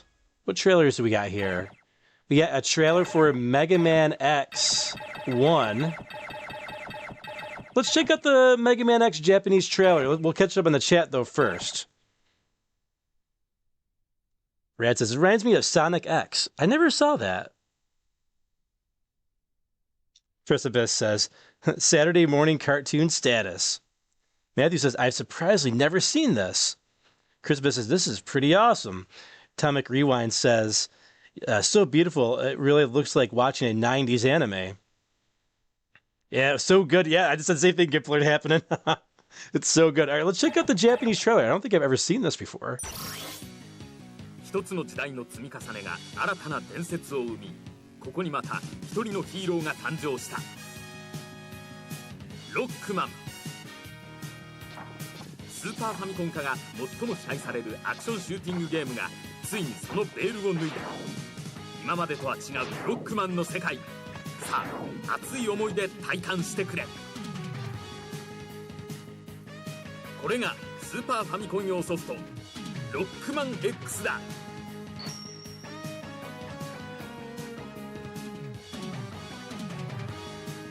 このスーパーファミコン用ソフトロックマン X は従来のファミコン版ロックマンとは別のシリーズとして構成され、 This is definitely an early build. 新たな要素を数多く取り入れました。 His first charge shot, and only charge shot, is just the is pink. There's the other one. There's that one there. And it says P instead of X for his energy bar. Yeah, this definitely looks like an early build. 頭に装着すると地上からの攻撃を防ぐ。体に装着すれば敵の攻撃から受けるダメージを半減させます。腕のパーツを使用するとより強力なチャージショットが打てるようになります。 This is pretty cool. パーツを装着すればダッシュによる高速移動のほか、キック力が上がり、 Those blocks are different colors too.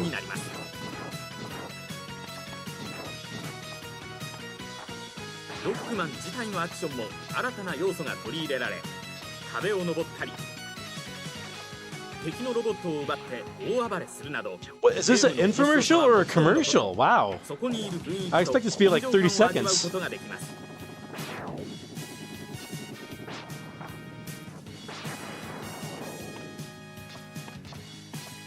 一方、ロックマン同様、このゲームでもボスを倒せばボスの持っていた特殊武器が使用できるようになります。 It's good. この特殊武器を効果的に使うことで、ステージ Well, を what 楽に進めてい we け didn't see る the だけ enemy で in な the く、 game. Why'd they take it out? That's a cool enemy. Like a little jellyfish thing in Launch Octopus stage?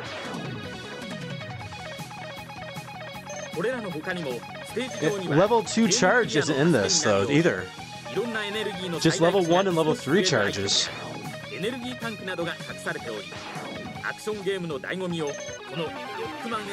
Oh, the extra life looks different, too.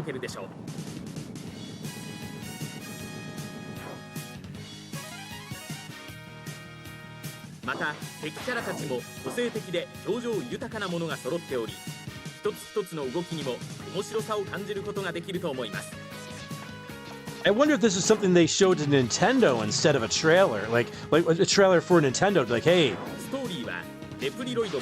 or maybe for like E3 or CES, maybe.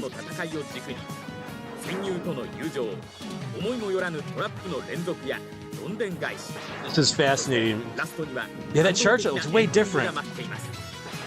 The first level charge shot there.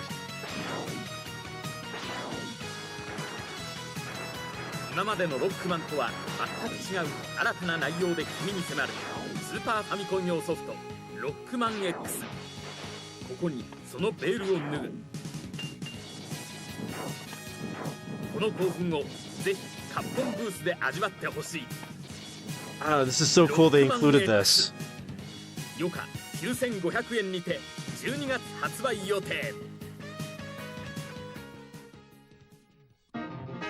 Capcom. Wow, that was awesome. That was really cool to see all that. That maybe that was like something like for like a show, like one of those type. I guess it wouldn't be CES or E3 because it was in Japanese, but maybe some show in Japan that they showed that off at, or possibly something they showed off to Nintendo to say like, hey, here's what's coming, or use these screenshots, for the gaming magazines and things like that possibly. That's pretty cool. Crispus says the music is slightly different on this. Wow, yeah. That's super interesting. Matthew says on the Super Famicom. Yep, this is the Super Famicom trailer here. Gimpler says the explosion looks very different too. Yeah, definitely an early build of the game. Like even X's sprite looks a little bit more, like looking right here, like closer to Mega Man than Mega Man X. Very fascinating, says Matthew. Yeah, very fascinating. Crispus says, I miss the E3 days. Yeah, me too. Matthew says, E3 is gone. Correct, it is gone. Yeah, it's gone, so. Matthew says, yeah, for all intents and purposes, yeah, it's never coming back.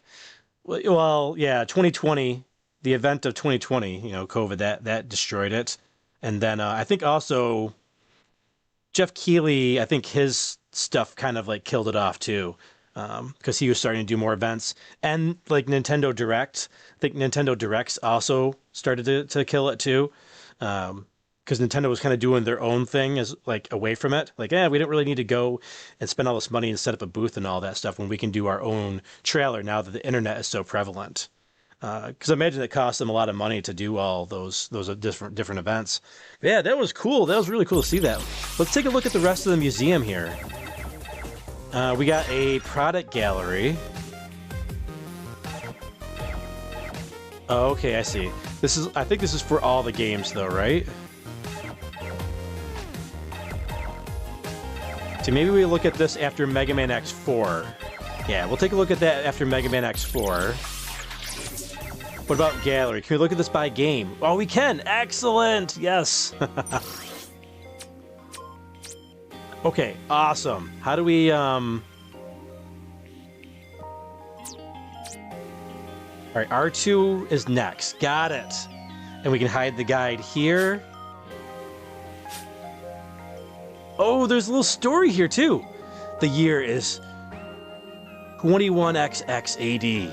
Reploids, robots with the ability to think and feel for themselves, are present throughout society, living in harmony with mankind. But when a Reploid suffers a cortex malfunction and becomes a threat to humans, it is reclassified as a maverick. X is a member of the Maverick Hunters. His mission? To track down and destroy Mavericks before they can cause havoc and harm humans and other Reploids. Within the Maverick Hunters, one Reploid is renowned for being the mightiest of all, with a highly advanced cortex as well. This is Sigma, leader of the 17th Unit and X's commanding officer. Sigma's prestige makes it all the more shocking when one day he announces a great rebellion against humankind, calling all Reploids to turn on their makers. The city is filled with terror as Reploids everywhere go berserk, but X stands firm against the chaos. His comrade Zero joins him in the battles to come, strengthening the mysterious bond between them. This is great. X is a Reploid, a kind of sentient robot, and the hero of this adventure. As a member of the 17th Unit of Maverick Hunters, X is tasked with tracking down and putting a stop to Mavericks, malfunctioned robots that pose a threat to humanity. No one knows for sure who created X or why, but he is dedicated to stopping the evil machinations of Sigma, his former commander who has gone rogue and now leads a rebellion against the human race. Despite X's exceptional abilities, he is still a B-class, middle-grade hunter. And although he is viewed by his fellow hunters as a rookie for his tendency to hesitate in the thick of battle, it is actually mercy, not inexperience, that stays his hand. Even when faced with the most despicable of Mavericks, his urge to deal justice to evildoers clashes with his underlying forgiving nature, keeping him from realizing the true power that lies within him. Only Zero and Sigma have begun to suspect his incredible potential. Zero is an SA class hunter who belongs to the Maverick Hunters 17th Unit along with X. Fiercely opposed to evil in all its forms, he confronts Mavericks without a trace of pity or mercy and conducts his missions with a cool demeanor and unparalleled speed. Zero is one of the few to notice X's hidden potential, so he's eager to watch over X and guide him towards discovering his true power for himself. X, meanwhile, views Zero as a kind of role model, and as the only other hunter he can really open up to. In Zero's eyes, Sigma is nothing more than a maverick that needs to be hunted down and destroyed. For Zero, it's just another day on the job when he tells X to prepare for battle against Sigma's forces. Sigma is the greatest creation of Dr. Kane, the scientist who first developed Reploids. When he served as the leader of the Maverick Hunters 17th Unit with X and Zero under his command, he was the ideal commander, calm and controlled when giving orders, but furious whirlwind when called to fight. As things turned out, though, he had only been displaying a fraction of his power, possessed of an exaggerated pride in his supreme strength, and perhaps unsatisfied with his role as a glorified police officer. One day, Sigma suddenly turned on his creators and called for all Reploids to rise up and destroy humanity. Many loyal Maverick Hunters fought against his forces, but none could stand for long against the world's strongest Reploid. Some were destroyed, but others bent the knee and joined Sigma's cause. Now, only X and Zero are left to stop him. Sigma knows X hasn't realized his full potential, but he doesn't believe X poses a threat to his plans. Vile. A former Maverick Hunter of the 17th Unit, like Zero, Vile held the coveted SA class classification, but a malfunction in his cortex made him obsessed with destroying Mavericks, prioritizing the thrill of the hunt over lesser concerns such as orders and safety. He was only a hair's breadth from turning Maverick himself. As such, he was taken off duty and detained, but he broke loose during Sigma's uprising and is now free to resume his wanton carnage. Okay, so this is a lot of story here. I gotta get some water.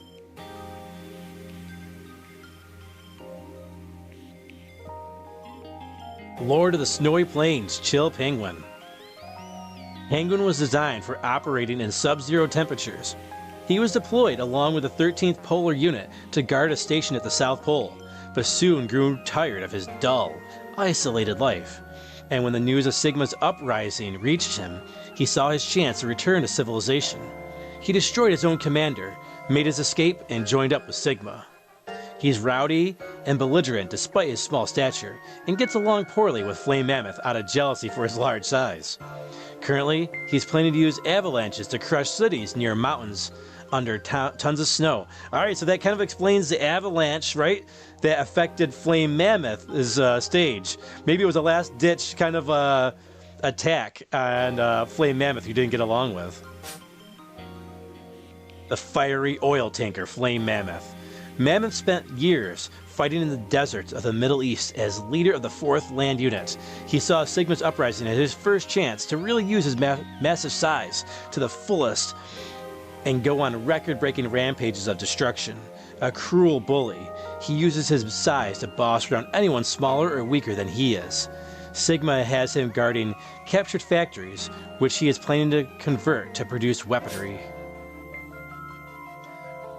Armored Armadillo, the Steel Armored Warrior, leader of the 8th Armored Unit. Though Armadillo is a stoic soldier who never disobeys an order, he is loyal to a fault, continuing to obey Sigma's orders despite the fact that he has turned against humanity. The mine he has captured is the prime source of the raw materials Sigma needs to manufacture weapons. With a body shielded by stout steel, Armadillo is ideally suited to fighting underground. Storm Eagle, the Prince of the Skies, leader of the 7th Airborne Unit, and a taciturn, careful strategist. Eagle's first reaction to Sigma's uprising was to fight against him, but realizing he was severely outmatched, he decided to join Sigma rather than be destroyed. Now he has taken control of the Death Roguemer, a new class of aerial battleship. Thin Chameleon, spirit sharpshooter of the Haunted Forest. Chameleon was a highly skilled hunter operating with the 9th Special Unit Rangers, but his sly, sneaky tricks and sharp tongue left him unpopular, and he was never chosen for promotion to unit leader. Never one to pass up an opportunity, he has used Sigma's uprising as a means to rise through the ranks. Now, he is grimly protective of his post as defender of a frontline base in the jungle. Boomer Kuwanger, the space-time jumper. A fellow member of the 17th Unit, the beetle-like Kuwanger fought alongside X and Zero many times. He doesn't agree or disagree with Sigma's motives. He simply joined the uprising because it looked like more fun. The high-rise tower he has taken over should have been a shining symbol of the city's progress, but instead, it has become an oppressive fortress. Within, Kuwanger sits, plotting, sneering at the despair in the city below. Spark Mandrill, the lightning king of the Bullet Fist. Mandrill once fought with X and Zero in the 17th Unit, but when the uprising began, he blindly followed Sigma's orders and joined in with the destruction. Now, by overtaking the power station, he has secured an energy source for Sigma's forces and cut off power to the city. Because there was only light resistance, Mandrill leaves most of the fighting to his underlings, spending his time gorging himself on pure electricity, fresh from the generator. Launch Octopus, the military general of the deep. Octopus distinguished himself as a maverick hunter with the 6th Naval Unit, but secretly always harbored contempt towards the weak humans he was tasked with protecting. Sigma's goals line up with his long-held dream of creating a Reploid nation, so he was among the first to join the uprising. He has deployed his fleet of whale, anglerfish, and eel-shaped mechalanoids to assault cities built on the ocean and blockade important shipping lanes. Warning! X is the first of a new generation of robots which contain an innovative new feature, the ability to think, feel, and make their own decisions. However, this ability could be very dangerous. If X were to break the first rule of robotics, a robot must never harm a human being. The results would be disastrous, and I fear that no force on Earth could stop him. Approximately 30 years will be required before we can safely confirm his reliability. Unfortunately, I will not live to see that day, nor do I have anyone to carry on my work. Therefore, I have decided to seal him in this capsule. which will test his internal systems until his reliability has been confirmed. Please do not disturb the capsule until that time. X possesses great risks as well as great possibilities. I can only hope for the best. September 18th, 2000 XX. Alright, there's some artwork of X without the armor. I've always loved the artwork of X1. Oh, there's a little alternative art here. Alright, there's X, you know, when he's kind of like, you know, more inside and, you know, the winter time. And then summer comes along, and then X gets a tan. X also has the capabilities of getting a nice tan in the summer. Some sketch artwork of X. Oh yeah, iconic. From the box art of X, of Mega Man X in the US. I don't think this was the artwork for X in Japan for the on the box art. Could be wrong on that though.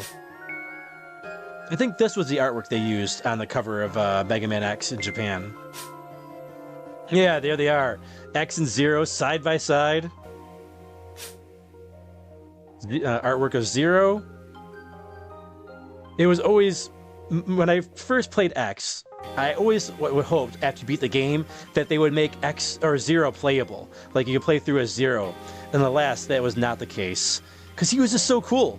And fun fact, Zero was originally planned to be Mega Man X. But Capcom said no. You know, he looked too different. He was red, he had long blonde hair, and they thought that would confuse people who were already familiar with the series. So instead, Zero was created as a sidekick for X. There's Chill Penguin doing his slide attack. Flame Mammoth when it's stomping time. Oh, I've never seen some of this artwork. We got artwork of Armored Armadillo firing his head cannon there. The dive attack from Storm Eagle.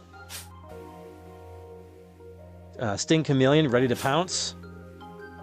Boomer Kuwanger. Oh, this is really cool. Like, kind of like showing off like his wings there, which we don't really see much of, you know, as a beetle. Spark Mandrill, this is Spark Fist there. It didn't complete the Maverick logo though on his fist there. That's a little disappointing. Oh, same with Launch Octopus. There's Launch Octopus. Now there's the Boss Spider. I'll say the Boss Spider gave me a lot of trouble as a kid, before what I knew what his weakness was. There's the Tyrannosaurus Rex machine, I think it was called, something like that. T-Rex machine. The face. The face was fairly tough until you learn its patterns. Once you know its patterns, like you're kind of good to go. Plus, having the weakness with Sting Chameleon helps out a lot too. Oh, there's Vile. Oh, he's got like a leg cannon there. Vile in his armor. Oh, his armor is so cool. Oh, there's Sigma's dog. There's Sigma himself. Very cool to finally play a Mega Man game where it wasn't Dr. Wily as the main antagonist. Oh, wow! Artwork of Sigma's wolf form. I've always wondered why he chose the wolf form. Was it one of the things I thought of though was like, was this his dog? Is it actually a wolf or is it his dog? Like, is a combined form, kind of like in Mega Man 7 with like Bass and Treble when they combine. Kind of reminds me of that a little bit. So maybe instead of wolf, maybe it's actually his dog. Or maybe it's a wolf that you fight actually instead of his dog. I don't know. I always thought it was a combination of the two. What do you guys think in the chat? There's the Maverick logo. A lot cooler than the Wily W. Wily W's iconic, but that's pretty BA right there. You know, it's got like Sigma in there, you know, embedded in it, in the mouth of that beast. Very cool. One of the armored warriors. Wow, there's the lumberjack robot swinging his axe. We got the little spider things from Sting Chameleon stage. Oh, look at these guys. A fairly tough mini boss right there. With that, if you don't use the tornado on it, because he takes a lot of hits. The first thing I always do is take out that scope on the top of the tornado. There's the dragon we also made quick work with Storm Tornado. And the pufferfish. And then I wonder, are these guys that they call Gunvolt in the credits? I don't see a name on there. One of the rock warriors that we didn't really get a chance to do anything because we blasted them. Stink Chameleon stage. Oh, the highway destroyers. The water battleship. Oh, those guys that swing around. Kind of like reverse Medusa heads because they swing in from the top to bottom. Oh, the bubble mini-boss. It's actually some pretty cool artwork of him. The seahorses were really cool.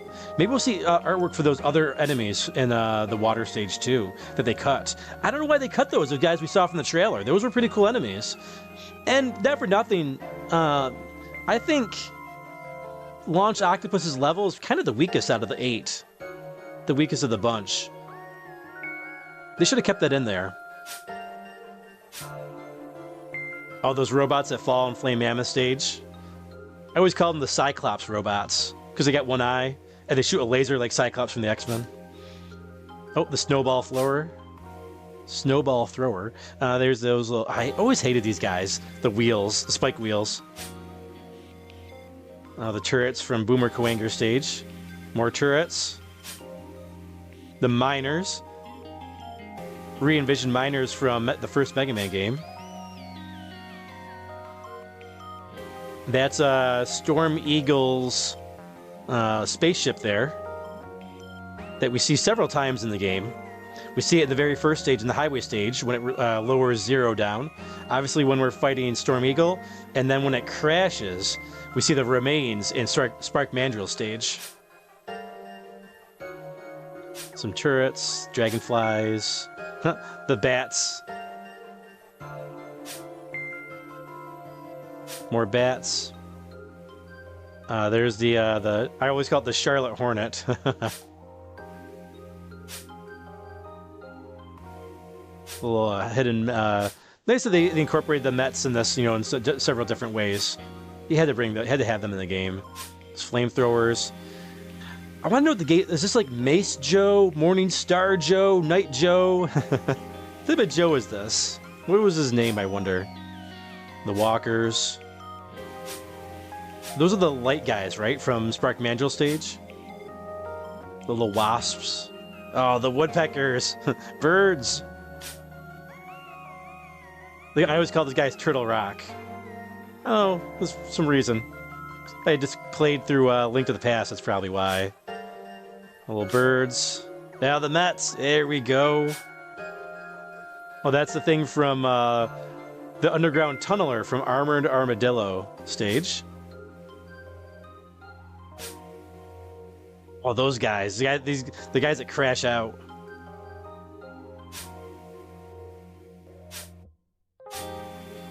Rabbits.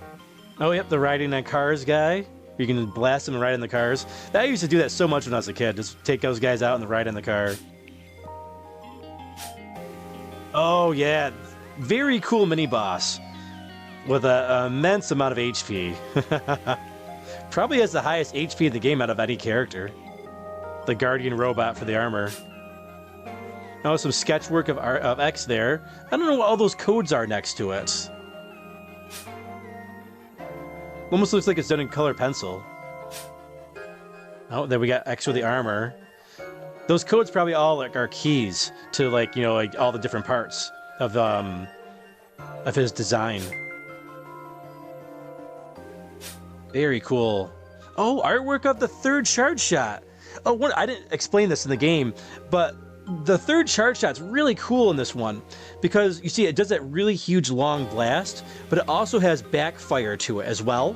So it almost gives you like a little back shield from enemies. So like if you're facing the wrong direction and something's like right behind you, or you're like got two enemies in between you, you can take out the enemy as long as it's close range behind you.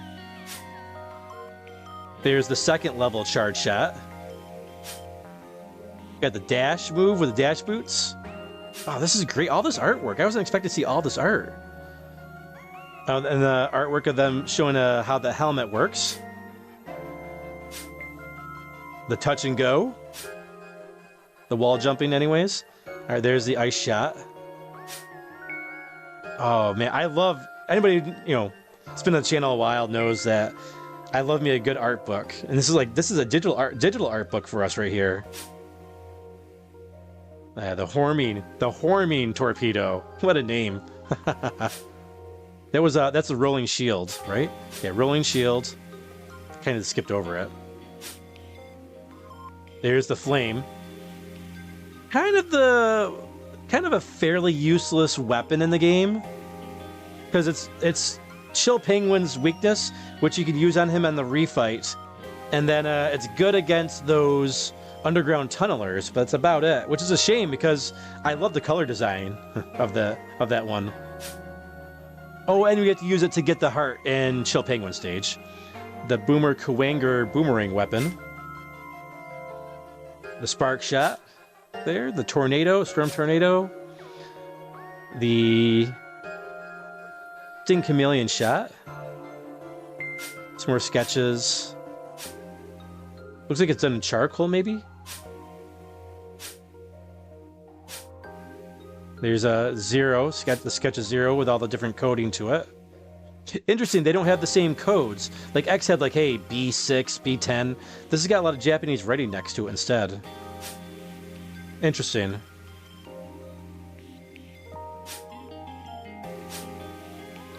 Same thing for Chill Penguin. We'll go through some of these sketches a little faster. Flame Mammoth. Armored Armadillo. Oh, kind of cool to see the backside of Armored Armadillo. You don't really get to see that too much in the artwork. That's kind of a rare shot right there. That's pretty cool. Storm Eagle, one of my favorite robot masters in this game. In the Mega Man X series. Oh, they clipped his wing! That's probably just to show, like, hey, so you can see the design in his shoulder pad. That's probably why they clipped the left wing there. Sting Chameleon. There's Boomer Kuwanger.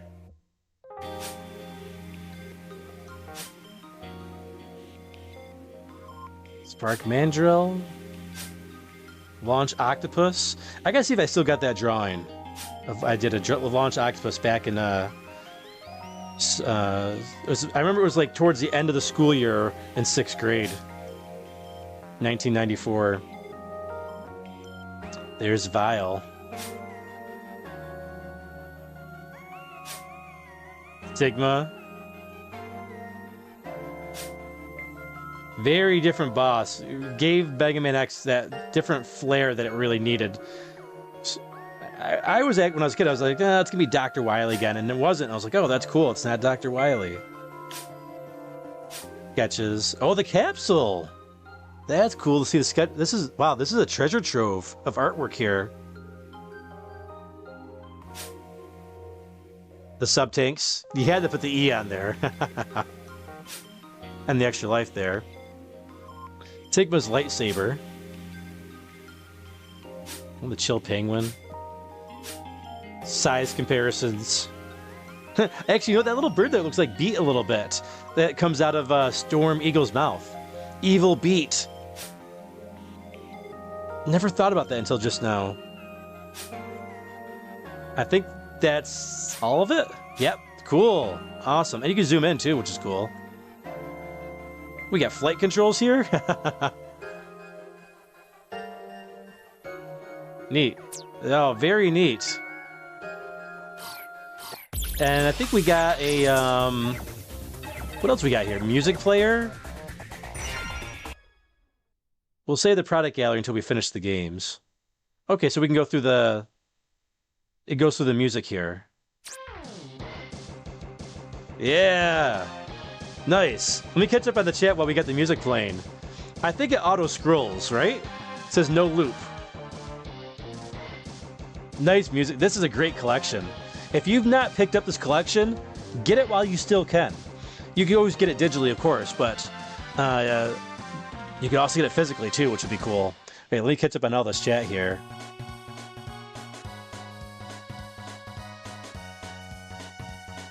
Let's see. where did we leave off here? Rip to E3, yes, Matthew. Gimpler says, I remember seeing the new Game Cube games at E3, like Zelda, Metroid, Mario, Sunshine. Such exciting times. Now, Gimpler, did you actually go to E3, or just talk about like seeing them for, like on the internet and magazine scans? Christopher says at Gimpler, yes, that was great. The reveals were awesome. I remember the Twilight Princess reveal, and everyone went nuts. I remember that as well. Oh well, at least we lived through such glorious times. Chris says, true statement 100. Chris says, I think IGN is doing an expo this weekend that may be similar to a smaller scale E3. Yeah, there's been a lot of different shows. Matthew says, Feral, have you played the Mega Man 0/ZX games?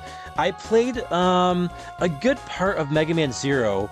My brother let me borrow his Game Boy Advance. I think it was in 2004.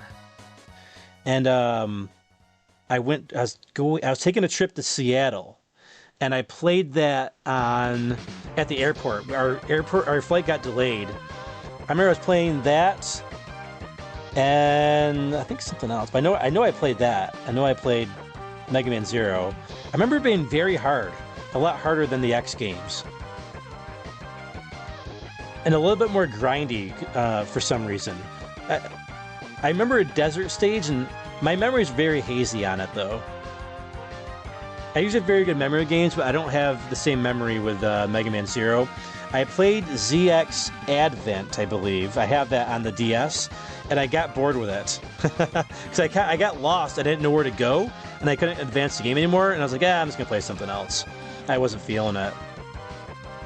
I was like, it was for me, I mean, maybe we'll revisit those at a future Mega June, possibly, as we get, as we cycle through all the games. But X takes priority right now, though. X takes priority. We got a few challenges in the Classic series we got to take care of as well. So we'll get there. We'll get there eventually. We'll play those games on the channel. I've never played the Battle Network games. I primarily played, the most Mega Man games I played was Classic. And then I played most of the X games as well. But I skipped out on X7 and X8. And I never played Command Mission. I was going through a weird time with video games when Command Mission came out, I think. Around that time anyways. I was starting to kind of get out of... I was not... The GameCube era was not kind to me. Was not kind to me. And I was ready to kind of retire from video games. And then the Wii rejuvenated my video game spirit because it was something new and exciting. It was because video games started feeling like been there, done that a lot. And then the Wii really reinvigorated me. So if you watch my Game of the Year series, there's a year in there, 2005, where I have no Game of the Year. Because nothing, and like even looking back, like what would I nominate? I was like, probably nothing. I just feel like it was like the worst year of gaming for the games I play, anyways. Ghibli says, "Oh, sweet." Talking about the art book there. Matthew says, "Vile comes complete with the converted Mandalorian / Boba Fett helmet." Yeah, yeah, but I think Boba Fett also got his helmet from somewhere else as well.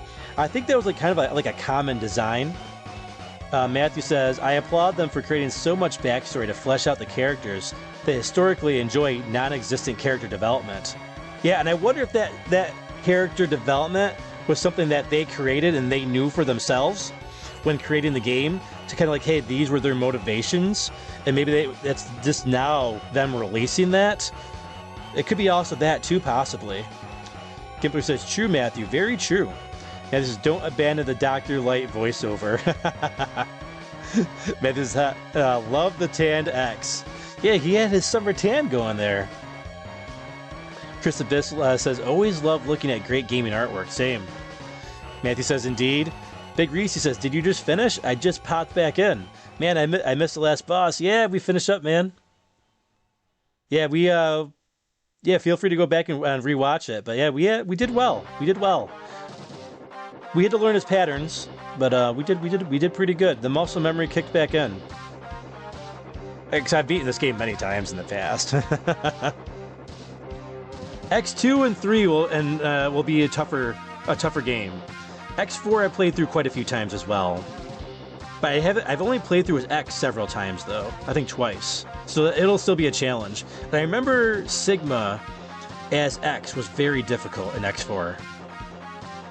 That might take us a while.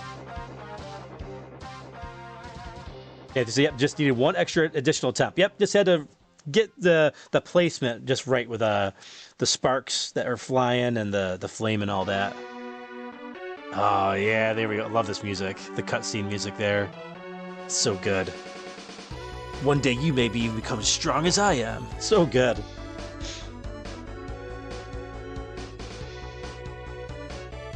Let's see here. Lost my spot. It auto-scrolled. Can't believe I missed it, said Big Reese. It's all good, man. Big Reese says, artwork is very nice. Big Reese says, so you have a Mega Man art book? Yes, I do. I can't remember. I have a Mega Man art book. I was going to do that for this Mega June. Maybe we'll do it next year. I actually have two Mega Man art books. I have a Mega Man X one, I think it's called like the Mavericks Hunter's Guide, and I have a giant Mega Man art book as well. I recorded it last year, and the file got messed up, so I lost all the footage. One day I'll get back to making produced videos, but taking a break on that just for now. I kind of got burnt out and I've been so busy with everything, but we'll get back to making more produced videos eventually. I actually had an idea for one earlier today that I think would help people out too. Matthew says, I absolutely love the Sea of Stars and Final Fantasy 16 art book. Two of my faves from recent years. I have the Sea of Stars art book, and I plan on also doing that art book as well. And it's, again, haven't gotten to it. We'll be doing more art book viewing sometime in the future. And Big Reese says, agree, the Sea of Stars art book with tip shelf. Some of these are really nice. Yeah. Matthew says, indeed, they are bringing out an additional art book for Sea of Stars Throes of the Watchmaker. Yeah, that comes out in, I think it was February though. So it's gonna be a while before that comes out. But yeah, I'm gonna get it. I'm gonna watch for that one. I'm gonna definitely be watching for that one. Big Reese says, music player, the soundtrack was nice. Yeah, it's so good. Matthew Espinosa says, love the sprites of every enemy and character on the bottom of the page, as well as the narratives regarding how their designs materialized. Big Reese says, is this on PS4? Yep, this is on the PS4. Matthew says, yes, the desert level, talking about Mega Man Zero, was painful. Yeah, I remember having a tough time in the desert level. I got pretty far in the game, though. I know I beat a good amount of the Robot Masters. Big Reese says, I took a Game Boy Advance SP to Army recruit training in 2003. I don't think I knew you were in the Army. I don't think I knew that, Big Reese, about you. That's pretty cool. Big Reese says, really, I love the GameCube. I like my GameCube, but I didn't think, like the PS2, GameCube, Xbox era, I didn't like a lot of games that came out. Like, I liked a handful of GameCube games that weren't ports anyways. Wind Waker, Tales of Symphonia. What else? Was there anything else? I think that's it. Those are like the two games I really liked on GameCube. Twilight Princess I don't count because I played that on the Wii, and that was at the end of the life cycle. Maybe the X8 demake is a fan-made and looks identical to X1 through X3. It's phenomenal. Yeah, I think you were talking about that during the Sea of Stars stream on Wednesday. I think you had brought that up. I've seen a little bit of that. I know there's also Mega Man X Corrupted. That's a fan-made game that looks amazing. That I've been following, I want to say for 10, 11 years maybe. I might be exaggerating that number, but I don't think I am. I think the guy's been working on it for that long. Big Reese says, wasn't a fan of the PS2. Yeah, I wasn't a big fan of PS2 either. I was a bigger fan. I love the PS1. The PS2, this wasn't a lot on it, other than Final Fantasy X and Capcom vs. SNK 2. But Capcom vs. SNK 2 you could get on several different systems. I got it on the PS2 because I wasn't going to play that on the GameCube D-pad because that GameCube D-pad was garbage. That was the worst D-pad.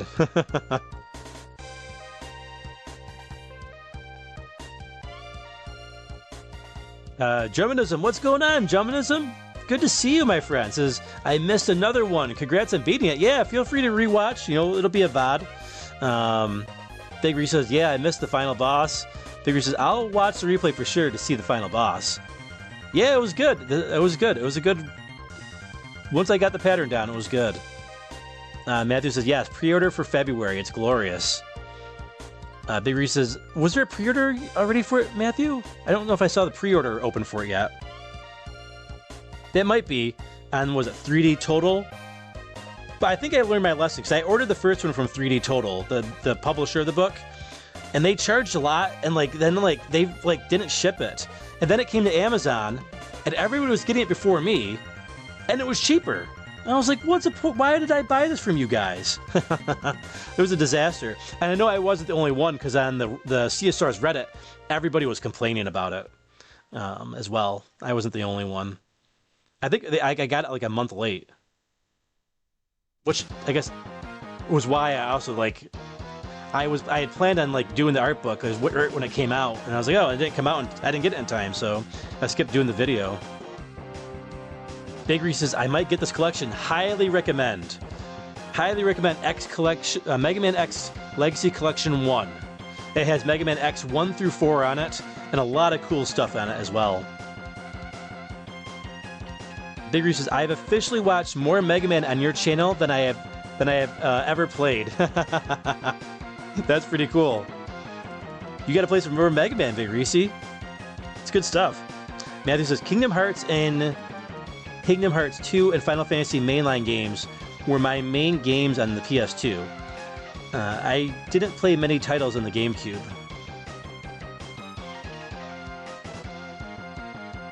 Yeah, highly recommend it, Big Reese. Matthew says, yeah, I saw a pre-order. I held off on it for that reason, going through Amazon. Yep, same. I'll be doing the same. It was a much better deal. Much better deal. Yeah, it's kind of nice we can go through the soundtrack here. We can retire the fire pit for a little while. Get some Mega Man X music in here. Mega Man X music. It's so good. I gotta get a bite of it. I'm starving. I only had a tuna fish sandwich for dinner.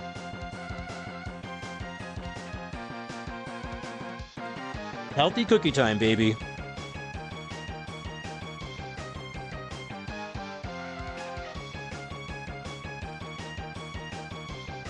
So people in the chat, I've finally caught up. Let me know your memories of this game. And if you're watching replay, let me know in the comments. I'd love to know your memories of Mega Man X1.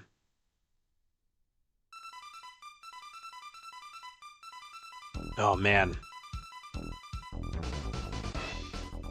I gotta turn this up on my headphones here. Oh man.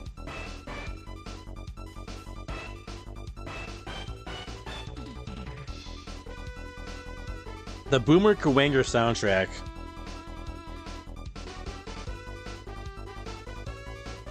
So good. I can't believe that I did that out of order. I played Sting Chameleon. We took him out with the Mega Buster, no problem, but I can't believe I played him before Boomer Kuwanger.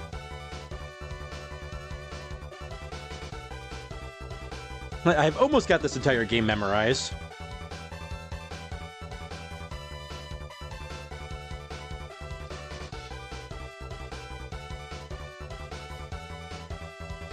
Reducci Man says, I remember playing it like crazy with my cousin, Brian, in like 94, 95. That would have been the time. It came out in January of 1994. Like I was saying earlier, this was a delayed birthday present because it got delayed. It was supposed to come out like on my birthday. It got delayed.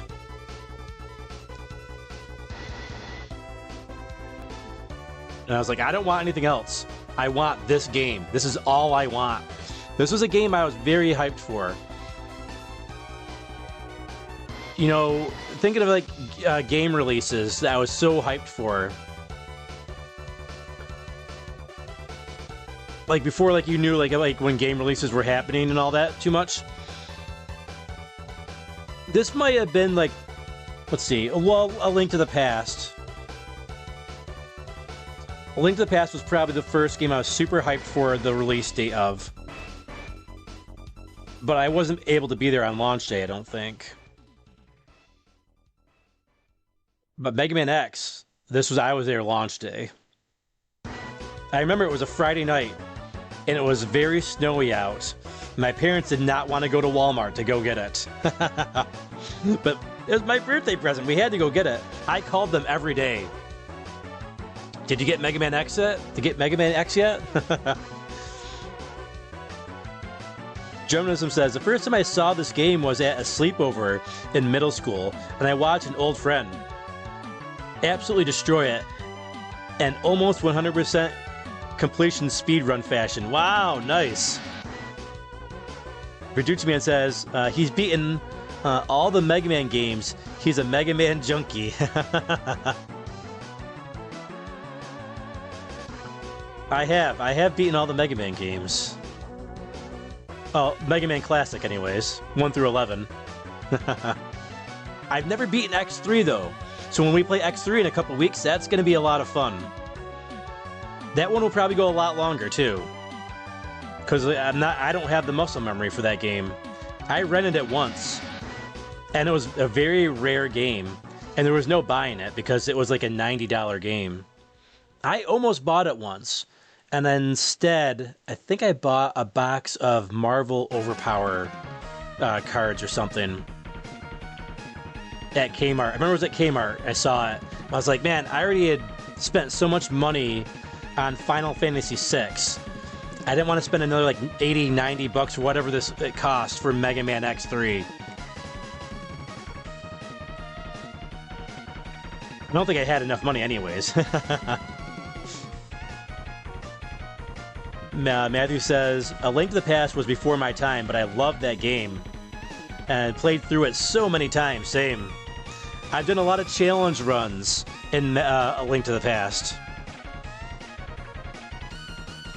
One challenge run I tried in Mega Man X, and I didn't get too far.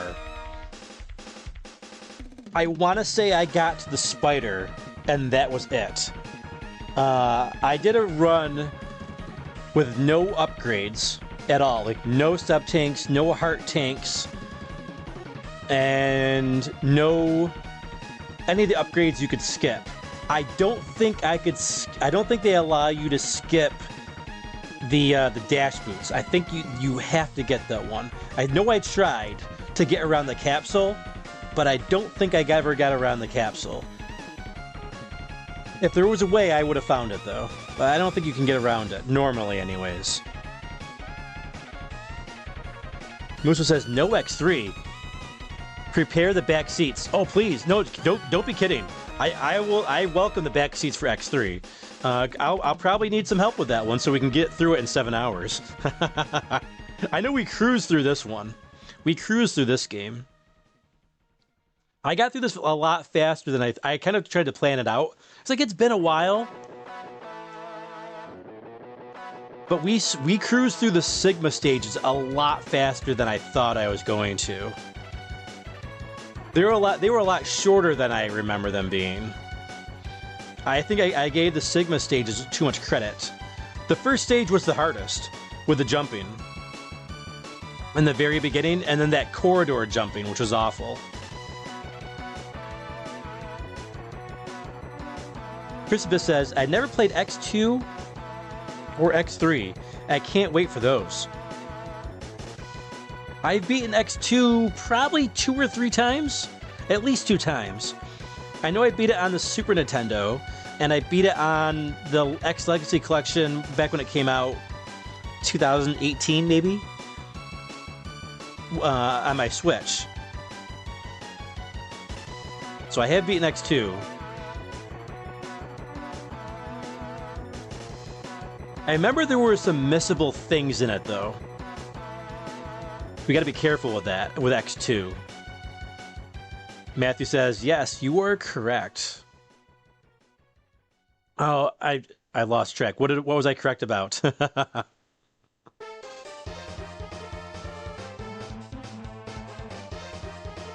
Matthew says, what stopped you from completing X3 in the past? Well, the biggest thing was, when I was a kid, we were prepping for N64. So I was also trying to save money, too. I mean, because there was... These things were... Games were more expensive when you adjust for inflation.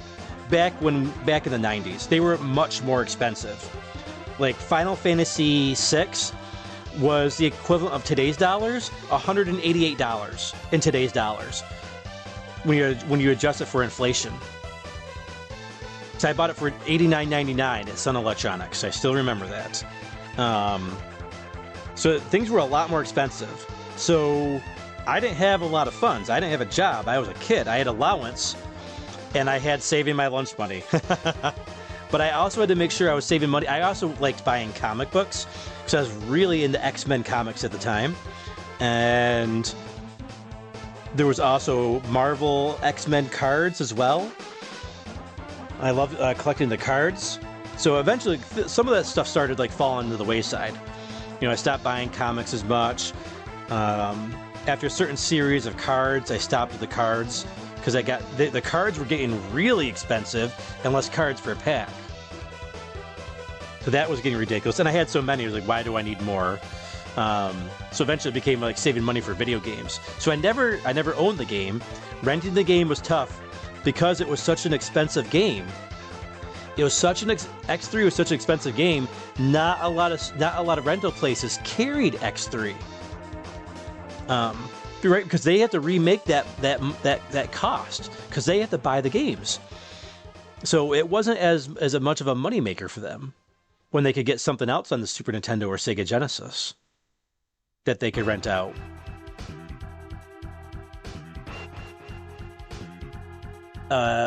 Big Reese says, what was the last Mega Man to come out? Are they due for another? I was thinking games were more expensive when we were kids. Yeah, they were definitely more expensive. And because that's the thing that kind of gets, kind of like old man yelling at Cloud a little bit. It gets me a little annoyed. I was very annoyed with the Switch 2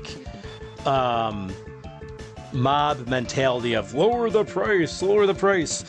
I was like, back in my day, you little whippersnappers, you know how much these games cost when you adjust for inflation? You know how much they cost? Final Fantasy VI. It was called Final Fantasy III back in those days, back in 1994-95.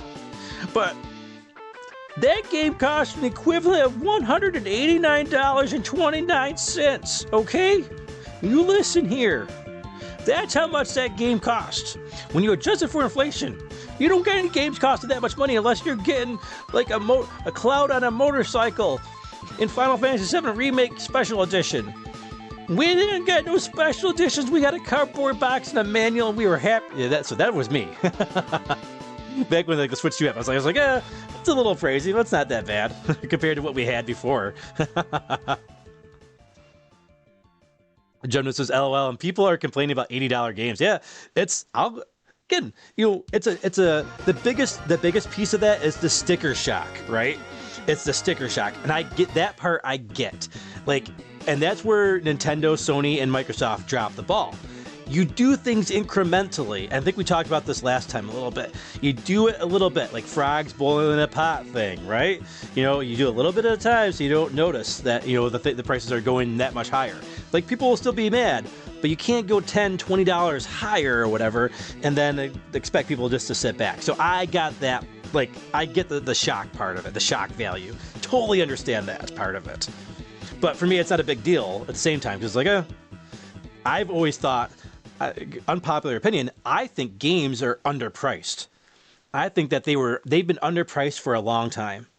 They needed to adjust for inflation and also adjust for the amount of staff that they have in games now, right? This isn't back in the Super Nintendo NES days when you had staff of anywhere from 5 to 20 people working on a game, right? So That's one of the things that to consider as well. That there's so many people working on these games now. Granted, the volume's higher of people buying video games back in when we were buying them. Chris Smith says cartridges were expensive to make. Yes, they were. Cartridges were that's what kind of held back the N64. Not kind of, it really held back the N64. But CD technology also wasn't quite there yet to do what the N64 wanted to do. So what are you gonna do?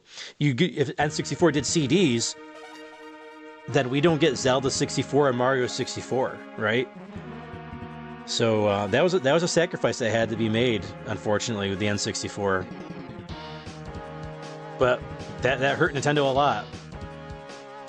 Big Reese says, I don't think I've ever seen X3 for sale as a kid. I saw it at Toys maybe Toys. Yeah, I think I saw it at Toys R Us, and I know I saw it at Kmart because I considered getting it. I want to say it was $79.99 back then. I want to say that's the number I saw, but I can't say for certain. But I'm pretty sure it was $79.99. Not as expensive as Final Fantasy VI, but still very expensive. Hey, what's going on, Rushmore? What's going on? It says, hey yo, Feral Fam, how you doing, Rushmore? Big Reese says, yeah, I was thinking the same. Games about always been around $100 new here in Australia. $100 in the 90s, $100 now. Yeah, so they definitely need to go up in Australia then. Chris, he's going into lurk mode. Oh, you might lose your number 2, Chris. Yeah, no problem, man, no problem. Your number 2 crown, not your number 2 poop. I should explain what I meant by number 2 there.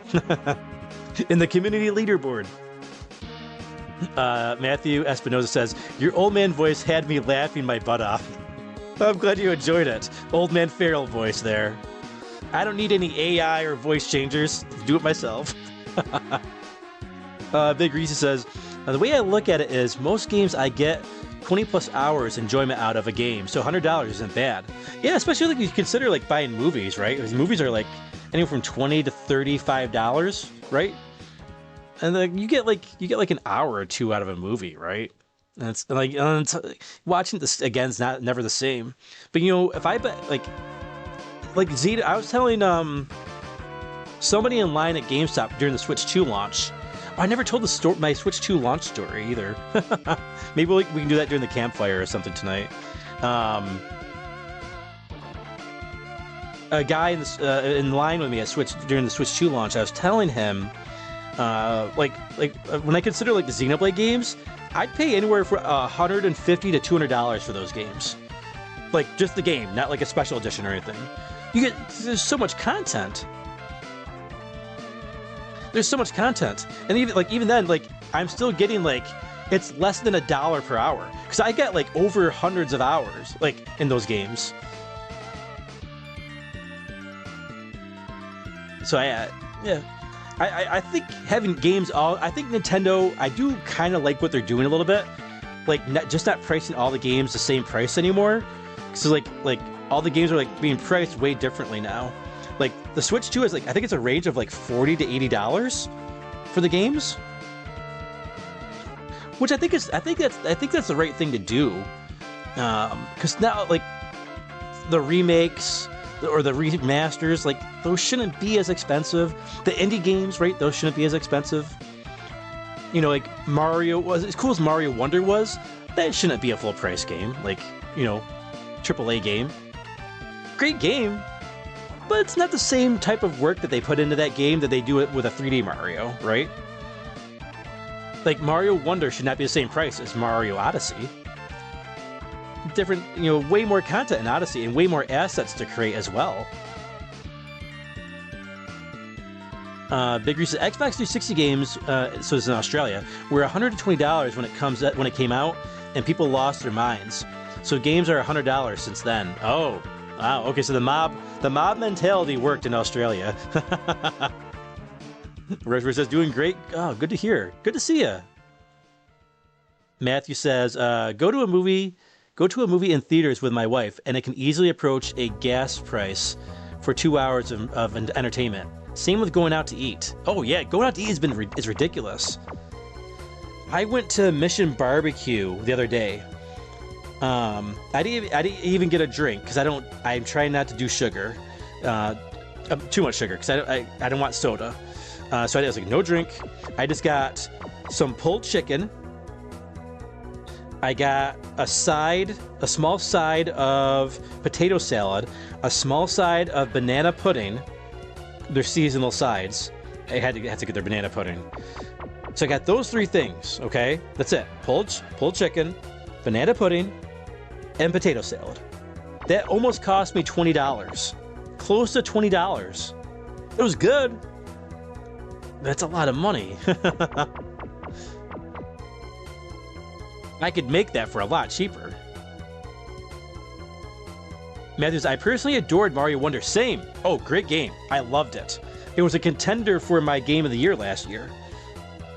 But like, my point is like, there's not as much content and not as much assets and things to create than like Mario Odyssey, right? Mario Galaxy, those types, Mario 64. There's so many assets you have to create for those games because they're 3D assets. A Big Reese says, I haven't been to the cinemas for a long time as it's expensive, especially with the low quality movies lately. Oh, I'm not a fan of Hollywood anymore. Like, the Marvel movies are all garbage now. Like, I am not a fan. I don't like the Spider-Man movies. That the Spider Boy they got. What's his name? Who's the guy doing them now? I don't remember his name. It's not even worth remembering. I can't remember his name. Whoever the guy is who's doing Spider-Man right now. Spider Boy. Not a fan of him. For the past, I guess the past, 10 years, I guess he's been doing Spider-Man. I also wasn't a fan of like having Marissa Tomei as Aunt May. That was weird. That was bizarre. The last movie I think I went to, I want to say was with my brother. I think maybe one of his friends came or something. Oh no, it wasn't. That was Battle of the Gods, Dragon Ball Super, Battle of the Gods. One of his friends came to that. It was me, my brother, my nephew, and my brother's girlfriend at the time. We all went to see Dragon Ball Superhero. I think that was the last. Movie I went to go see. But that's not like a real movie, right? That's Dragon Ball Z. Dragon Ball Superhero was amazing, though. Like, that was a great way to end going to theaters for me. Matthew says, you're right about that. Oh, about Mario Wonder, you're saying? Crafty Virgo says, I think a lot of modern games could reduce their cost if they didn't put so much time and money into elaborate cutscenes. I know some games like to have a lot of story in them, but some get quite excessive. Oh, agreed. And that's one of the things I'm saying, obviously, I'm watching other people's streams, hanging out with them while they're doing the Summer Game Fest and all that stuff. But, like, I'm not saying the comments because I don't want to ruin, like, people's excitement for these games. But, like, when they were showing, like, the Resident Evil 9, whatever they called it, the whole thing was a big cinema scene. Show me gameplay. I mean, I'm not into Resident Evil anyway, so it doesn't matter.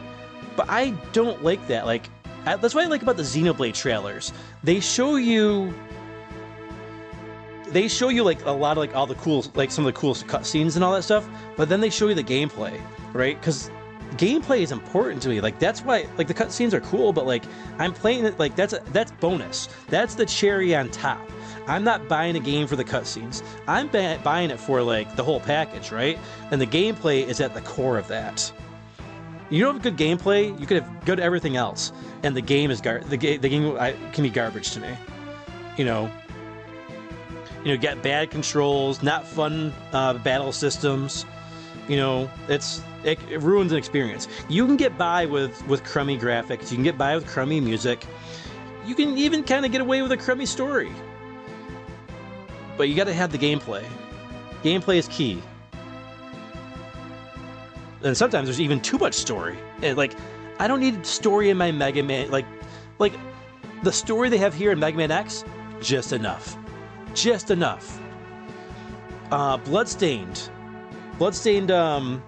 Ritual of the Night, great example. Way too much story. Way too much story. Breaks up the game way too much. Way too much. I remember we were playing that live, and I was like, oh, come on. Like, this isn't even... It'd be one thing if it was at least interesting. The story was meh. At best. At best, the story was meh. I was like, whatever. Like, I don't... The voice acting was like, ugh. Like, not even, like... Not comically bad, just bad. Was not a fan of Bloodstained as much as I wanted to be. It still had good parts, don't get me wrong. Don't get me wrong, there's still good parts to it. I enjoyed my playthrough with it. But it could have been a whole lot better.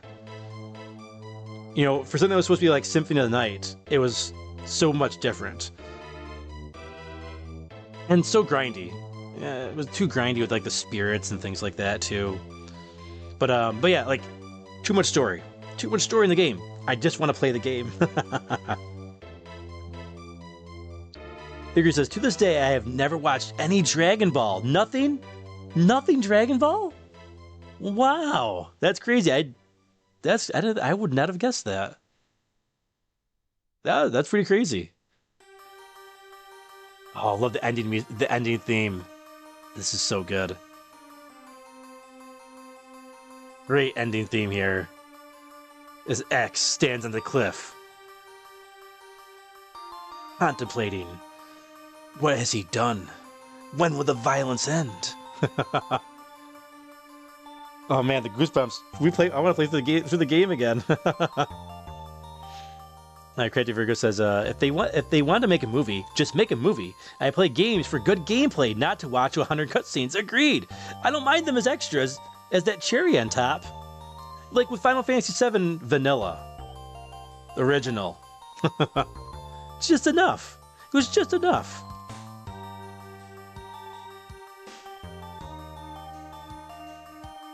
Although I say that the Xenoblade games have a lot of cutscenes in them, but what I'll say about Xenoblade and Xenoblade's defense is that they're good. And it tells a great story with great character development. So I give and it's an RPG. So like, that's fine. It's an RPG, it's more acceptable in an RPG game. But action games, platforming games, I just want to go through. Jump, jump, slide, slide. Jump, shoot, slide. Matthew says, the only cinematics, I'm guessing gameplay will be forthcoming soon, but I agree, that was disappointing. Right, so everybody's really excited about it, and I'm happy for everybody. Again, they're not my type of game, but if I was into Resident Evil, I would be upset with that trailer, personally. But that's just me. That's so good. And this game is so magical. I'm so glad we finally got to play it. The only thing that stinks is it goes by so quick.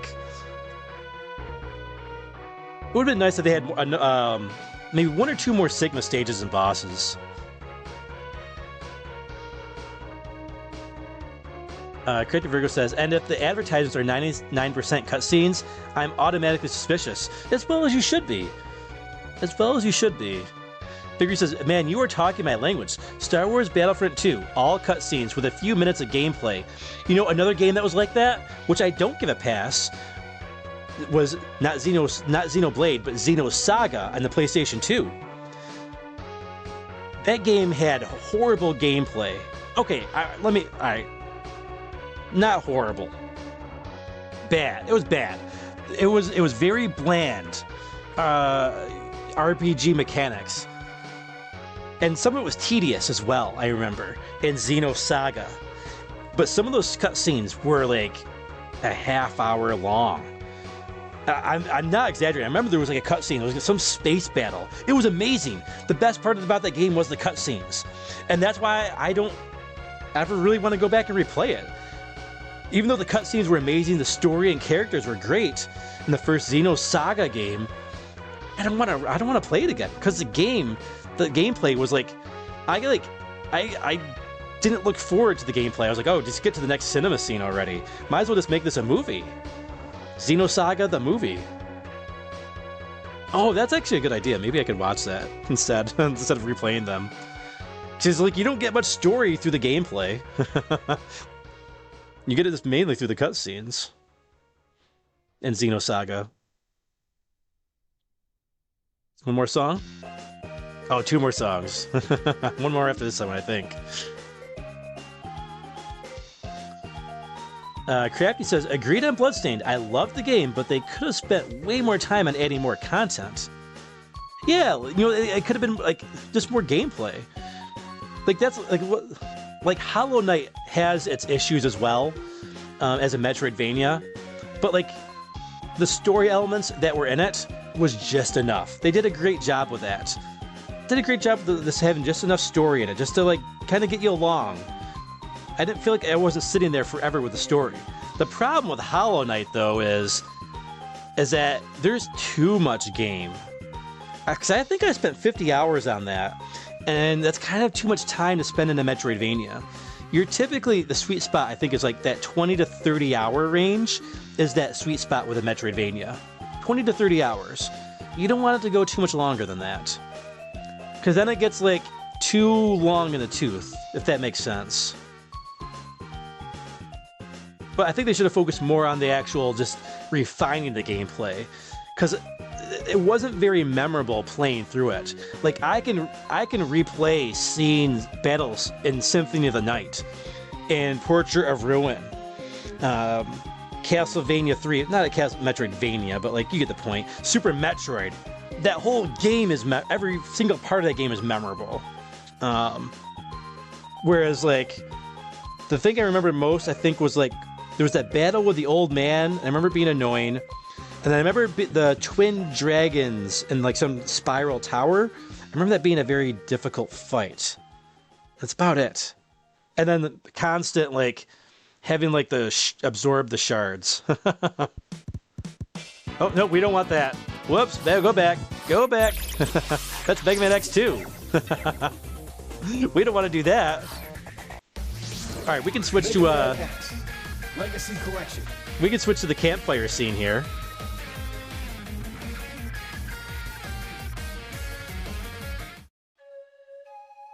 Our post-game fire pit chat. There we go. Get the nice warm fire around us. Yeah, feel that warmth. Yes. I've actually like rubbed my hands together and put my hand up against the screen, near the screen, my laptop.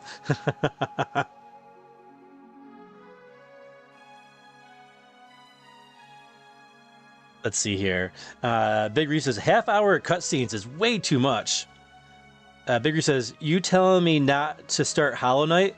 I was about to install it. You haven't played it? No, it's great. It's a good game. I'm not saying it's a bad game. I'm just saying it has its issues. It has things that holds it. There's things that hold Hollow Knight back from being the game it could be. And that's one of the things. They call it also like the Dark Souls of Metroidvanias as well. Because it's got like some Dark Souls, like, and I've never played Dark Souls, but I just heard that many times, elements to it. I thoroughly enjoyed my experience with Hollow Knight. It was way better than I expected it to be. There's just there's a lot to it.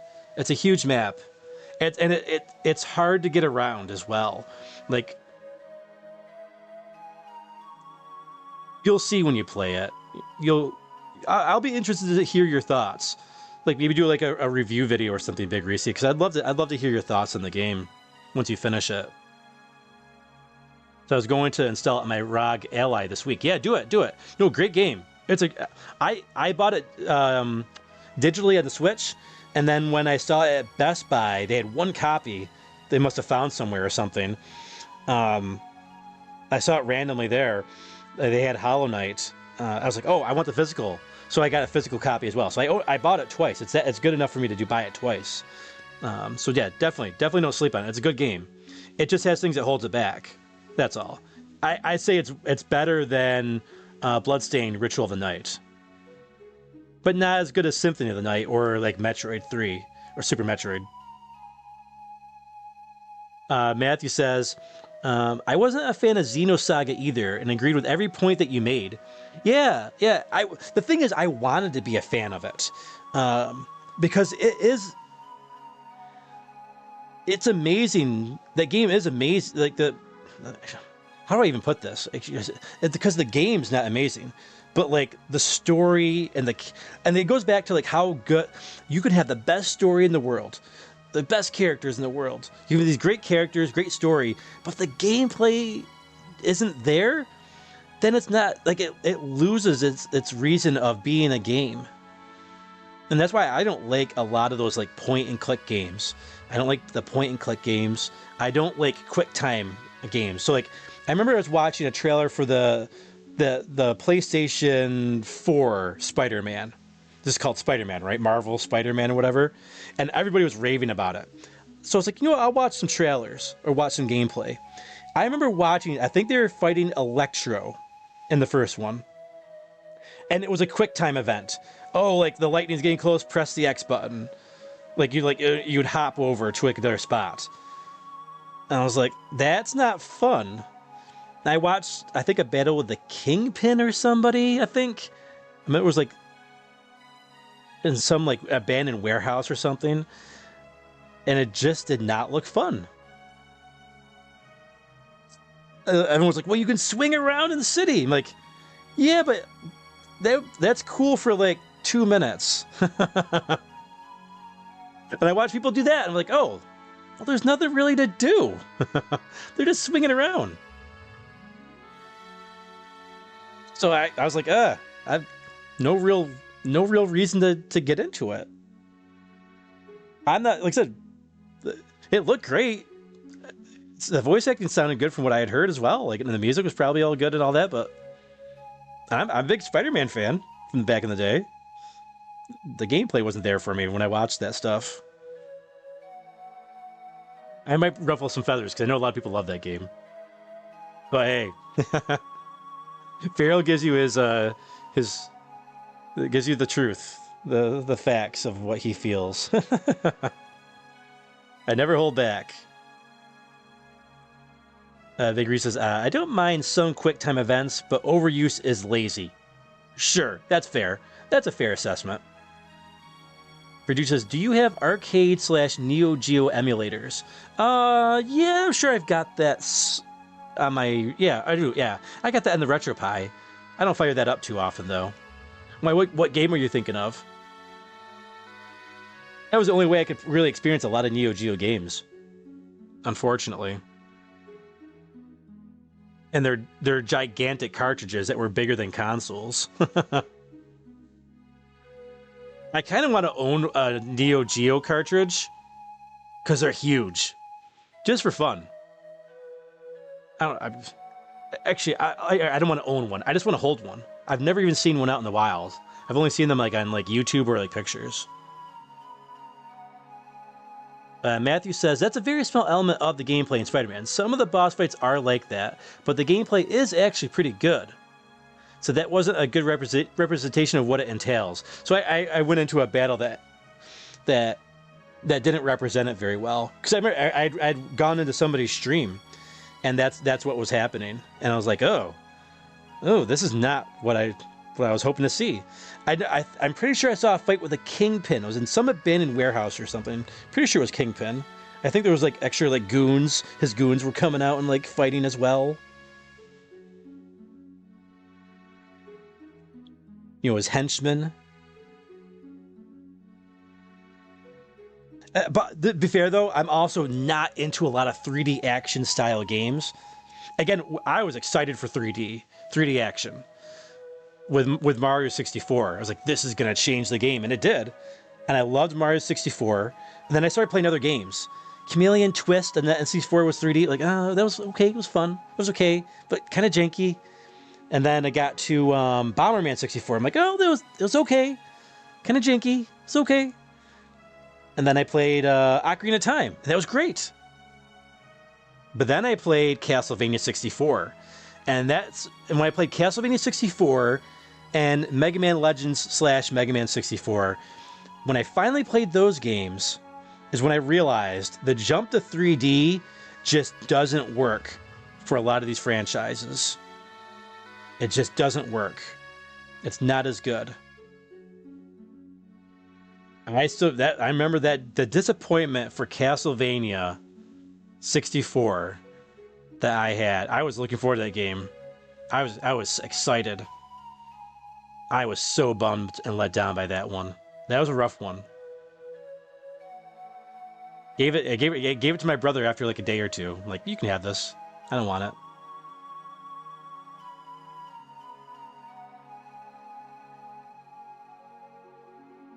Verducci says, well, I managed to get a RAM of Outzone, the top-down arcade shooter. I think I've played Outzone. So I was never into the Neo Geo, but I got demonically possessed by some of the shmups. Yeah, they got some decent shmups on them. I've always enjoyed the fighting games and Metal Slug on Neo Geo. Not all the fighting. The fighting games some of them are hit or miss. I wasn't a big fan of Fatal Fury because of the King of Fighters was good though, because I didn't like in Fatal Fury the going back and forth. Whatever the games were that had like you're going in the background to like dodge attacks. I never liked that for those games. But the Metal Slug games were great on Neo Geo. The run and gun games were really good. They had some really good run and gun games. Verducci says, if you like Shock Troopers, you'll like this. It's really tough though. Oh, okay, yeah. We played Shock Troopers 2, I think, on the channel. 1 or 2. I think we played 2. The one with the blonde chick with the ponytail. I remember. Because that's what we used in the thumbnail. I want to say it was Shock Troopers 2 we played, that we played on the channel.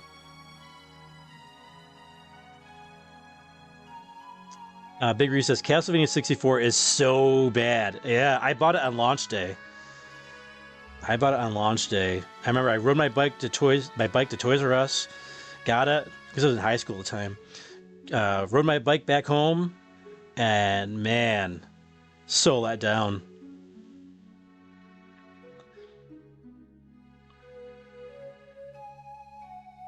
Yeah, Matthew agreed. Those titles were terrible. Big Reese says, I'm a big fan of Neo Geo. Metal Slug is one of the best arcade game franchises of all time. Yeah, Metal Slug, in terms of views, not watch time, but in terms of actual views, is my most viewed live stream that I've done. Not video, obviously, but because I think we had 600 or 700 people on that one. I don't know why. I think maybe the thumbnail that I did. It was a good thumbnail I made. It was a great thumbnail. But yeah, that was my most successful in terms of views, actual views. It was a fairly short stream though.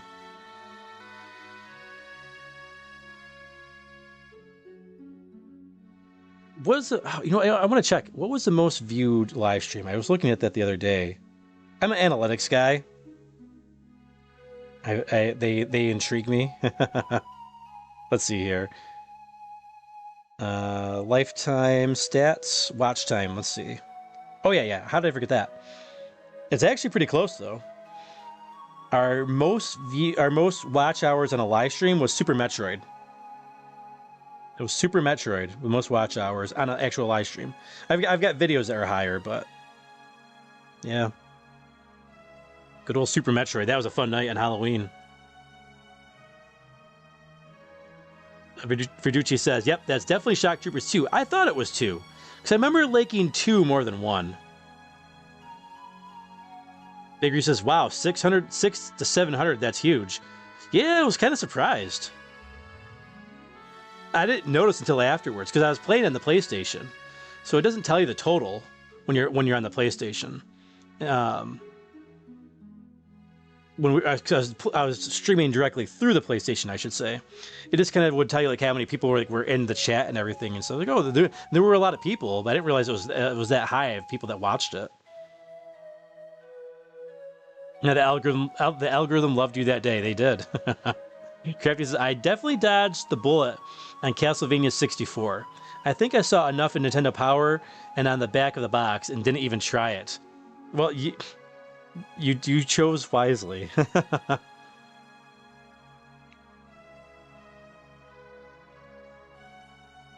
Chose wisely. Producer Man says, interesting. Oh, talking about the watch hour thing, yeah, and the views on those live streams. Yeah, it's cool. It's cool to see like how like successful like one or another live stream might be, over another. I expected, it's funny because I expected Metal Slug to not really do that great, but I think the thumbnail with Leona on it helped. I think that definitely helped. Man, this is great. Let's end the poll in the chat here. Let's see who we got. Oh, okay. Wow. That's pretty neat. Wow. Okay, this is... Wow. That's a split decision. Who is the best Mega Man X character? 48% said X. Another 48% said 0. Sigma got 3%, and Vile got none. Which is interesting because Vile is technically a playable character in Maverick Hunter X. After you beat Maverick Hunter X, you can play as Vile. It wasn't as fun as I thought it was going to be, I remember. Verducci says, oh, interesting. I thought for sure it would be Final Fantasy VI. Those are very high, though. They all were very high watch hours on Final Fantasy VI. Verduci says, I thought Final Fantasy VI would get more than Metroid. Yeah, Super Metroid has more appeal, though, I think. I think that might be part of it. Than I think a Final Fantasy VI would, in terms of like wide appeal. And Final Fantasy, like Metroid, Super Metroid's all in one shot, right? So like that's like, whereas we know Final Fantasy VI, you can kind of come in and out of the live stream as well. Like, you know, like, oh hey, we know he's grinding at this part, you know. We can go like get some snacks or something, or go watch something else, you know, whatever people decide to do, right? So I think that whereas Super Metroid's like you're on the edge of your seat almost the entire time. Maybe with the exception of Meridia a little bit, but Matthew says, I loved Banjo-Kazooie and N64 as well. Nice game around the same time as Mario 64. You know, I skipped out on Banjo. And my buddy Dan, he's playing that game right now. And it's got me really wanting to give it another shot at some point. At some point, though. Big Reese says, it's a tie. Matthew says, it's been a tie all night. Really? That's funny. I haven't been keeping an eye on it. Every once in a while, I see like X or 0 because I only see like the top like person, like it's minimized on my screen, but it'll like kind of shows it's active. And I was like, oh, so my thought was, oh, it was a tight race between X and 0, which I fully expected. Wow, that's pretty cool. Bakery says, I haven't seen that one before. That's crazy to get a tie. You know, I guess it makes sense, though. I think it makes sense a little bit to be a tie. I think it makes sense to be a tie because you can play as both characters in some of the games. So it makes sense. Big Reese says, hey, I'm number 3. Yeah, he made it to number 3 on the community thing. Right at the 11th hour. Or I guess 12th hour here. But...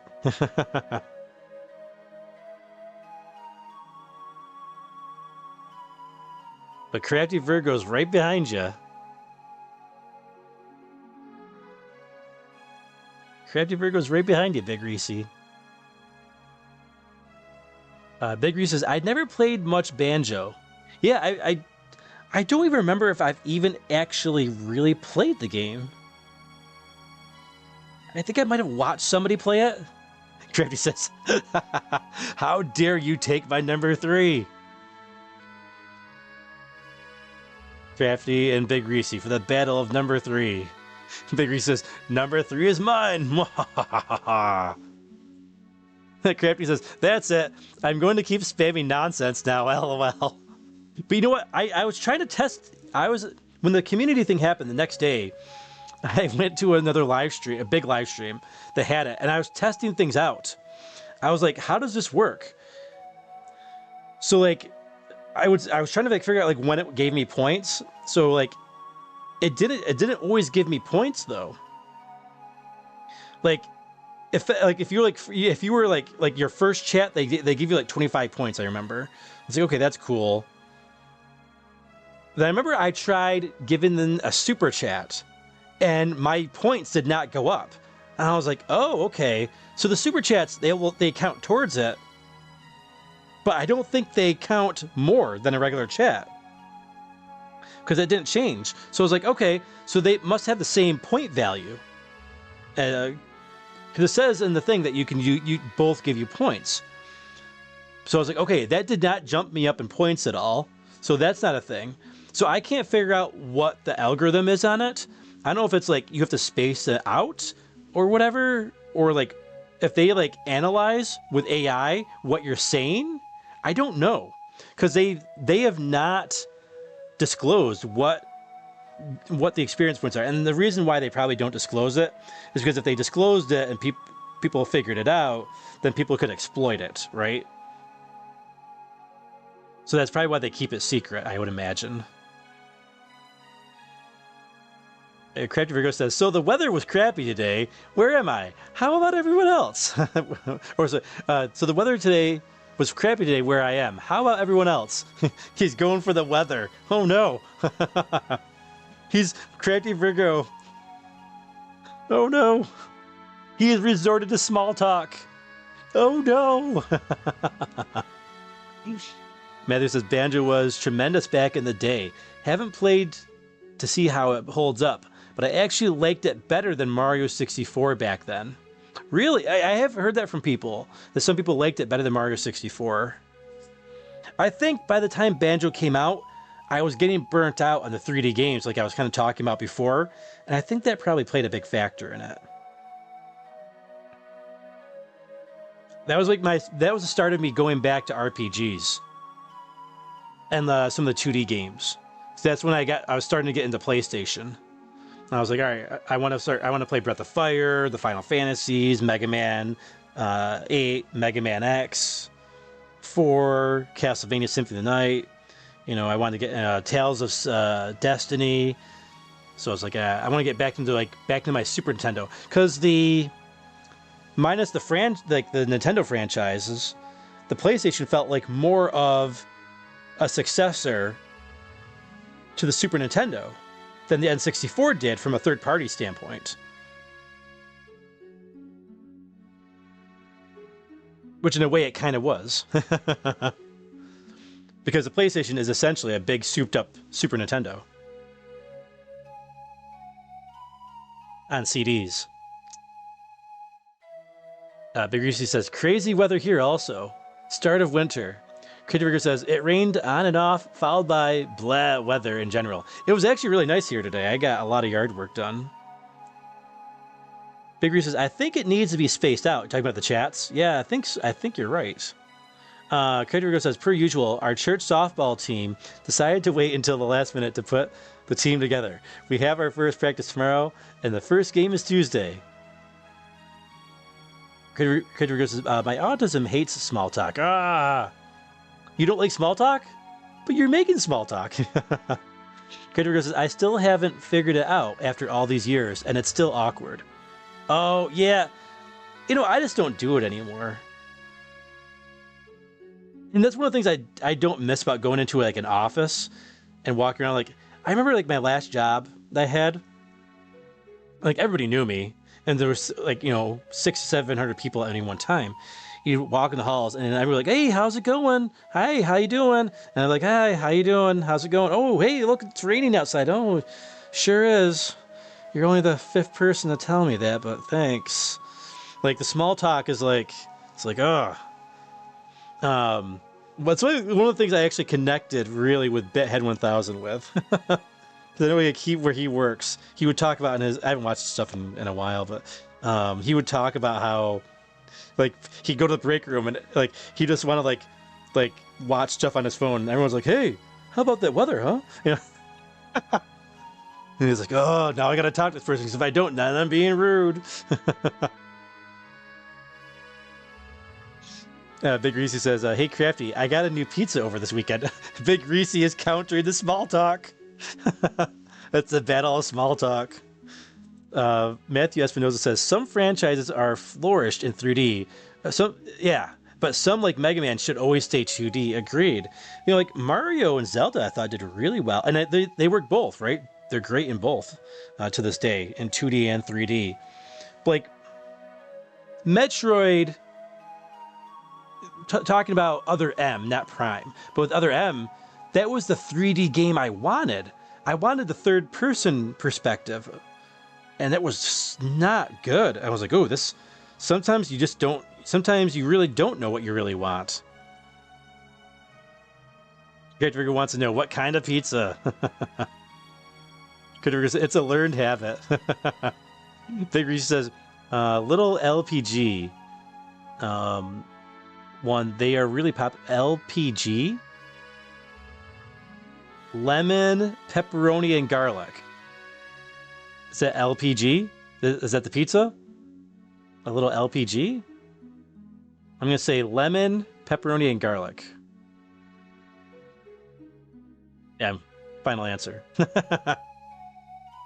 Carter says, even if I tried and stayed absorbed in a book, people will not want to engage in small talk. But some just don't get the hint.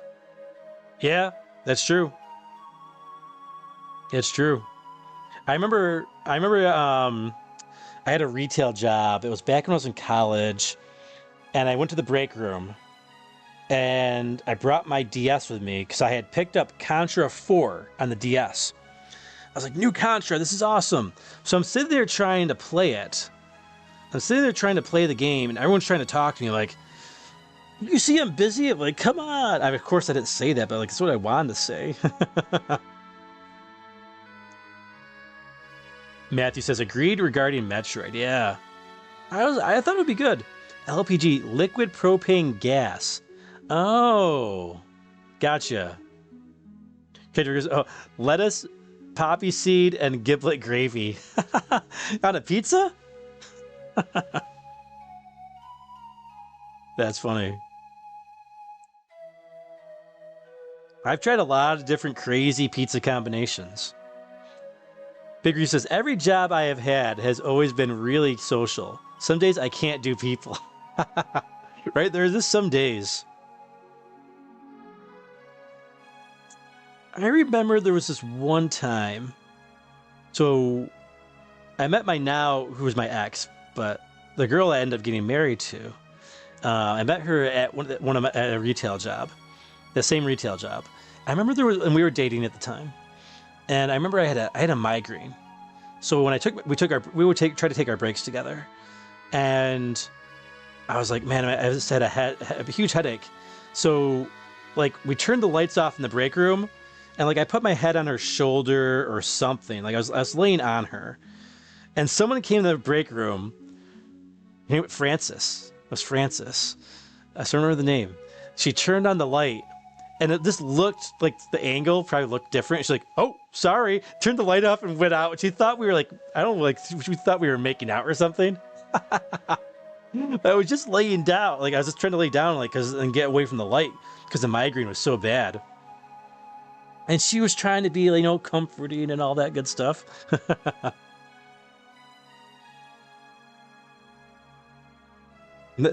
She got the hint. She got the hint, but it wasn't the hint we were trying to send.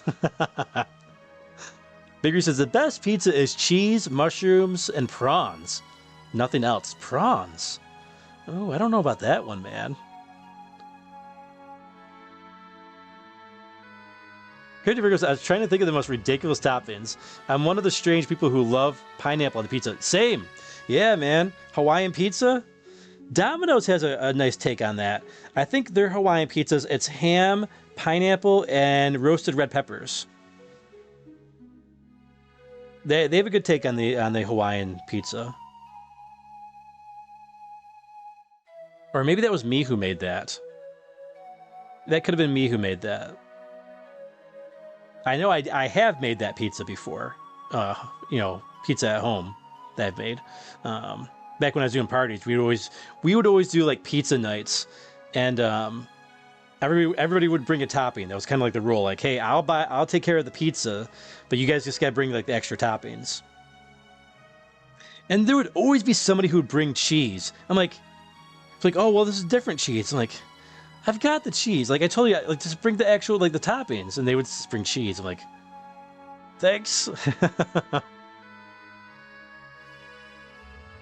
But we've had some fun combinations. Sausage and jelly bean was an interesting one.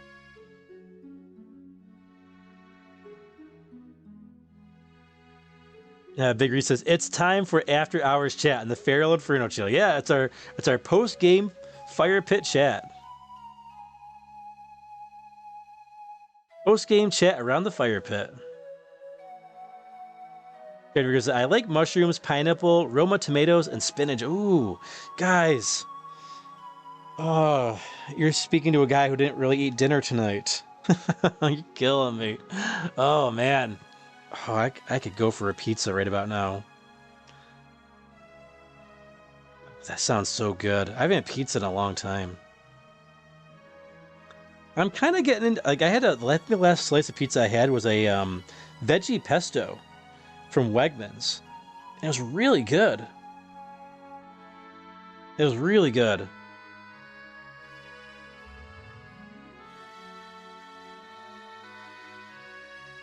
Big Reese says, I see some strange pizzas in Thailand with fake meats on it. Fake meats? Well, I mean, technically, in the U.S., the most popular pizza is pepperoni, and that's essentially a fake meat in my eyes. Matthew says, what type of job do you have now, Feral? I do analyst work, payroll work, and a little bit of some other things too to help out.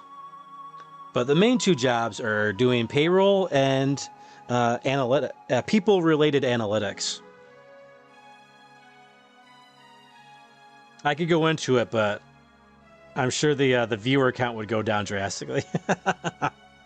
I get excited by the work, but I start talking about it, and it's kind of like that scene in Office Space when Peter's talking to the waitress, like he's explaining the job, and she's kind of like looking elsewhere, like she's bored out of her mind. That's kind of how it gets with a lot, like when I explain my job to people. But I enjoy it. Let's just say Excel spreadsheets play a big role. A lot of calculations. A lot of working compensation. Because I need a cloak like Magus there.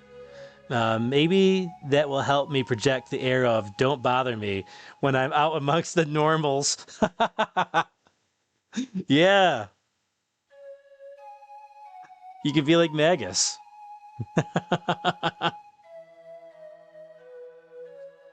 He's pretty antisocial, that Magus. Except for when he's ripping. He's ripping on people. Then he's all about it. Reese says, "Oh, I mean like fake beef or fake seafood." Oh, Matthew Espinosa says, "Understood. Interested." Yeah, I find it interesting, but a lot of people don't find it very interesting when I talk about it. Like the people like a lot of people like I work with, and a lot of like the type of work I do, like always say like they're so glad that I do this stuff because they're just not into it. I've heard that so many times in my career. Which is crazy because I thought it was great. Figure says, thanks, I have to watch Office Space tonight. I've watched that so many times it's kind of lost its luster with me. Crafty says, probably one of the reasons I like him so much. You like who? Who, me? So, the analytics? Verducci Man says, have you noticed any fogging on the Switch 2? Great question, Verducci Man. Great question. I was looking for it that night, and it wasn't as bad. You still see fog in the background, and it's okay to have some fog in the background because it should be crystal clear, right?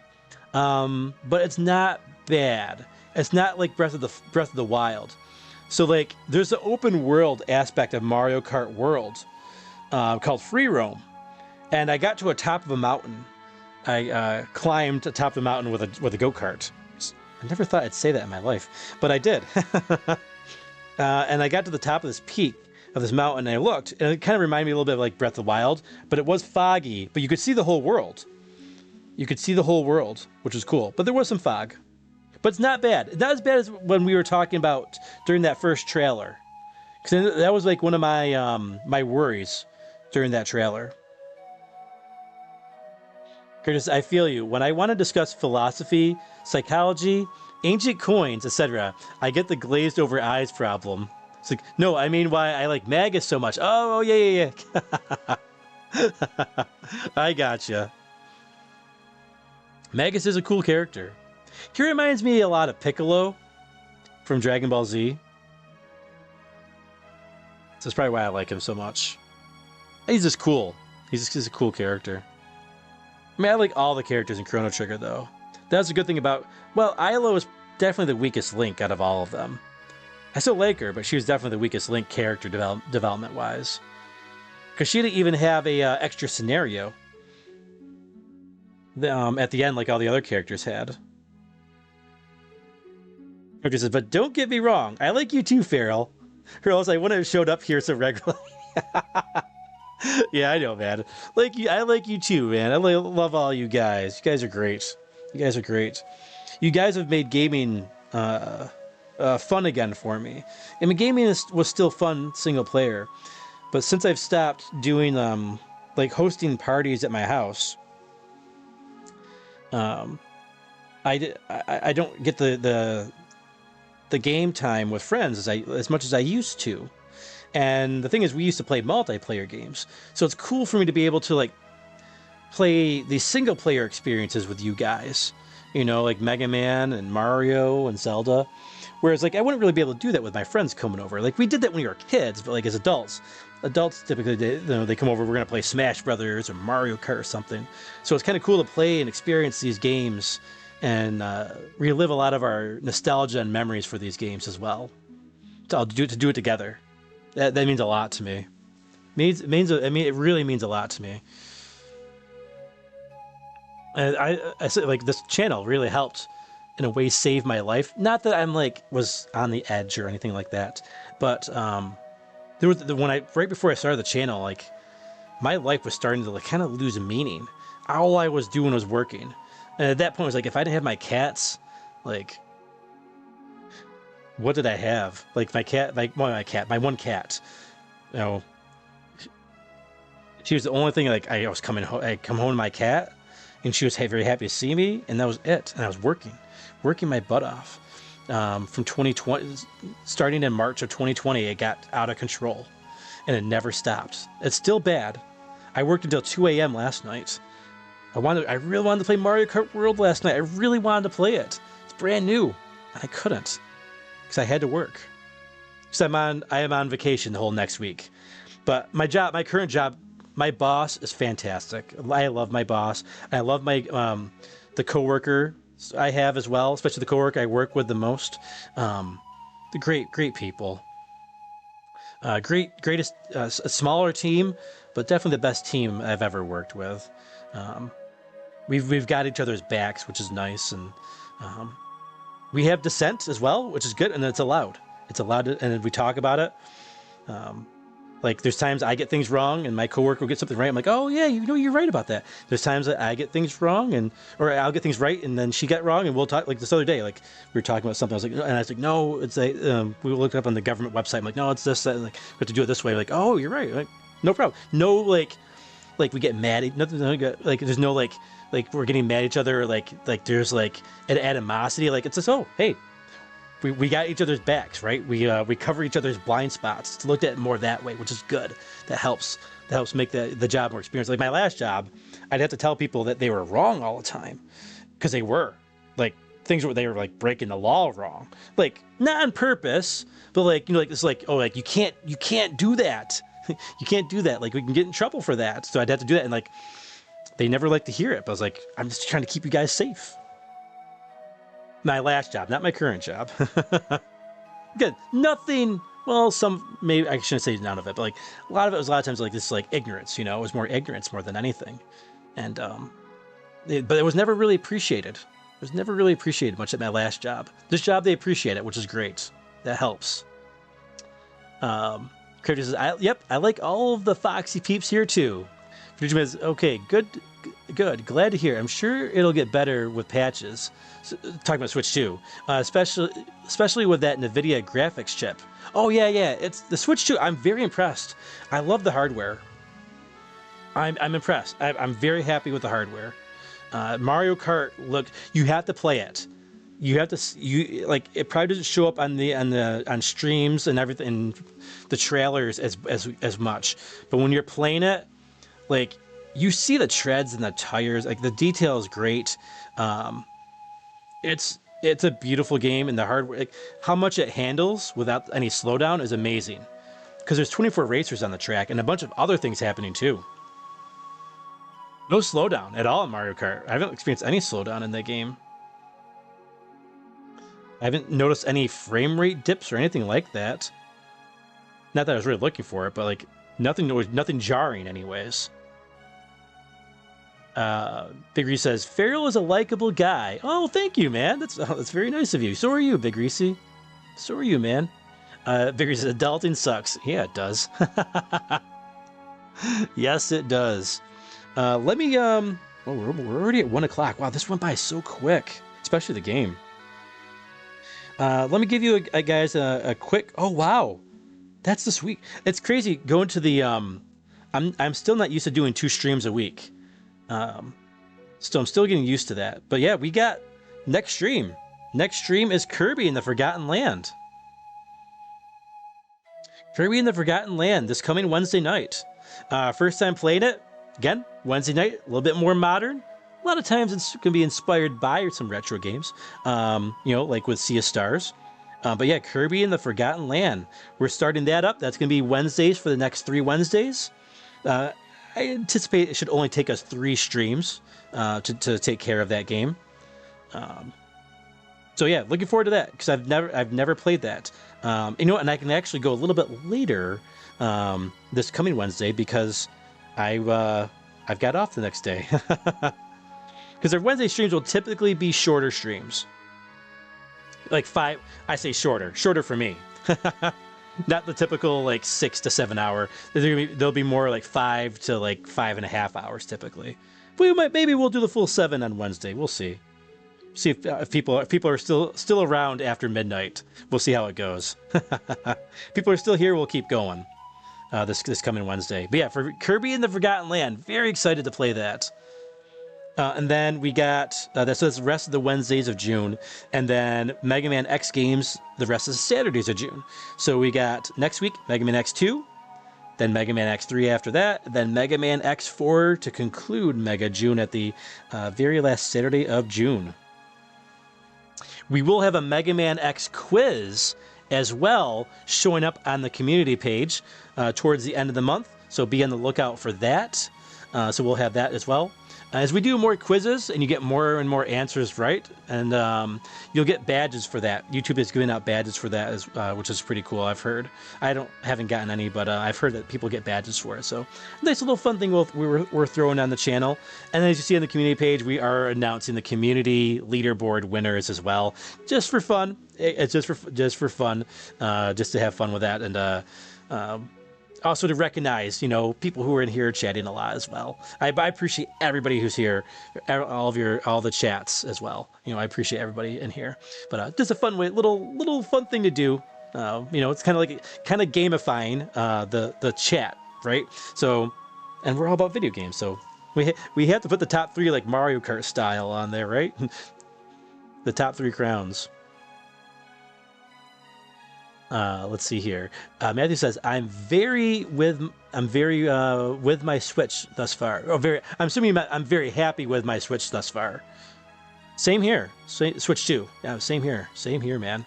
Crazy Rigger says, I like this experience in this channel, as I've realized that even though we're more connected these days, it's far lonelier than it may seem on the surface.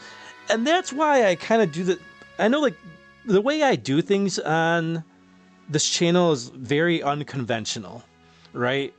We have like the campfire here at the end, you know. But like, this is me. Like, this channel is like a reflection of like who I am and like what I want to do. And that's why, like, you know, you can only do things your own way. And if you don't do things your own way, and the things that make you happy, like, hey, this fire pit thing, probably not great for the algorithm, honestly, right? But I don't care. That'd be great if it would be good for the algorithm. But I enjoy just being here with you guys, talking about these games and having that connection. Granted, we're not in the same room talking to each other the way like we would do maybe back in the day, but for the time being, it's what we got. I know YouTube was actually working on a voice chat feature, so that's a possibility in the future as well. But like, also not, because like I got to keep things family friendly, right? It's much easier to like go and like delete a rogue or a chat that's like, hey, or just off, a little off hinge, right? It's easy enough to say it. People make mistakes, or people say things they shouldn't. I do it all the time too. Easy enough just to remove it or whatever. And people don't always see the chats anyways. But when it's spoken, now it's like it's embedded into the stream, and that's why I don't like having the chat on the screen. One, it's repetitive, I think, right? Because like the chat's right here. The chat's available on YouTube. Like there's no reason to put the chat on the screen. Two, it's very small to see. And then three, if somebody does say something like bad, like really bad, then it's forever part of the stream, and I don't want that. I don't want that. So I've always kept the chat off the screen as well. But I've always thought about like creating like a network of gamers and things like for like multiplayer games. Maybe somewhere down the road we can do something like that. But for the time being, I'm enjoying the single player experience for sure. And there's so many games in my backlog that I want to replay, and games I haven't played, even from the 16-bit era and 8-bit era too, actually.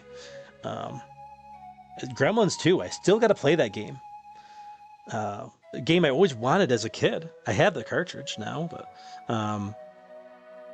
it's the game that always really intrigued me. And back when I saw Nintendo Power back in the day. Oh, I fell behind the chat already. But yeah, great. There's a really nice comment there, Crafty Virgo. Matthew says, are you playing the DLC of Kirby as well? Oh, good question. I've been contemplating if I'm going to play it on Switch 2 or Switch 1, because I have the Switch 1 version. It's probably better to play it on Switch 2 though, right? I think there's an upgrade pack, right? And there'll be DLC later on. And I'm assuming you got to play through the game to play the DLC. So yeah, maybe we'll play that DLC at some point. I completed the base game when it originally came out, but I haven't played the DLC yet. I don't think the DLC's come out yet. Oh, yeah, I know what you meant there, Matthew. Yeah, very satisfied. Matthew says, I completely agree with that assessment, Crafty. For sure. Yeah, that was a great comment. Big Reese says, agree, Crafty. Matthew says, by the way, Feral, my wife said that you're her favorite YouTuber that I watch. She said that you seem like a great guy, and it's amazing how you engage with your audience and such. Wow. Well, thank you to Mrs. Espinoza. I really appreciate the kind words. That's really nice of you. Wow. I'm blushing. I can't see myself in the mirror, but I know I'm blushing. Like that's really, wow, someone's favorite YouTuber. That just made my night. Thank you. Thanks, Matthew and Mrs. Espinoza. That's really kind of you to say. Big Reese says, no one reads the on-screen chat. Oh, when it's like on the actual screen? Yeah. Well, it's so hard to read. It's so hard to read. And it kind of gets in the way too, right? When it's on the actual screen.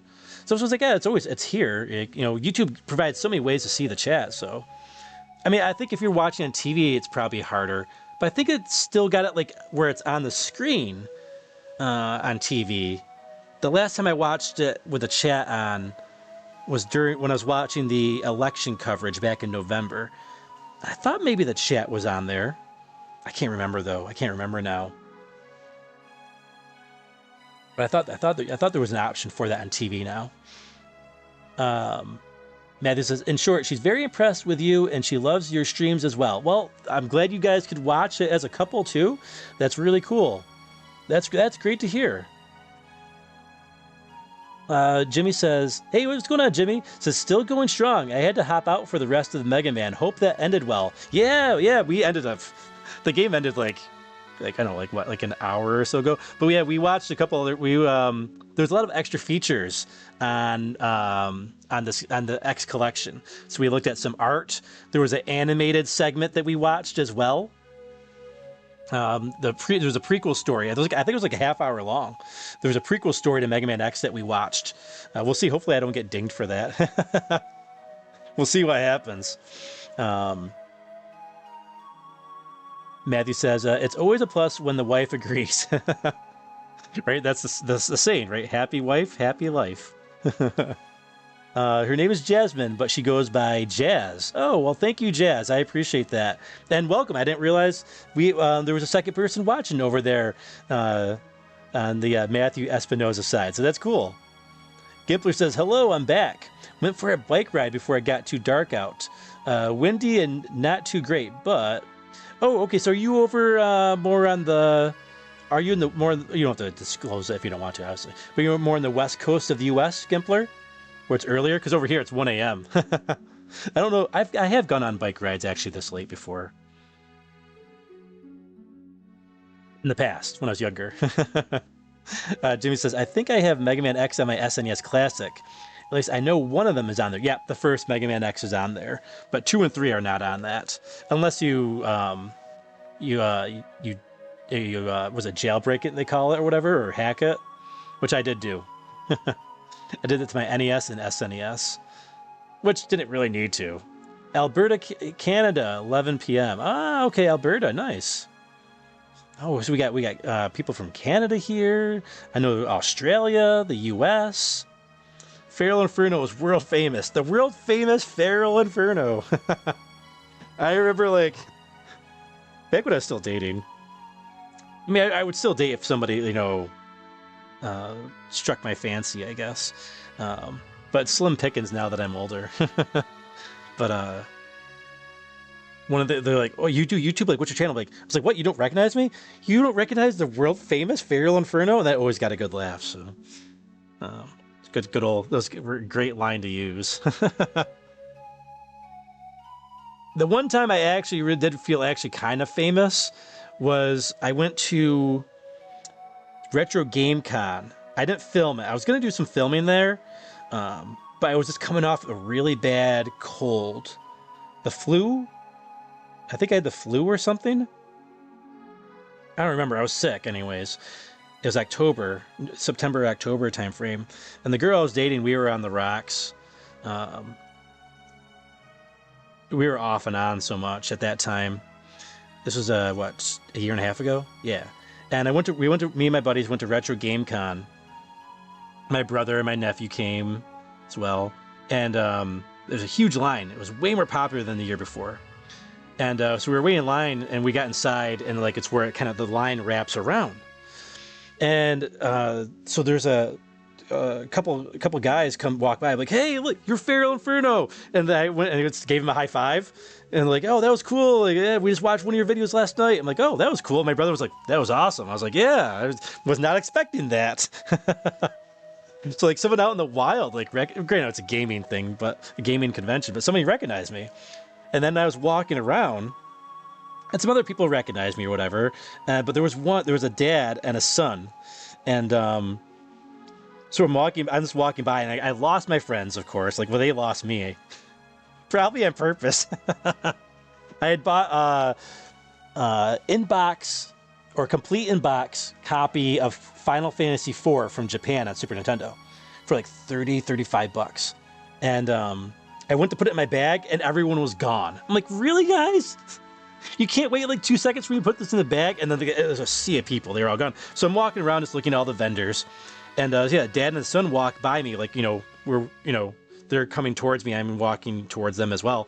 And Dad's like, hey, look, it's FeralInferno. He's like, oh, hi. Like the kid. I'm like, whoa, that's pretty cool. Like, I was like, funny, people get starstruck. I was starstruck by people recognizing me. So I was like, oh, hey, thanks for watching. It's cool. Like, how you guys doing? And it was so crowded, so we had to kind of keep on moving. So we couldn't just stand there and talk.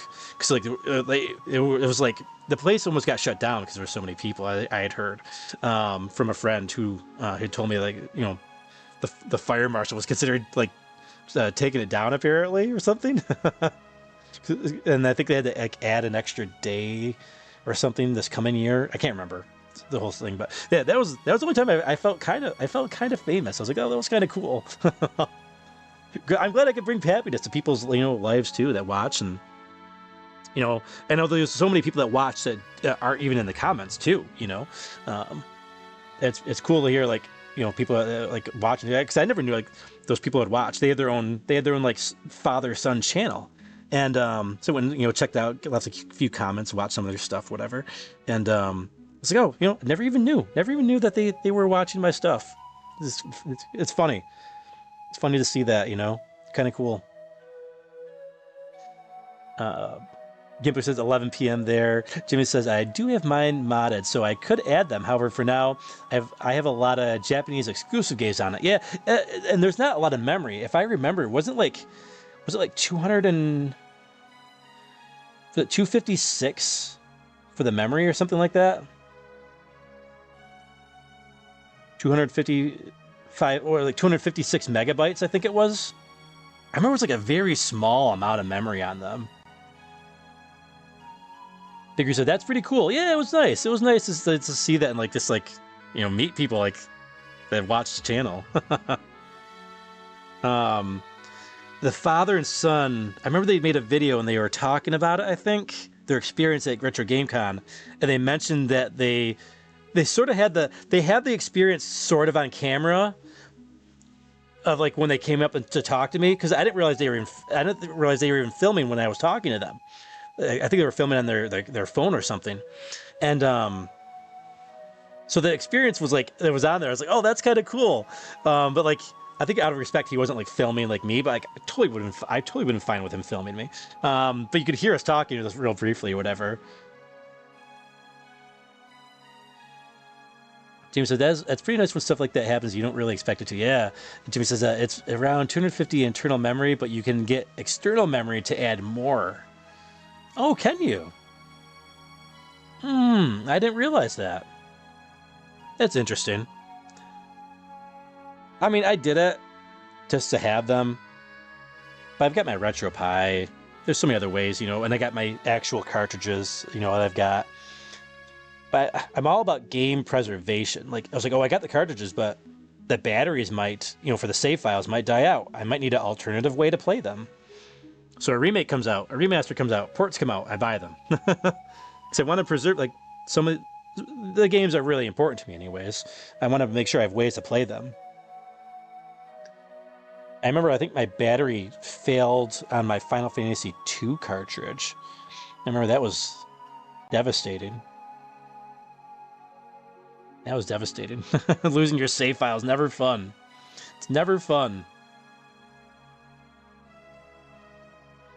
Yeah, it's this whole YouTube experience has been a lot of fun. There's been some ups and downs, but mostly ups, It's been mostly a great experience. And one of the things that I was talking about earlier, I'm kind of on hiatus right now from making the videos. Because I was producing videos, edited videos and all that, and shorts and all that stuff. And I just kind of got burnt out on it. And when Truffle passed away a few months ago, it kind of just put things in a different perspective as well. And I got behind on so many different things. And I just realized also, like, my favorite part about this channel right now is the live streams with you guys doing this, playing the games, and then and having great conversations. Maybe you guys, root me along or roast me as well on some of the things that happen in the game. It's fun, man. It's fun. Jimmy says, I would love to have it all physical. I just don't have the funds for a lot of stuff I want. Oh, for sure. I mean, the one physical game, I mean, I've got it other ways. Obviously, I've got the Legacy collections that got it on it. But Mega Man 7, I had that cartridge as a kid. And I got rid of it or whatever, gave it to my brother. I don't know, whatever happened to it, right? Sold it, traded it, whatever happened to it. But I love Mega Man 7. I love Mega Man 7. And but I remember we were playing Child of Light and there was an eBay auction I was watching. It's hard to find one in good condition because nobody wants to let go of it. And I found one in good condition, and the price was okay. And so I had to bet on it during the Child of Light stream. I think it was the third stream that we did, Child of Light. And depositing it later. Hold on, guys. We gotta go to eBay. And it went up to $300, and I lost. Obviously, I was like, I can't justify that. So eventually, I bought the Japanese version. I'm like, I don't need the American version. I got the I can get the Super Famicom version. It's got a better label, anyways. I was like, I wasn't gonna spend $300 on it, even though I spent $200 on Chrono Trigger to get that back. But I digress. Gibber says, managed to get devices to dump most of my SNES, NES, Genesis, Master System, DS games, so I'm happy. Oh, that's pretty cool. So you found a device that actually dumps them to your. So it's your. The nice thing about that is that it's your actual copy. You know what I mean? Rather than someone else dumping it, that's your actual copy. That's awesome, Gimpler. That's pretty cool. I thought about doing that once. But it was a fleeting thought. Big Reese says, rest in peace, Truffle. Thank you, Big Reese. Poger says, FeralInferno the streamer, the new thing. Yeah. Hey, what's going on, Poger? How you doing, my friend? Yeah. I never thought the streaming would take over the channel. It was always a side thing. A side idea. Like, hey, here and there type of thing. And then Final Fantasy VII Remake, our first series that we did, blew up. And the Smash Brothers giveaway we did blew up as well, right before the Final Fantasy VII blew up. And I was like, all right, well, let's keep going. And then, some streams that did better than some others, obviously, but it's been the best way of connecting with people. And as much as it's fun as it is talking about games, man, I really want to play them, I really wanted to play them. Jimmy says, it is cool to do this kind of thing. I'm glad I found Chris's channel, which had me find your channel that I enjoy just as much now. Yeah, Chris is a great guy. Yeah, I remember I found him, I want to say it was back in February. Was it that long ago already? Wow, I think it was. He was playing I think I was telling him earlier, I found him on he was doing Zelda 2, the level 1 life challenge. He wasn't upgrading his life level up, so it was a life level 1. So like leveling up life is essentially your armor in the game, in Zelda 2. And so anything, most everything was just one hit kills on him. 1, 2, 3 hit kills on him, right at that point towards the end of the game. That was fun. That was a fun stream. That was the first stream I found him at. He was cool guy, and he interacts with his audience really well too. And he just started up. He's not, he's still fairly young in this YouTube journey, and he's done a great job. Done a great job with his channel. Definitely, he's one of my favorite live streamers for sure. One of my favorites. Matthew says, absolutely, it's a great little community. All thanks to the atmosphere that you promote and great contributors. Yeah. It takes all of us together to make it great, right? It takes all of us together to make it something good. Gipler says, NES carts were the most difficult to dump. Oh, really?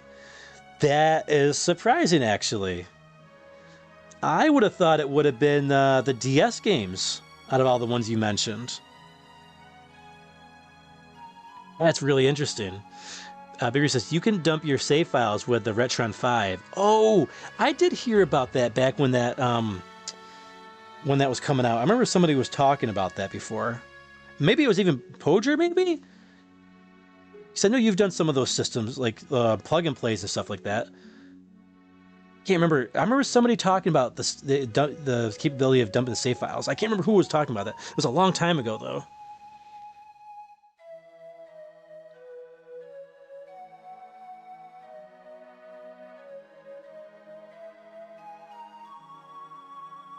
Jimmy says, I like that you also tend to play a lot of retro games as well.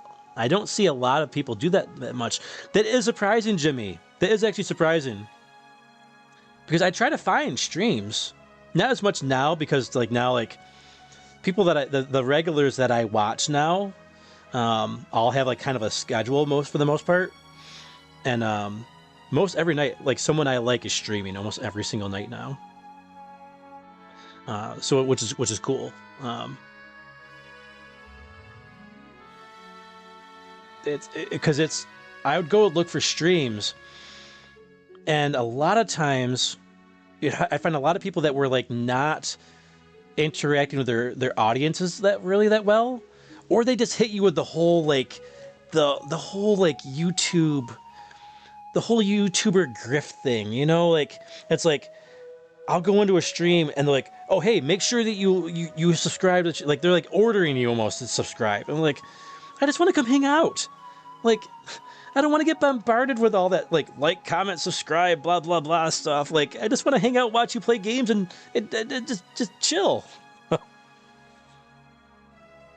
Like, growth for the sake of growing. Like, I don't know. I don't get it. It's just not how I'm built, I guess. Like, growing is good. Don't get me wrong, but like, you gotta establish a connection with someone first. Have a real connection with people.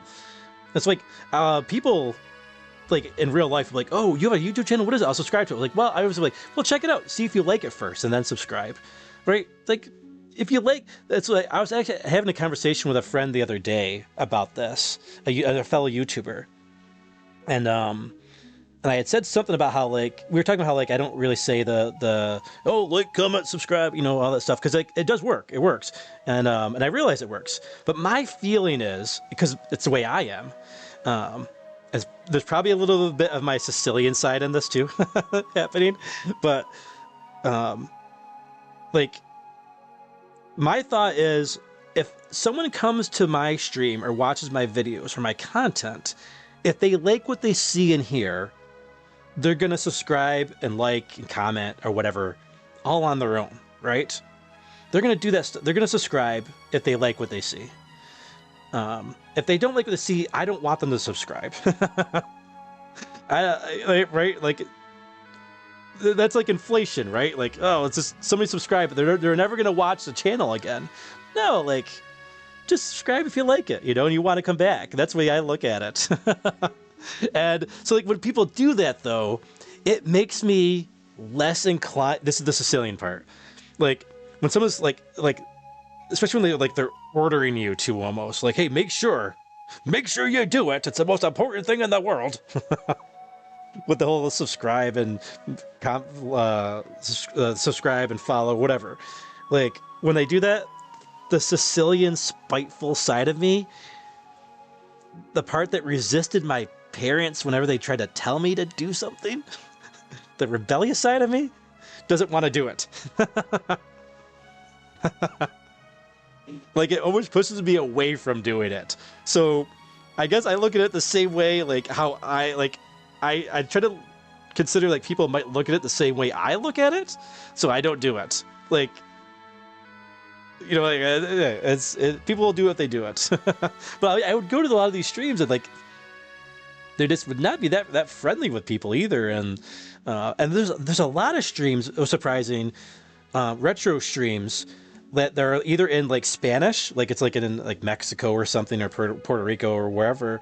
I can't tell. I'm not sure because I don't speak Spanish. Or they're in some of them are like I think in Hindi a lot of times.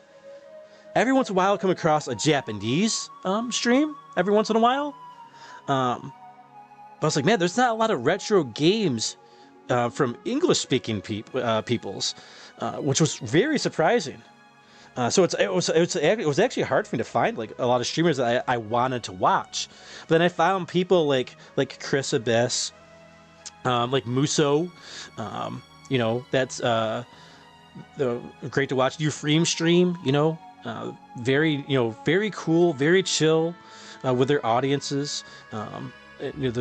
They run a good ship, and it's just fun to hang out there. Doing some name dropping there for some streamers. And all three of those guys, they definitely deserve larger audiences for sure. Great guys.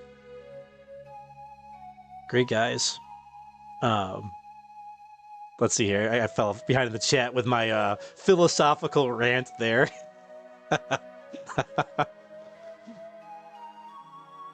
Let's see here. I fell way behind on the chat.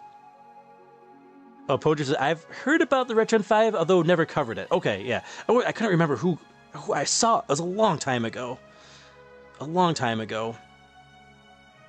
Gimpler says, the DS is easy. NES has mappers and some special chips that are not dumpable. Oh! I imagine Super FX would be difficult, though, on Super Nintendo, right? Like Star Fox and Mega Man X3.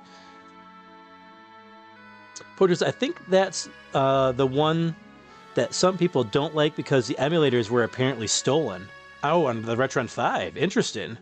Vigor says, yeah, I don't like when they try and just push you to the next video. Yeah, no, I don't like that. I don't like that stuff. Character Vigor says, thank you for not telling us to comment, subscribe, and not smashing that like button.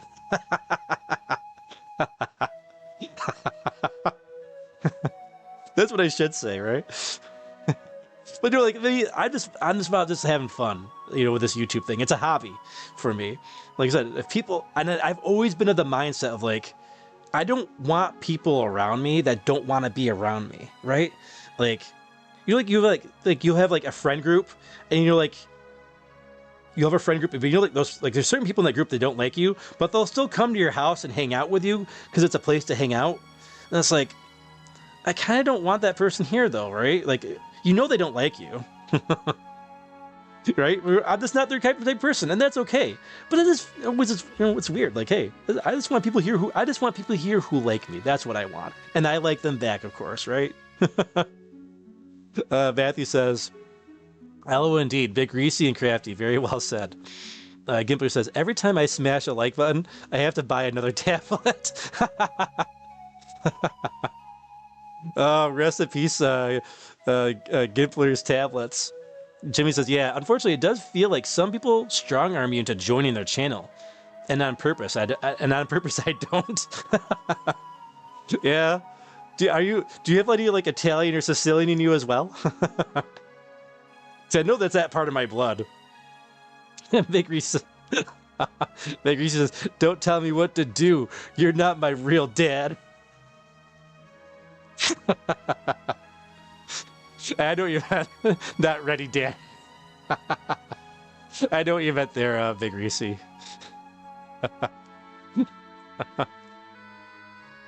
That's awesome.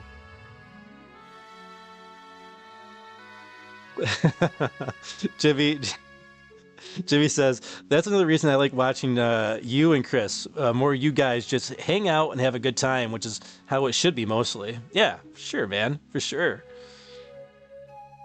Rad says, don't really see a problem with people asking to sub after a video or at the end of a stream just because a lot of people will watch your stuff but forget to sub, you know? Oh, yeah, for sure. Yeah. We were talking about, like, the strong arm, you know? The strong arm, like, if you don't, the world will collapse.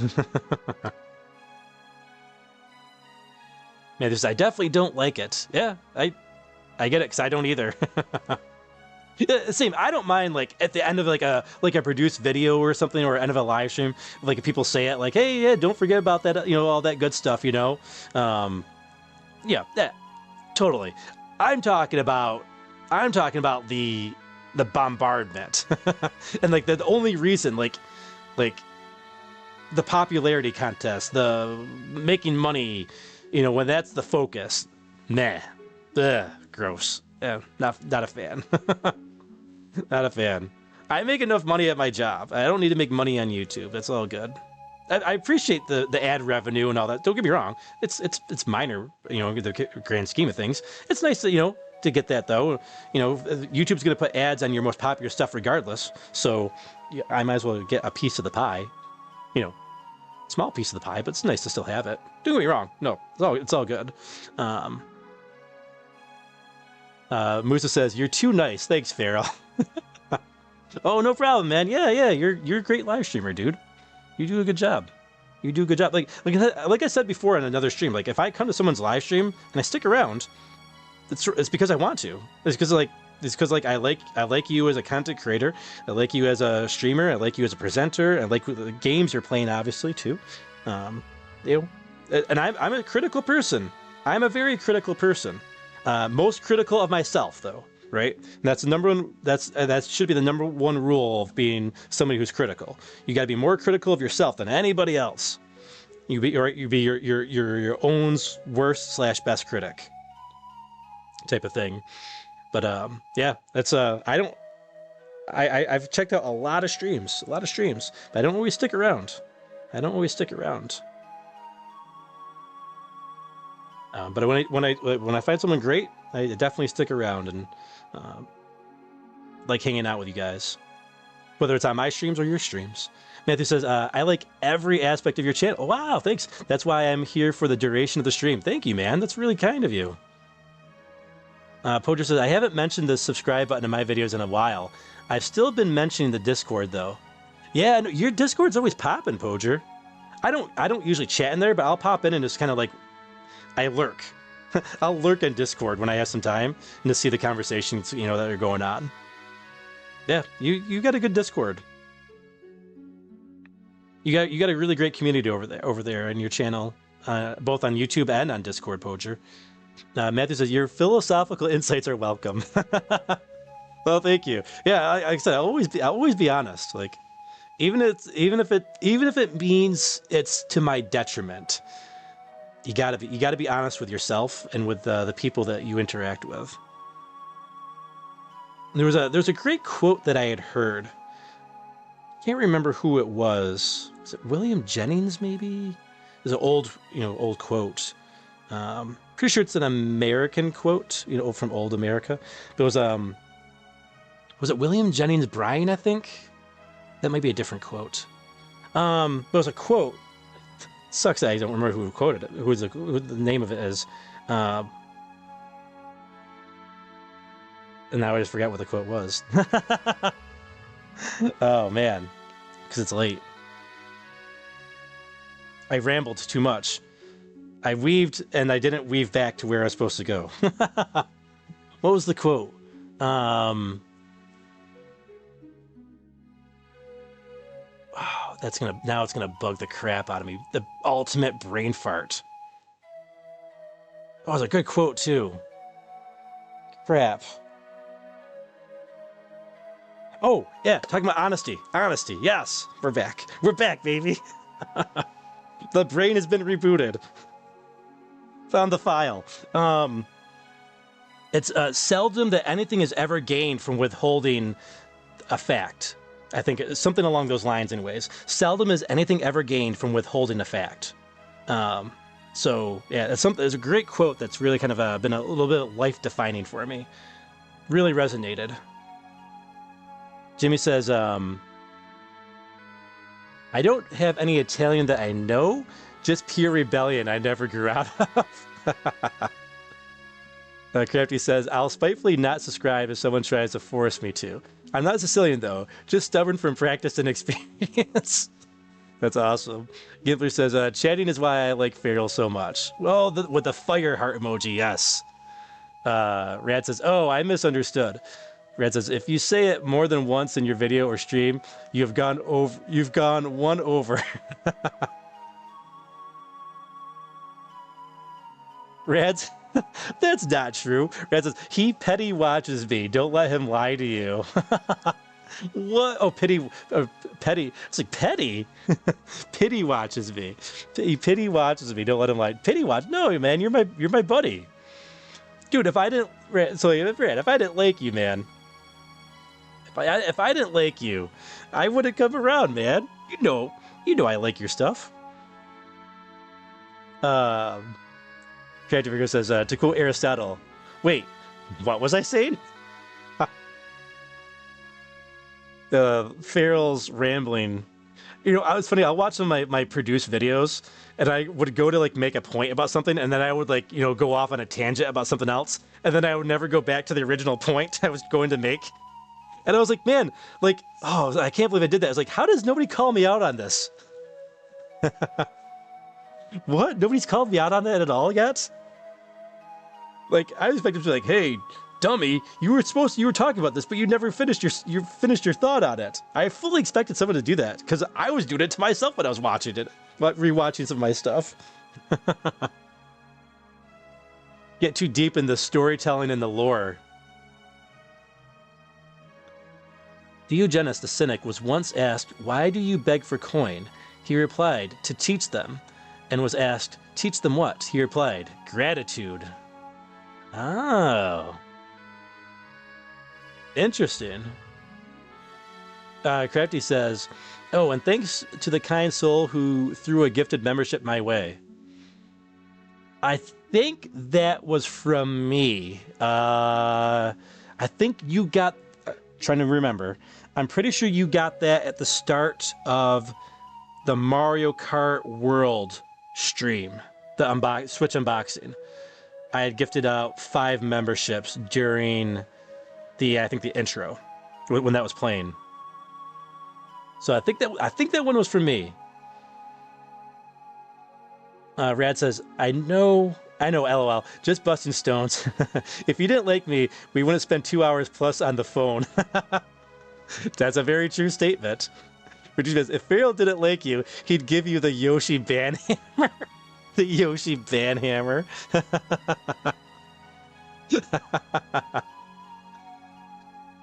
Jimmy says, Diogenes was a philosopher who didn't live by the comforts of life. Interesting. I don't know if I've heard of that one. I might have. I studied a lot of philosophy. Well, a good amount of philosophy anyways, back when I was in college. Just on the side, though. It was a side. I studied a lot of different things on the side just for fun. Because I thought it'd make me more a rounded individual / professional. Crafty says, we don't say anything because people do it all the time and we understand. Interested. Rad says, he couldn't ban me even if he wanted to. He is my HR department. I am HR, for sure, man. Human resources. Curtis says, okay, well, thank you, Feral. Yeah, no problem. Hopefully I didn't... Because I don't think anybody has gifted anything. I don't think people have gifted anything in a while. So I'm pretty sure it was me. So hopefully I didn't steal anybody's thunder on that. Matthew says, it was the same for me. I received mine during the Sea of Stars stream and haven't looked back since. Yeah, I remember it was the first Sea of Stars stream, right, Matthew? I'm pretty sure 3.5 weeks ago. Yeah, I'm pretty sure it was that one. Jimmy says, he founded the belief in study and cynicism. He's a very interesting person to learn about. Matthew says, Jimmy says, he lived in a barrel. What? I don't think I have heard of this. I'll have to look him up. Matthew says, what was your college major? I went to 3 different colleges with 3 different majors, but 2 of them connected. I started with culinary arts to be a chef. I didn't like it. Did it for a year. Wasn't for me. And I like cooking and all that, but being a chef was completely different. So I was like, I want to do something else. So I took a couple years off. Then I went for business administration with a concentration in finance. That was what it was. Not officially, but like that was what I was doing. And then my third major was finance, just straight finance. Matthew says, no, it was the second one. Okay, it was the second Sea of Stars stream. For some reason, I was thinking it was the first DLC one. And it says, I missed the initial stream, but I went back and rewatched it. Oh, well, thank you. I appreciate that. Crafty says, I'm currently reading my 3rd book by Arthur Schopenhauer and a book about Jung's basic psychology. Good reads, all of them. Yeah, I haven't studied that stuff in years. That's going back to the mid-2000s. Yeah. That's going back to the mid-2000s. Yeah, it's been a while. And also, I'll be... When is that coming up? Is it next Sunday, Rad? Not tomorrow. / today.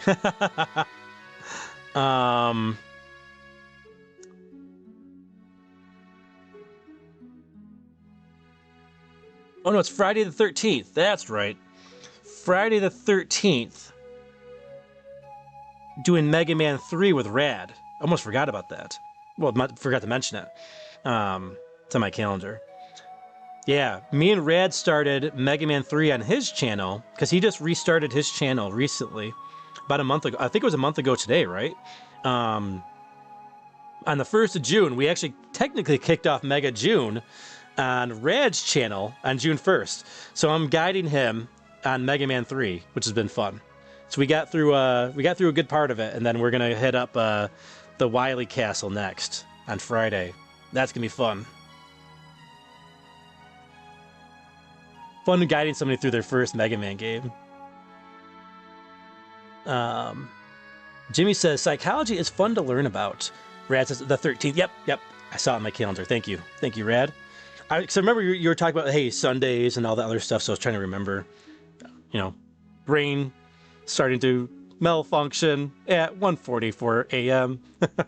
Which also, real quick side note, when we were watching the animation of the prequel story in Mega Man X, I was like, a lot of those voices, like, wow, those sound like a little bit like my voices that I've been doing. Like they did like some of the robotic voices and things like that. I was like, oh, and the old man voice. I was like, oh, I think those sound similar to some of the voices I've done. Matthew says, speaking of gifted memberships, how do you or YouTube determine who receives one? Oh, that's a good question. It's all at random. I couldn't designate it even if I wanted to. But I think it's based on like people who have seen my content before. So people who are subscribed, people who have seen my content in one shape or form or another, might have commented on something. I don't know the officials on it. But that's what I've kind of gathered. So you may have come across my channel possibly before. I don't know. But like they keep a lot of that stuff close to the vest of how they actually determine it. They like all their algorithm based stuff. They don't disclose a lot of it, which makes sense though, because they shouldn't, because they probably also don't want people like copying their algorithm. They don't want people abusing it. So I get it. I get that. So I don't know. I don't know how they determine who gets it or not. Hey, Rad says, yeah, it's been about a month. Rad says, yeah, it was fun. It was a fun stream. Excited to finish. Yes. You gotta take down Dr. Wily. Matthew says, very interesting. I have a very in-depth experience in finance as well. My undergrad was in criminal justice and political science. Oh, interesting. Okay, so you've kind of been all over a little bit too with your studies. Cool. That's very nice. Yeah, it's yeah, and if you don't want to answer, I always get like personal details, but what do you do for your career? What kind of stuff do you do? Rad says, don't have to be subbed to get it. Got 2 from channels I'm not subbed to and don't watch anymore. Okay, yeah. I know some people. I know they don't have to be subbed. I know that, but I think it's like you've had to have like I think watched them before, maybe watched a video. I don't know. Matthew says, although my career has pivoted entirely, and I now operate nowhere near that line of work. It's funny how that works, right? Like the line of work that I'm doing is not what I expected to do when I went to school. It's somewhere. I mean, there's some similarities, but like it's different. It's different because I'm not doing really finance. There's some financials that I work on, but not really doing finance the way I envisioned doing it. Gimpler says, I draw stuffs. Oh, what do you draw? I used to draw. That was my high school had majors and minors that you could take. You had to do. And my major was art. So I majored in art in high school. And my minors were English and history. I did 2 minors so I could avoid taking a foreign language. Because foreign language is just, I am a mono-language person. That's it. I don't do foreign language. Can't do it. It's not how my brain operates. I came to that conclusion after 8th grade Spanish. It's like, nope, no more, done. I'm done. But yeah, I used to draw a lot. I still have some of my high school drawings. Did I ever post my Dragon Ball Z picture on the community page? I think I posted it maybe in a Dragon Ball video. I thought I posted it somewhere. But I had this really great pencil drawing of, massive pencil drawing I did of Dragon Ball Z characters. I had it framed and everything. I still got it hanging up in my house. Rad says, think. It's a time-watched thing. I think it's a time-watched thing. Oh, it could be. And I'm a division administrator and fiscal manager for the University of Colorado. Oh, that's cool. Very nice. Congratulations on your career. That's awesome. Gimpler says, actually do game design docs. Game vision docs, visual presentations, all art concepts. Really? Oh. So you're a game designer of sorts then, Gimpler. I did not know that. Reducci Man says, we gotta see. We gotta see. What do we gotta see? We gotta see. Well, he's leaving me on the edge here. Reduci Man, what we gotta see? What do we gotta see? Crafty says, I majored in philosophy and religious studies.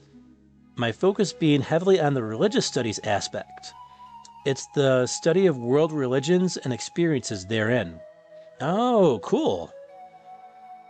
Oh, that's neat. It's funny, I was actually... Oh, the Dragon Ball drawing. Thank you, Reduci Man. My short-term memory is failing me. Nice. It's because I'm all over the place with the conversation, right? It's hard to keep track of it all sometimes. That's a talent, right?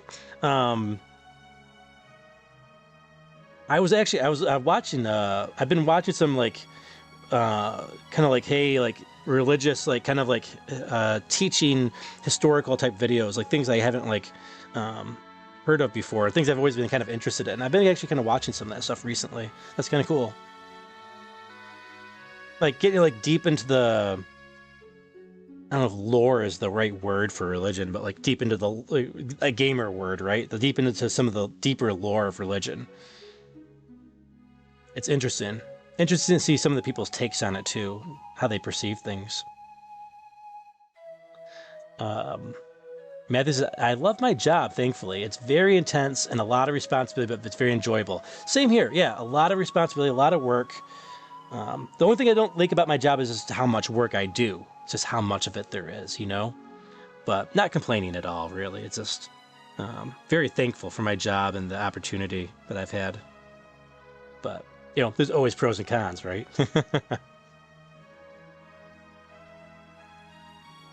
Yeah, I'll have to... Maybe I'll post a picture of it sometime or something. We'll just play maybe a Dragon Ball game, and that'd be a good time for me to post it on the community page or something like that. Matthew says, very interesting, Crafty. I love the sound of that. About the philosophy and religious studies. Gimpler says, yeah, no programming, though. If I had that, I could manage my own games. Yeah, you can't have every piece of it, right? Unless you're, like Sakurai, Masahiro Sakurai from Smash Brothers. I think he's got, every piece. I think he's got, every piece of the puzzle, you know? Rad says, my job has many cons and some pros. It's, the one thing I always recommend to people about jobs is that, make it work for you as best as possible, right? There's always things you can and can't do and can't control. But always try to make it work for you the best way possible. I'm still working on making sure my job isn't crazy in terms of hours and things like that. It's gotten better though. It's definitely gotten better. I don't do weekends anymore, but my Friday nights are usually super late, which is good because I got people streaming that I like that stream, right? So right now I think it's on Friday. On Friday nights, you got Rad was Fridays, but I think you said Sundays now, if I remember correctly. Other than ours is going to be on Friday. But then also like Muso's usually streams on Fridays. Euphrem stream usually every Friday, so it's good. I have people to help keep me company while I'm working. It helps keep me sane, really, on Friday nights. Having people like, just, to engage with in chat and talk. I get quiet, obviously, a lot of times because I'm working in the chat, but it's nice to have, hear you guys enjoying playing a game when I can't. I'm not saying that sarcastically, I mean it, like, it's nice. Nice to, at least it's like, hey, at least somebody that I like out there is enjoying playing a game. Crafty says that, Matthew. I enjoyed it and learned a lot. About the only thing it was good for, however, was personal interest and possibly teaching at the university level. Matthew's excellent insight. Thank you for sharing. Invaluable knowledge, though. Yeah, for sure. For sure. You always gotta make your job work for you, right? Best in the best way you can. And if you can't, and if the cons outweigh the pros, then it's always time to find something different, right?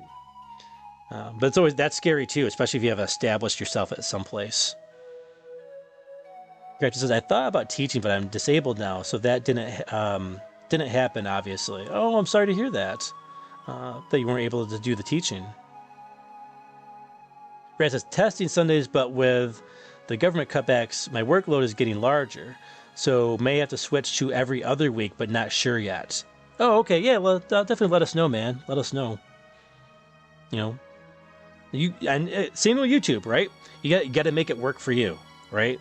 And so, me taking on a second stream, probably not the greatest idea in the world, honestly. In terms of like my sanity, like how busy I am with everything. But the thing is, one, I love, hanging out with you guys. Right, like we talked about before. I don't need to beat a dead horse, right? And that, you guys know that. But the other piece of it, I guess the more selfish piece of it, really, is that I need dedicated time to play video games, and the streams allow me to do that because I'm a very dedicated person. So if I dedicate myself to doing like the Wednesday nights, and the Saturday nights, then I can get more game time in. Because a lot of times I would say in the streams, like, this is usually, like, let's say, well, this was the only time I really played any games, really. The only time I played any game was this week, was on the stream with you guys. So I was like, what if I added another night? Could I do it? So I targeted July. July was originally going to be when we were going to launch the Wednesday night streams. But instead we launched them in end of May because of I was talking with Shelly, Shelly Switch Deck. We were chatting over a text message, and she had mentioned, Feral, she knew I like Sea of Stars, and she's like, hey, Sea of Stars DLC comes out on this day. I'm like, oh yeah, it does come out. So you know what? I told her, I was like, I think I need to start up the Wednesday live stream sooner than I was planning. I think I need to start those up a little bit sooner. So we were going to start the Wednesday live streams with like this big long series, which we're still doing in July. That's still on track. Starting in July, unless Kirby goes into overtime, the first week of July, we're starting a game series that's going to take us, I anticipated, at the fastest 25 streams and at the longest 40 streams. It'll probably be closer to the 40, honestly, though. The way I do things, right? I like to stop and read the chat and all that good stuff. And I like to enjoy my games. I don't like to rush through them. Like, I really like to just enjoy them as much as possible. Get the most out of it, No shade on speedrunning and all that stuff. It's all good. It's just how I like to play them. I like to just let it, like, I don't like two things I hate: waiting and being rushed. I hate those two things. So I never want to like rush through a game, really.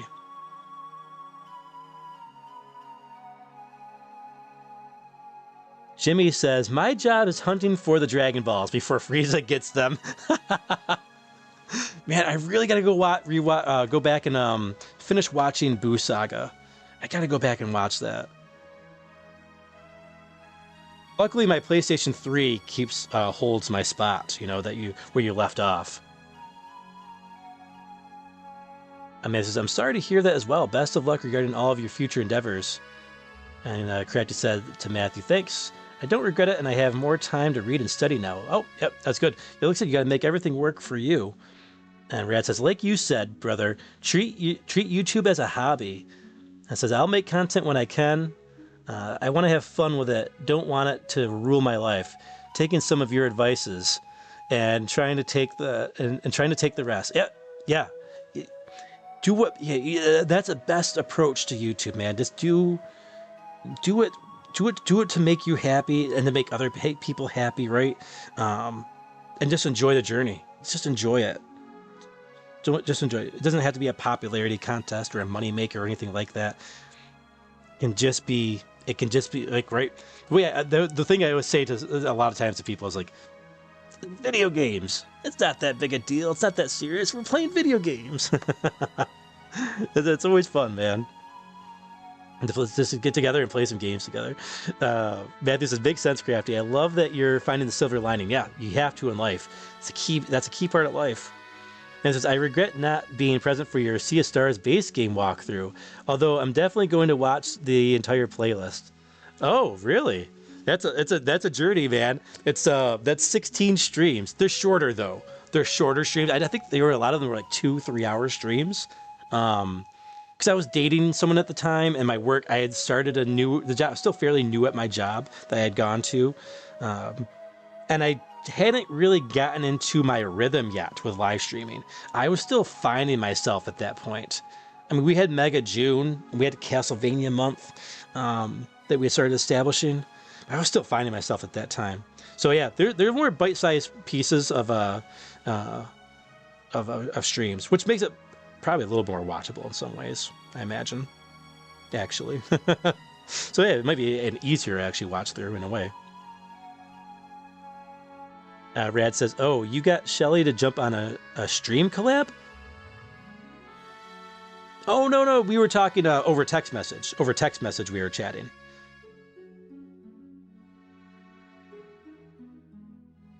Yeah, we were talking. We were talking about. We were just text messaging about.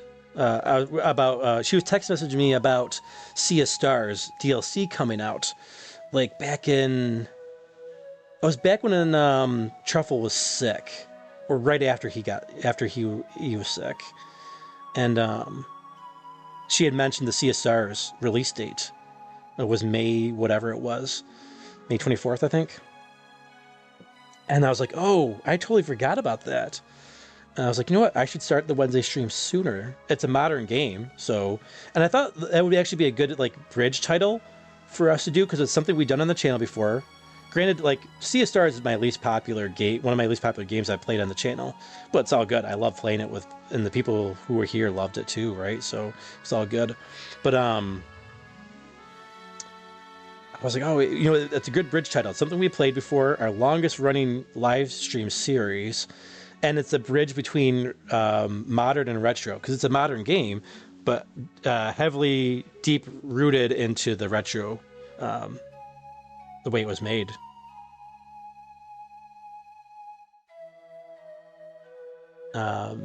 Jimmy says, the Boo Saga is one of the best. Yeah, the Boo Saga I think is a little underrated. They definitely made some mistakes with it. I won't go into the details because I don't want to spoil it for anybody. But I don't like some of the decisions they made with Gohan. Let's leave it at that, I guess. You'll know what I'm talking about, Jimmy, right? So I don't want to spoil it for anyone, but that hasn't watched it yet. Yeah, it's. I wanted something different.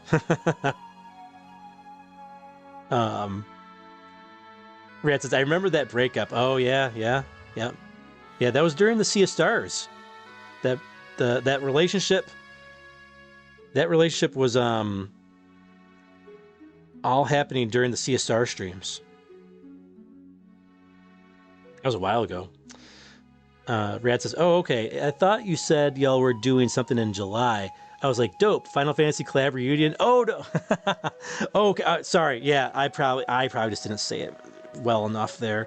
What I was saying was that I was planning, the original plan was to start it in July, right? The the big long series that we're doing in July. That was the original plan. So that's why I was saying to Shelly. That's why I was saying to Shelly, like, hey, I should start up the Wednesday stream sooner. With Sea of Stars coming out. And Rad says, I mean, to be fair, you did stream it when that controversy with someone was going down. That might be why. Oh, right. The YouTuber who was in Sea of Stars. Yeah. No, I think it was more just because everybody was playing it. Everybody was streaming it, you know. Gibber says, well, bedtime. Good night, everyone. Thanks for... Oh, yeah, we're after 2. Okay, we reached the 7 hours. So I think, it's time to call it.